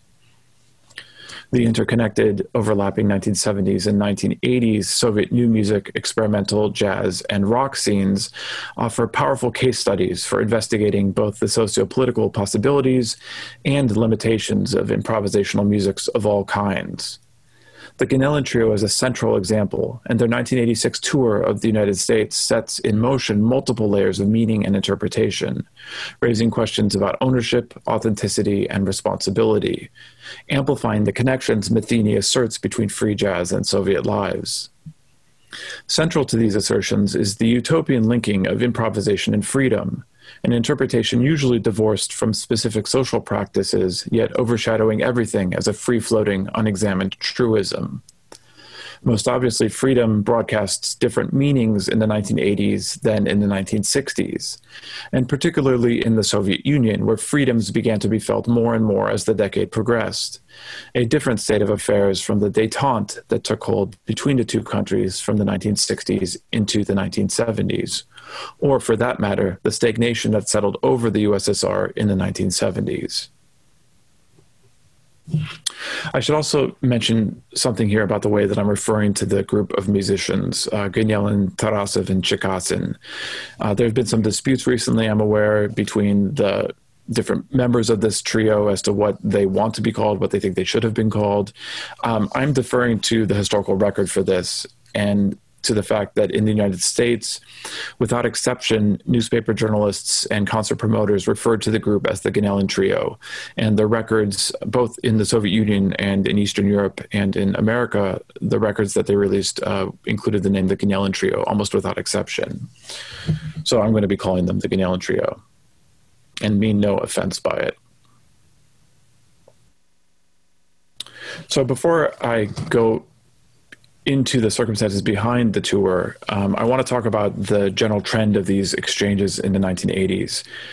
After the Soviet Union invaded Afghanistan in 1979, official cultural exchanges were cut off and didn't really resume until the end of 1985 into 1986, as we'll see in a few minutes.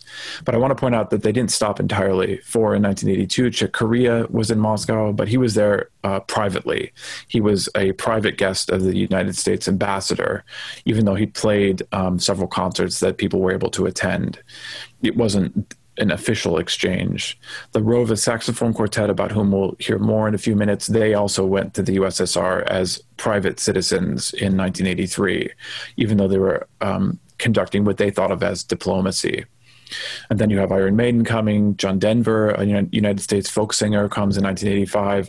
And then the dam really bursts in 1986. Horowitz returns to the USSR, Matheny goes to Moscow, and then you have all these other people coming in quick succession. You can see the numbers grow in 1987, 1988, into 1989, and then with this famous Monsters of Rock concert in 1991 in September, near the very end, the official end of the Soviet Union.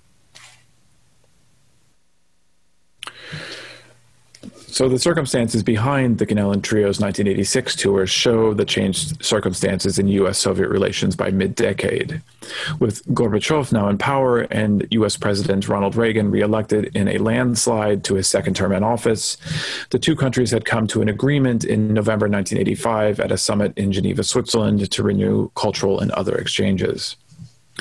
By all accounts, the key figures in initiating and facilitating the Ganellan 1986 tour were a young record producer named Steve Boulez and a concert promoter named John Ballard. They were the two on the American side. Well, on the Soviet side, credit is usually given to Yelena Tikhomirova, who was an advisor within Goskoncert, responsible for the United States and Canada. In 1985, Boulez had entered into an agreement with Melodia Records to release the Ganellan Trio's album Poisegwe. These are the Soviet covers for this album. This is the American release. It was released on Boulez's label Eastwind Records in 1985. And you can see his name there on the jacket as a detail of the back cover. Ballard, who was the other individual involved, reported that he originally had only planned to bring the Ganelin Trio to Canada, but that this plan changed after the Reagan-Gorbachev meeting in Geneva, when he said Soviet officials contacted him to propose expanding the tour to include American cities. Tarasov reports the exact opposite situation, that Ballard was advised to include Canada on the itinerary to make the US portions more palatable. In any case, why were Ganelin, Cherkasin, and Tarasov chosen or allowed to tour to the United States at this time? The answer is not very mysterious. By this point, the Ganelin Trio had traveled fairly widely, including to Cuba in the late 1970s, to India, and especially to Eastern and Western Europe. Performances documented by important recordings, among them Catalog Live in East Germany, which was recorded in 1979, perhaps their most important record. Like these earlier tours, the US tour served a specific cultural and political purpose. Speaking about the Minister of Culture for Lithuania, Tarasov said, "Now they needed us. With the trio, they were trying to show the West that there was contemporary art in the USSR supported by the party and the state. Gorbachev was already in power, and he was trying to put a new mask on the Communist Party of the USSR, a mask, perestroika." The general idea was a familiar one. As Russian composer Nikolai Karetnikov said to musicologist Richard Cheruskin about a performance of his dissonant Serial Symphony No. 5 at the 1967 Prague Spring Festival, the Soviet authorities wanted to show we have ugliness too.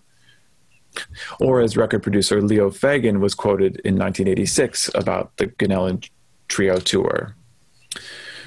Fagin said, "The Soviets don't seem to mind and are perhaps even flattered that the West appreciates the originality of the Soviet musicians." Fagin continued, "And now that the Soviets feel that the West has appreciated and approved the Ganelin Trio's music, they even like it to some extent because they know they can't go wrong. That every time the trio performs in the West, the Soviet Union is making political capital out of it." But not only political capital was involved, for cultural and political capital were intertwined in these matters, and capital itself was also involved, as we'll see. Fagin revealed more details about the Ganelin tour, as well as about his own personality in this same interview. He said, "Yet I know that anything can change overnight. For example, the Ganelin Trio is here in the United States unattended, which is unheard of.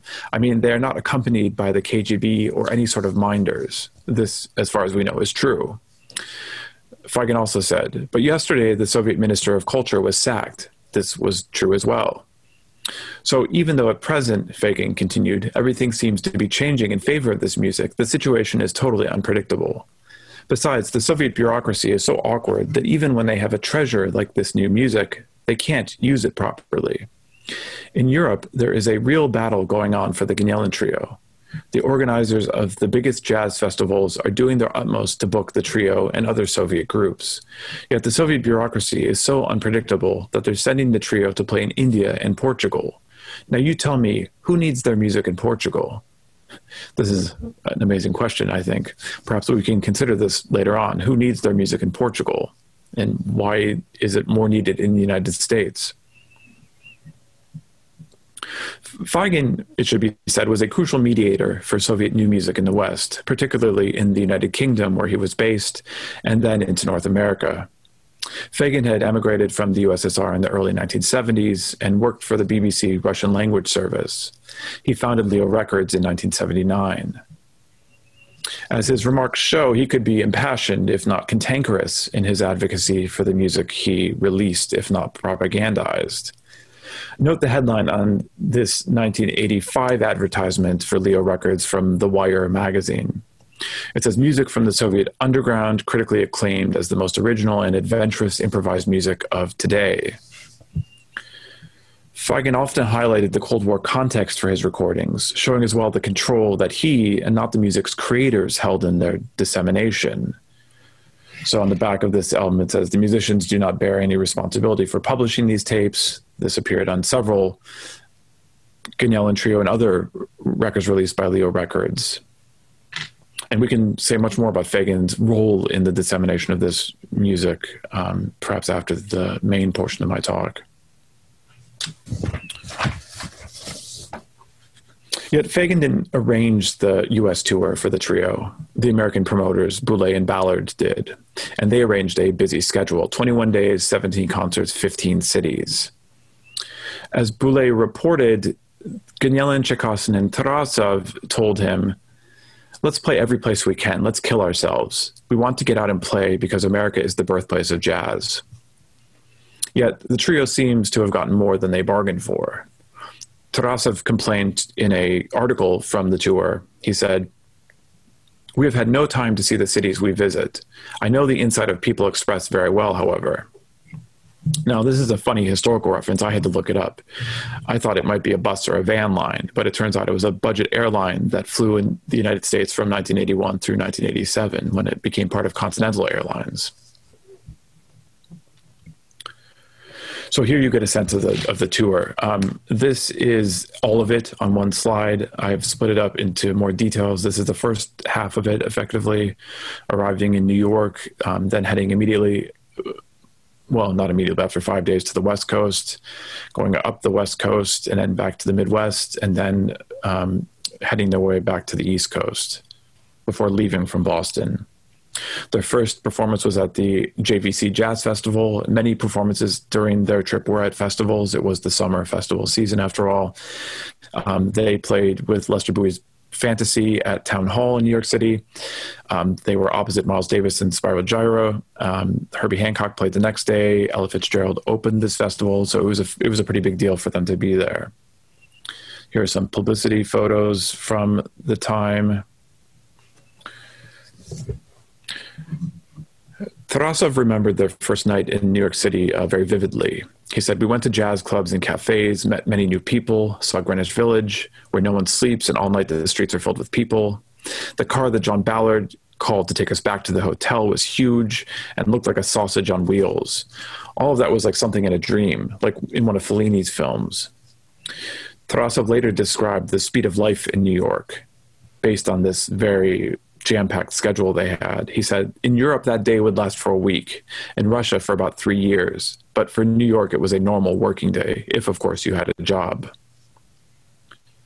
So let's sample a few other relics from the tour, as well as consider some of its larger framing in the American press. For scholars of United States society, this tour captures a moment when regional newspapers were flourishing in comparison to their current desiccated status. But this could be a mixed blessing. For some, regional correspondents were qualified, others were out of their depths. Yet such disparities are revealing. They show the variety of perspectives with which listeners approached the Gnielin Trio in 1986. The sheer quantity of reviews reflecting the sheer quantity of concerts the musicians played testifies to the seemingly boundless interest in all things Soviet at the time in the United States. Note this article from Minneapolis, Minnesota, which opens "The Russians Are Coming," that makes a broad political reference.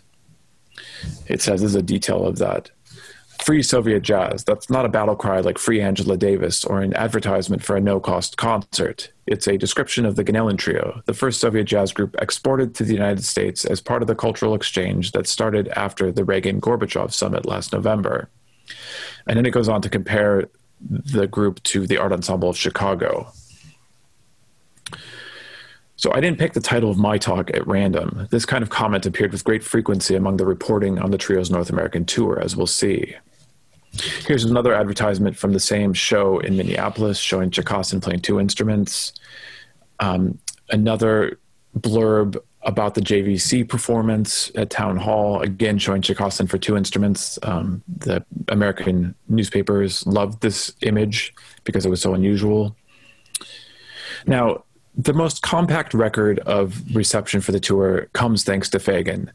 On the back of this LP, Tango in Nickelsdorf, which was recorded in October 1985 in Austria and was released at the end of 1986, Fagan included a number of different reviews. This is the inside, or the back of the LP, and it shows a grab bag of different reviews.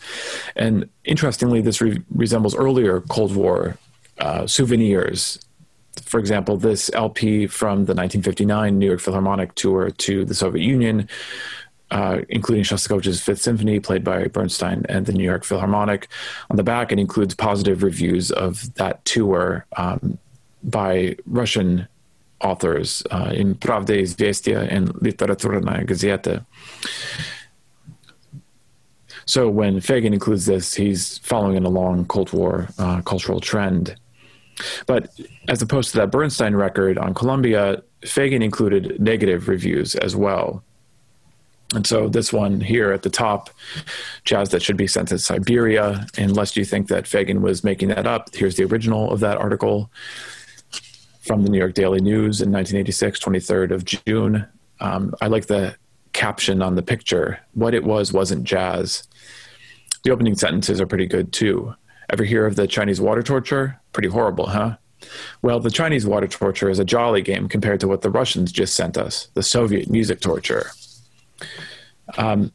This review by Gary Giddens that Fagin includes is a little more ambiguous.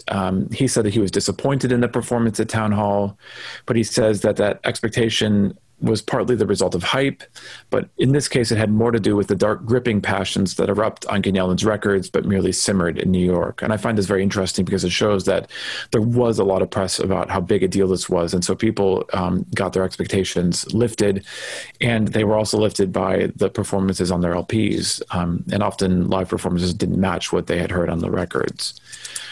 There were positive ones as well. This Larry Cart review from the Chicago Tribune is noteworthy because he says that jazz is the music of freedom may be a cliche, but the Ganellan Trio gives it potent new meaning. This idea of jazz and freedom continued throughout the reception. And then I like this one by Bob Karlovitz from the Pittsburgh Press. He said the Ganellan Trio whipped a crowd of about 300 into 3 standing ovations and left them stomping for more. Remarkably, the group did this with a style of music that constantly confronted the audience with changing styles and situations.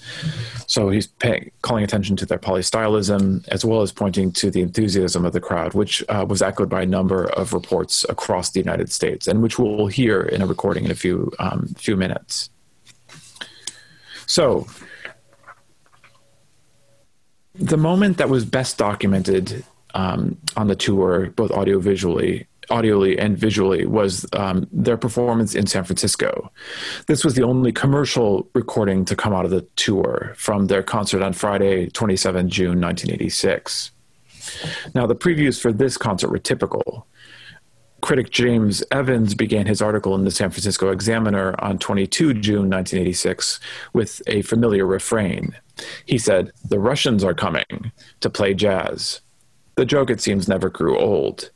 But this preview differed from the others across the country because it relied on knowledgeable figures for information. In this case, members of the Rova Saxophone Quartet, a group that had met and played with Rasa during their notable 1983 trip to the USSR, which I can tell you much more about if you're interested, but we'll have to do that later. Saxophonist Larry Ochs told the San Francisco Reporter, "We had played with other Russian groups, but they were kind of square. They made valiant efforts, but their music was derivative of recordings from the West. The Ganellan Trio is original. They're all trained, solid musicians who keep their Russian culture. They don't try to imitate." His bandmate Bruce Ackley said, "They're masters who can explore many styles and weave them into one composition. It's good, exciting music." And in case you can't tell, the name Rova comes from the first initials of the last names of each of the members, R-O-V-A, Raskin, Ochs, Voigt, and Ackley. Now, this is a cover of their LP from their 1983 trip called Saxophone Diplomacy, really heightening and drawing up this connection to Cold War iconography. So I spoke to Ochs in July of this year about this trip, about their trip, as well as about the Ganellan performance in San Francisco, because Ochs was involved in programming this concert. The trio, he said, played in downtown San Francisco in what was known as the Green Room of the Veterans Building, which is right downtown, right across from the City Hall. He said the Green Room is a large room that fits about 250 people. I've been in that building. I've never been in that particular room. Ochs grew enthusiastic as he told me about the concert, and I'm going to read at length from this excerpt from my interview with him. Ochs said, "We put the word out that we were doing this concert with this band from the USSR. One of the local television stations called me up and said, "We want to interview you for this." It was on the local evening news at some point right before that the Martians were landing, and the place was packed. There were 2 shows and they were both full. I don't remember if they were sold out, but they were definitely full. And it was a lot of people, and we were really surprised because we had always had a real hard time getting people to our gigs here. And the reception was mind-blowingly great. It was a room that if people got excited, there was enough resonance in that room that it probably amplified it a little bit.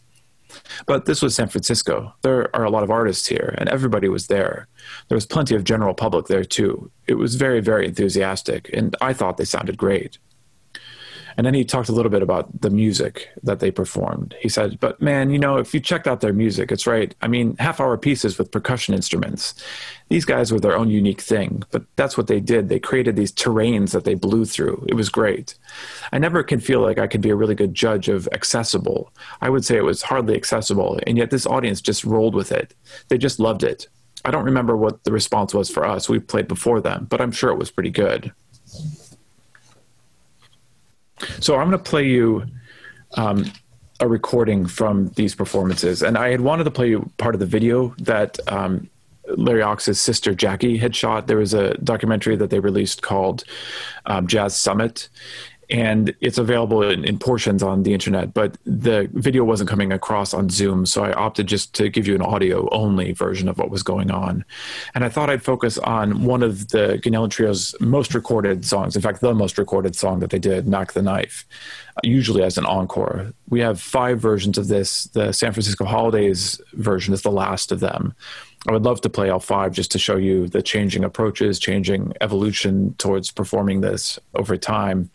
But because of time, I'm just going to play this Mac the Knife version from the San Francisco concert. And what I've done is I'm going to play the beginning of this until they get to the tune itself, and then I'm going to skip to the very end. And I'd like you to listen to the different stages of this improvisation as well as to the audience response near the end and at the end itself.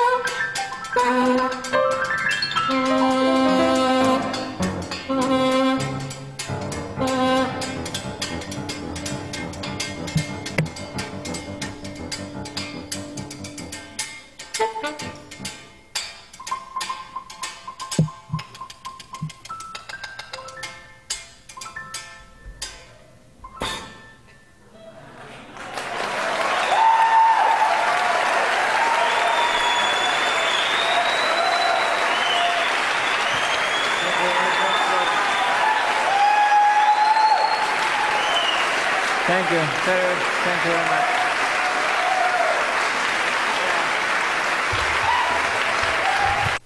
So that applause goes on for some time. And I should say that they performed that piece back the night at several shows, and they also played it on a very well-known American television show, morning show called The Today Show. That happened the first full day that they were in the United States, so the morning after they landed. And they made a big faux pas, or actually Fagin made a faux pas, according to Tarasov, when he looked at the camera and said, "Good morning, America," which horrified the host of the Today Show, because Good Morning America was a different show, and it became a running joke throughout the tour when the members of the band would always say "Good Morning America," because they knew that that was a funny thing to say, because they had messed that up on the initial broadcast. So Tarasov remembered the demonstrators outside the San Francisco performance picketing on behalf of Vladimir Feltzman. This moment particularly struck him. He has returned to this moment in other interviews as he contemplated in hindsight his role as an official Soviet emissary.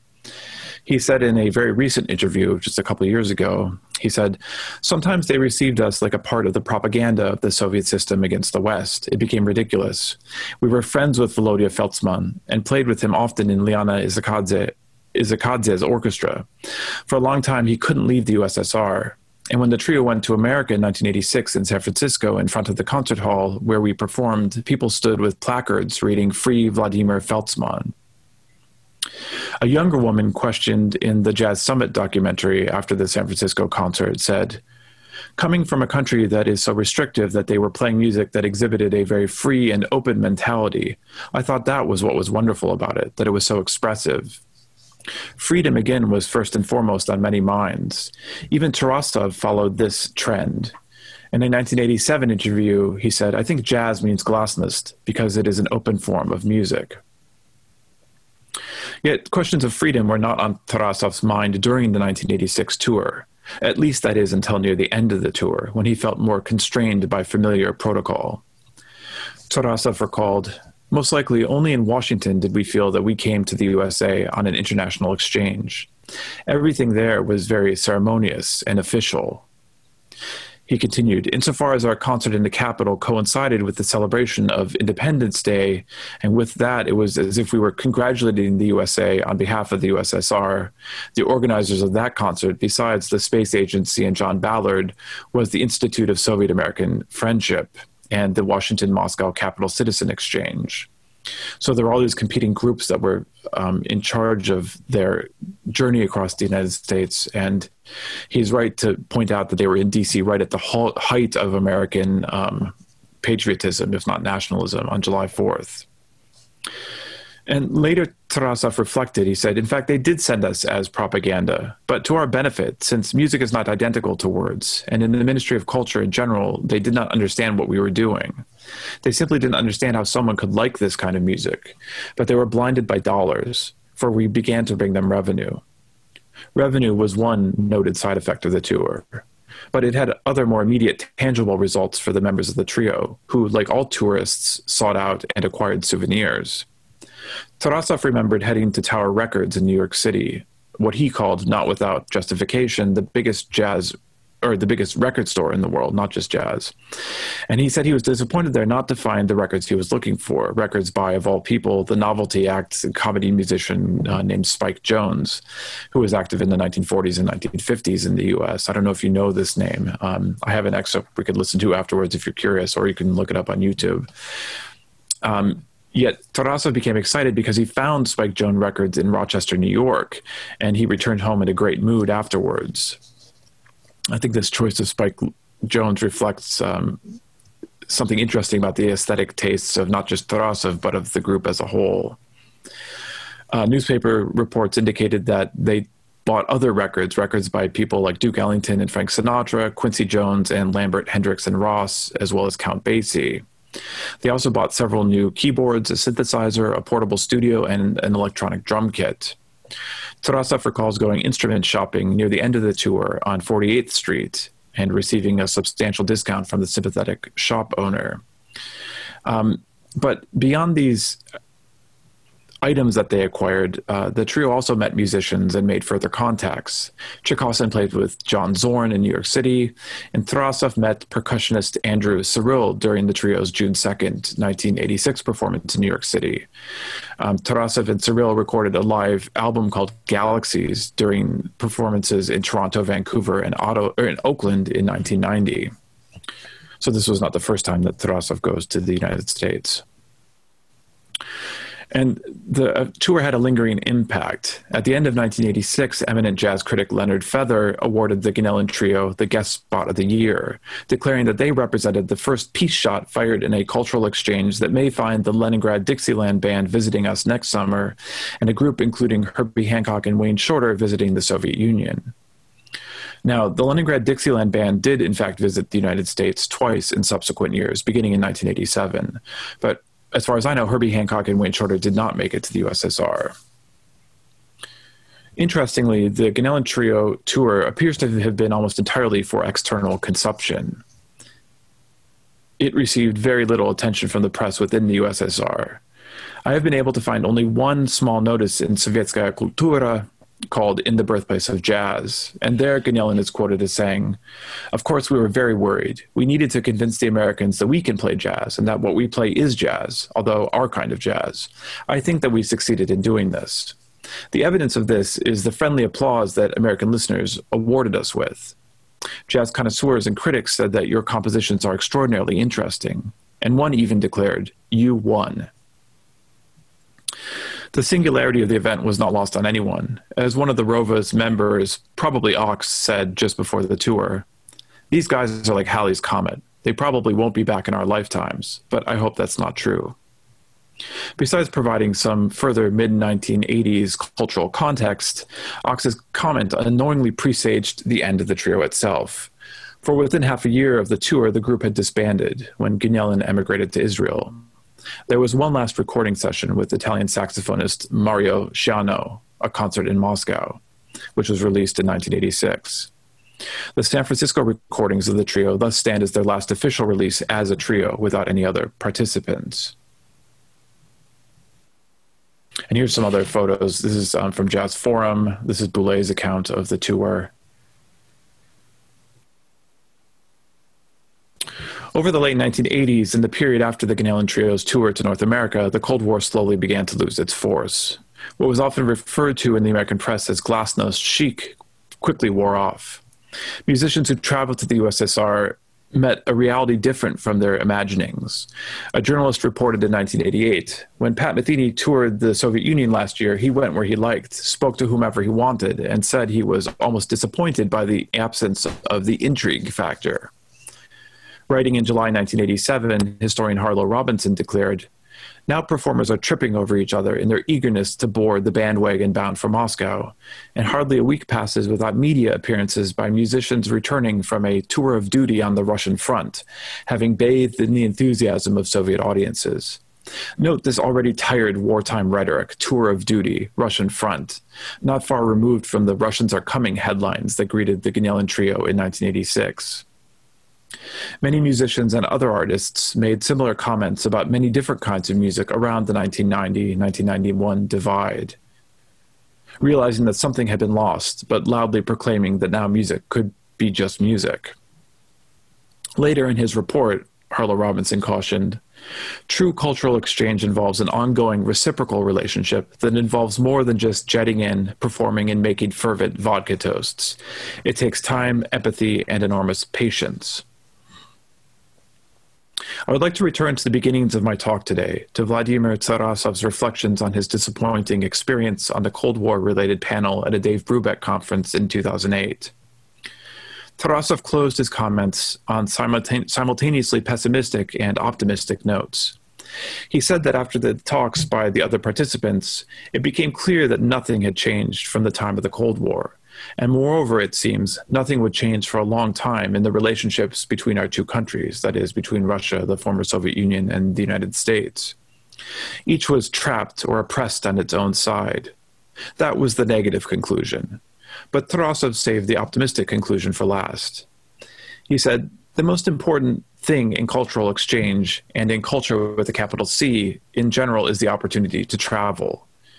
In some respects, the conclusion is selfish or isolated, yet it returns our attention to the intimate spaces of Cold War musicking, as well as the mundane roles and mundane effects of musicians during a conflict whose rhetoric grew exaggerated, overinflated, oppressive.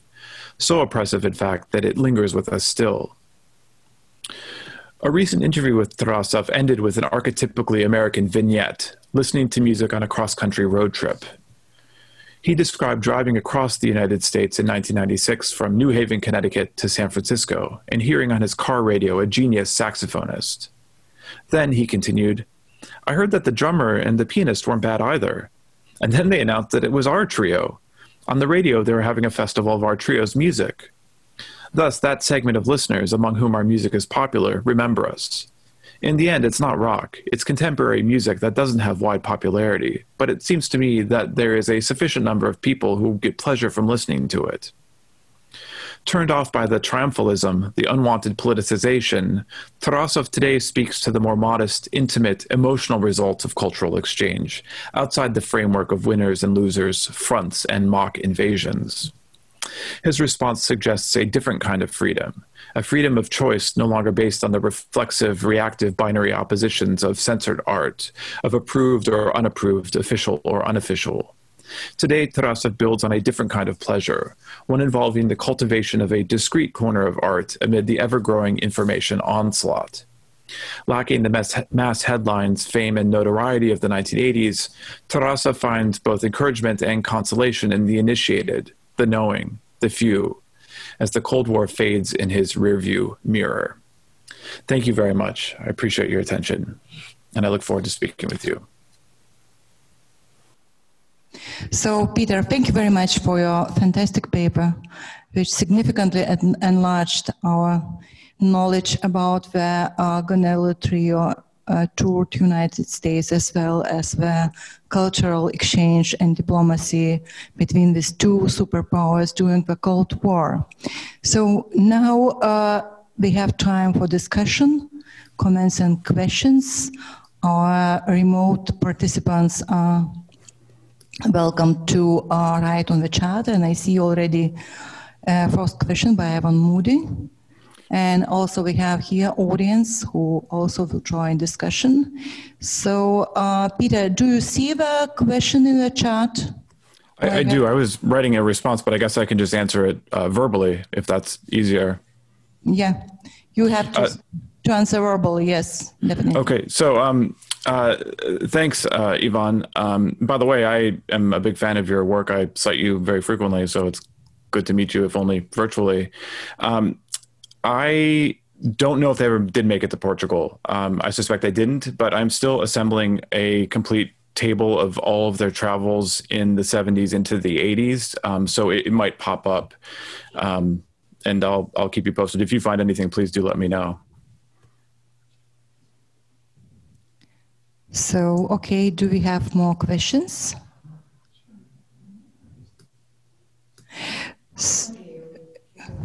Gerai, tai Danutė. Danutė Petrauskaitė. Thank you very much for your informative and interesting report. And I would like to add only a very short comment and to ask you one short question.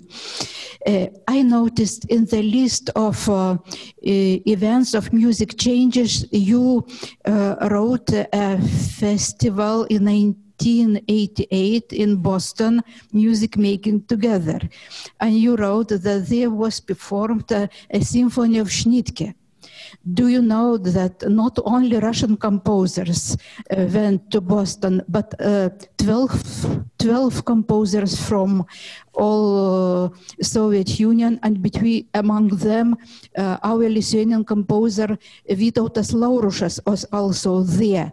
But nobody in Russian information did not wrote that that he is Lithuanian. Therefore, American Lithuanians were very angry, and they wrote that the musicians in in Soviet Union are slaves, and it is you now in America can listen works of slaves, and among them are Lithuanian composers.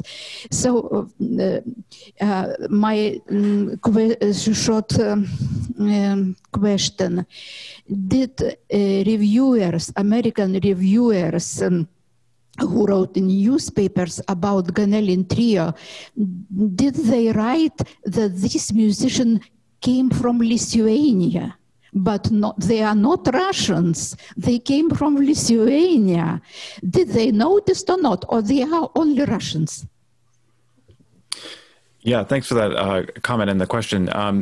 Sure, that Making Music Together event in 1988 was huge. I just put Schnittke down there as a representative example because it got a lot of press at the time, that performance of the First Symphony.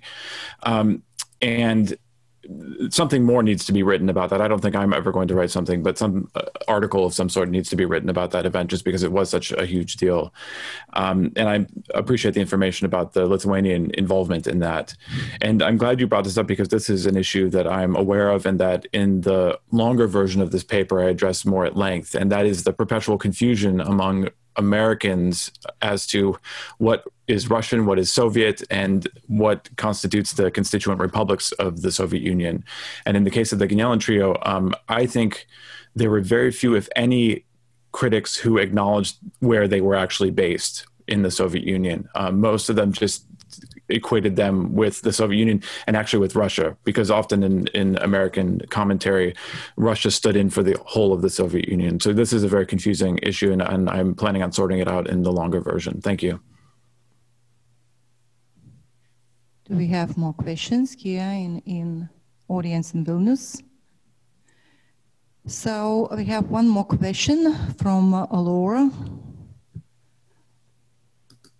And her question is probably for somebody who are not concrete. I will read. Did you have a chance to listen Ganelin to your life yourself? If yes, when and where? What were your personal impressions?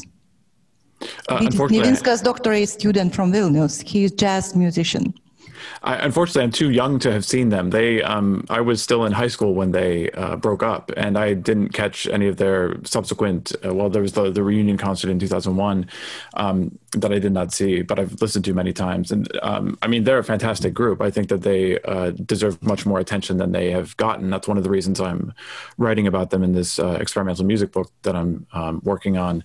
And so, no, I regret not being able to have heard them live.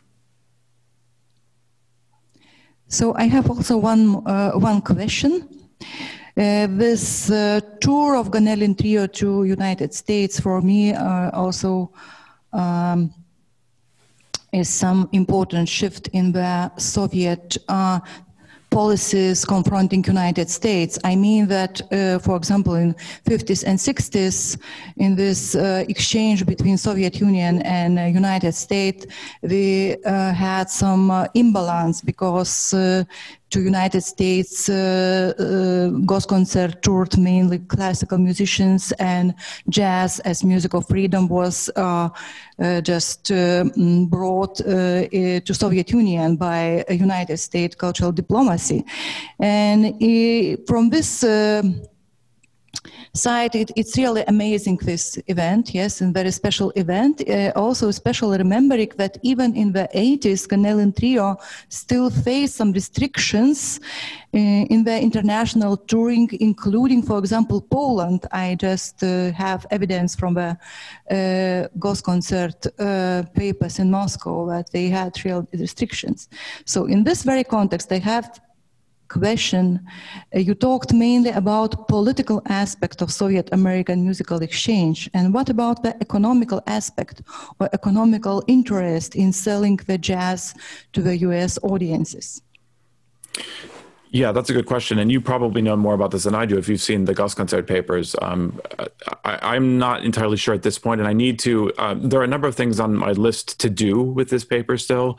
And one of the things I've been saving is to get in touch with Ballard and Boulay, the two people who organized it, because I'm interested in what the financial arrangements were. I know that from what I've read, the Americans were footing the bill for most of this. They were setting up and getting the venues involved, and they were paying for that, and that was part of the requirements from the Soviet side.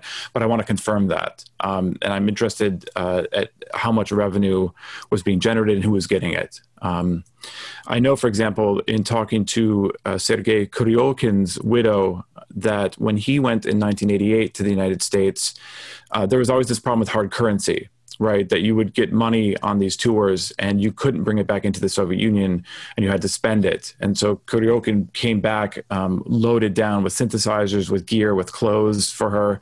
And so this is an important aspect that needs to be further developed. So I'm grateful for the question. I'd appreciate any advice or suggestions you might have about that too, based on your own research.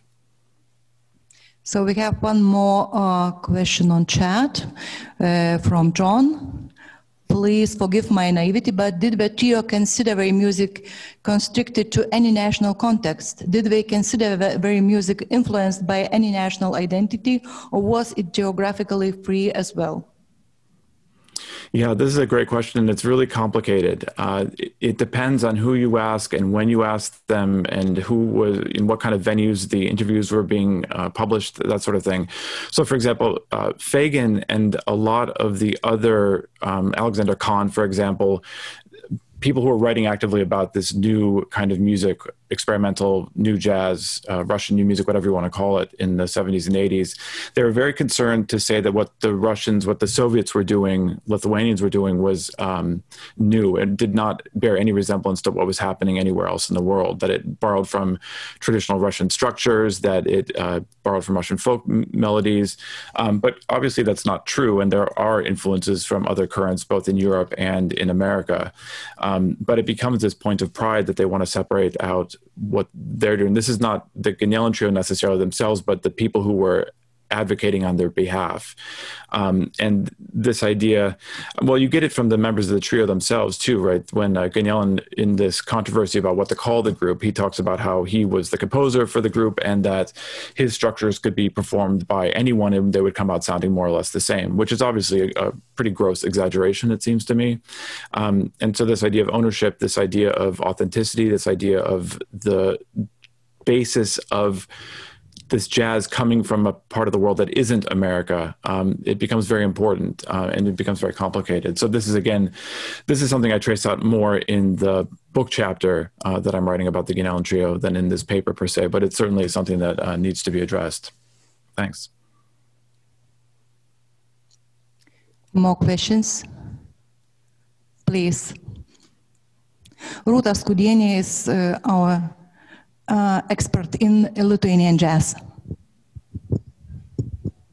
Thank you, Rūta. But thank you for your interesting paper and short questions. Your short comment about so-called non-standard standard, for example, knife. Please. Thank you.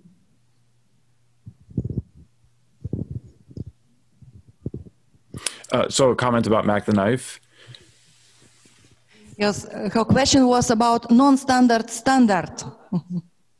Yeah, it's an unusual example, and it wasn't the version, like I said, I had wanted to play an excerpt from the performance that the trio did with the Rova Quartet, just because I thought that was a more interesting and more representative example of the style of the trio at the time. Mac the Knife is a strange excerpt in many respects because it is non-standard. It's non-standard for them, and it's a non-standard, as you say, way to approach this tune. It doesn't follow the typical improvisation head arrangement that we've known since the bebop era. But it does show in this performance, and I wanted to highlight this, I'm glad you asked me about this, Cherkassyn is much more forward in this version than in some of the others. The vocalizing is much more pronounced in this version for the American audience. You know, he had this tendency to sing when he was playing. The comedic aspects are a little more to the forefront. And I sense that this was the case throughout the tour, that they were much more attempting to play to the American crowds with humor than with seriousness, although there were serious moments, of course, and they did play several of their long-form compositions, like Ritardando and New Wine. But these shorter encores show them really trying to appeal to the audience in a more direct way with a more accessible kind of rhetoric, it seems to me. And I should correct myself. Mac the Knife is not the tune of theirs for which we have the most recordings. That's Umta Umta. We have, whether it's one of the polkas or as Umta Umta later on, there are a few more recordings of that than there are of Mac the Knife. So that actually works as a nice parallel for Mac the Knife in terms of tracing their evolving practice. Since we have fewer recordings of the bigger pieces that we can compare back to back, these smaller ones offer us a chance to see this kind of flexibility that develops, and then to question that thesis of Ganelon's, or the assertion of Ganelon's, that his compositions are more or less set in stone. So I appreciate the question. It's a useful way to think about this. Thank you. Do we have more questions? So I have also one more general question. I have to say that I was both surprised and excited by your interest in experimentalism, so in Soviet music beyond the so-called art music scene. Because I have to say that in still ex-Soviet musicologists, they treat this, or jazz is okay, but with especially popular music as some secondary subject. So in this context, I would like to ask you what you mean by experimentation in this so-called non-art or just music beyond this official art music scene? Yeah, that's also an excellent question. It's a complicated one, and that's something that I wrestle with in the introduction to my book, because I'm trying to show that the label, I'm following the lead of the musicologist Benjamin Pickett, who has written about experimentalism in the United States, and he talks about it using Bruno Latour's actor network theory, this idea that experimentalism is defined by the connections between the people that it involves. So rather than any hard and fast definition that experimentalism is or isn't that, we talk about the people that are doing things that we might call experimental and look at how they connect one to the next. So in my book, I start with these concerts in the early 1980s featuring Aquarium, at which you have Valentina Ponomaryova singing, improvising, and then you have concerts with Chekasin playing with Aquarium. And with those networks, I spin out basically the entire cast of characters that I have in my book. Well, and Kuryokin, of course, is playing with Aquarium as well. So the first chapter is the Ganelon trio. Then I talk about Sergei Kuryokin and his performance with Pop Mechanica on the show Muzykalny Ring, Musical Ring. And then I move on to Valentina Ponomaryova. And then I talk about the group Auktion, just because Garkusha and a few of the other performers played with Kuryokin in Pop Mechanica. And then I move on to Sainko Namchalak, because she was involved with Sergei Lietev, who then played with Kuryokin and ties that network together. So I'm trying to get a bunch of different types of music together for the very reasons that you stated, that people don't really talk about them either independently or together. And I think it really offers a very widescreen perspective on Soviet music making in the last 2 decades. And it wasn't just in the 80s. A lot of this stuff had already been instigated in the 1970s and reached fruition in the 80s, but it's more complicated than, oh, this all happened because of perestroika or it happened because of glasnost. So that's why I'm most excited about this project. Because to be honest, when I was working on my first book, people would say, what are you working on? I would say, I'm working on unofficial Soviet music. And they would say, oh, you mean like Keynote? And I say, well, no, actually, I mean Schnitke. And they would always be disappointed. So now I actually can say, well, I'm working on, Aquarium. So. Okay. Some more questions, comments? If we have probably, Peter, you are only starting your morning. I'm sure you're tired, yes. But I have to say that thank again for your really fascinating keynote lecture. Of course, together with Rima and all our participants, we were looking forward to host you in Vilnius, but I hope that will happen in some near future after this very special situation. So, and really your paper, your keynote lecture really somehow I think that interlinked with many other just lectures and papers, and it's really enlarged our knowledge in this topic of music and change. Great. Well, I'm grateful for the invitation, and I had really been hoping to come to Vilnius because I really wanted to expand my knowledge of the Vilnius jazz scene in the 1970s and 1980s, because I know there are a number of experts there. And so I'm hoping that at some point before too long that we can meet face-to-face and talk about things like that and other things. So thank you. Yeah. So thank you very much. And I would like to invite our audiences, our participants, to join us tomorrow at 11 Lithuanian time. So please check on internet the difference, and we will continue our parallel sessions starting from 11 in Vilnius time. And tomorrow we will have our fourth keynote lecture by Olga Manulkina, so from St. Petersburg State University, also on very interesting topic on changes, transformation on St. Petersburg musical scene and Gergiev in the 1990s. So thank you, Peter, and everyone who joined us for this keynote lecture and second conference day. See you tomorrow.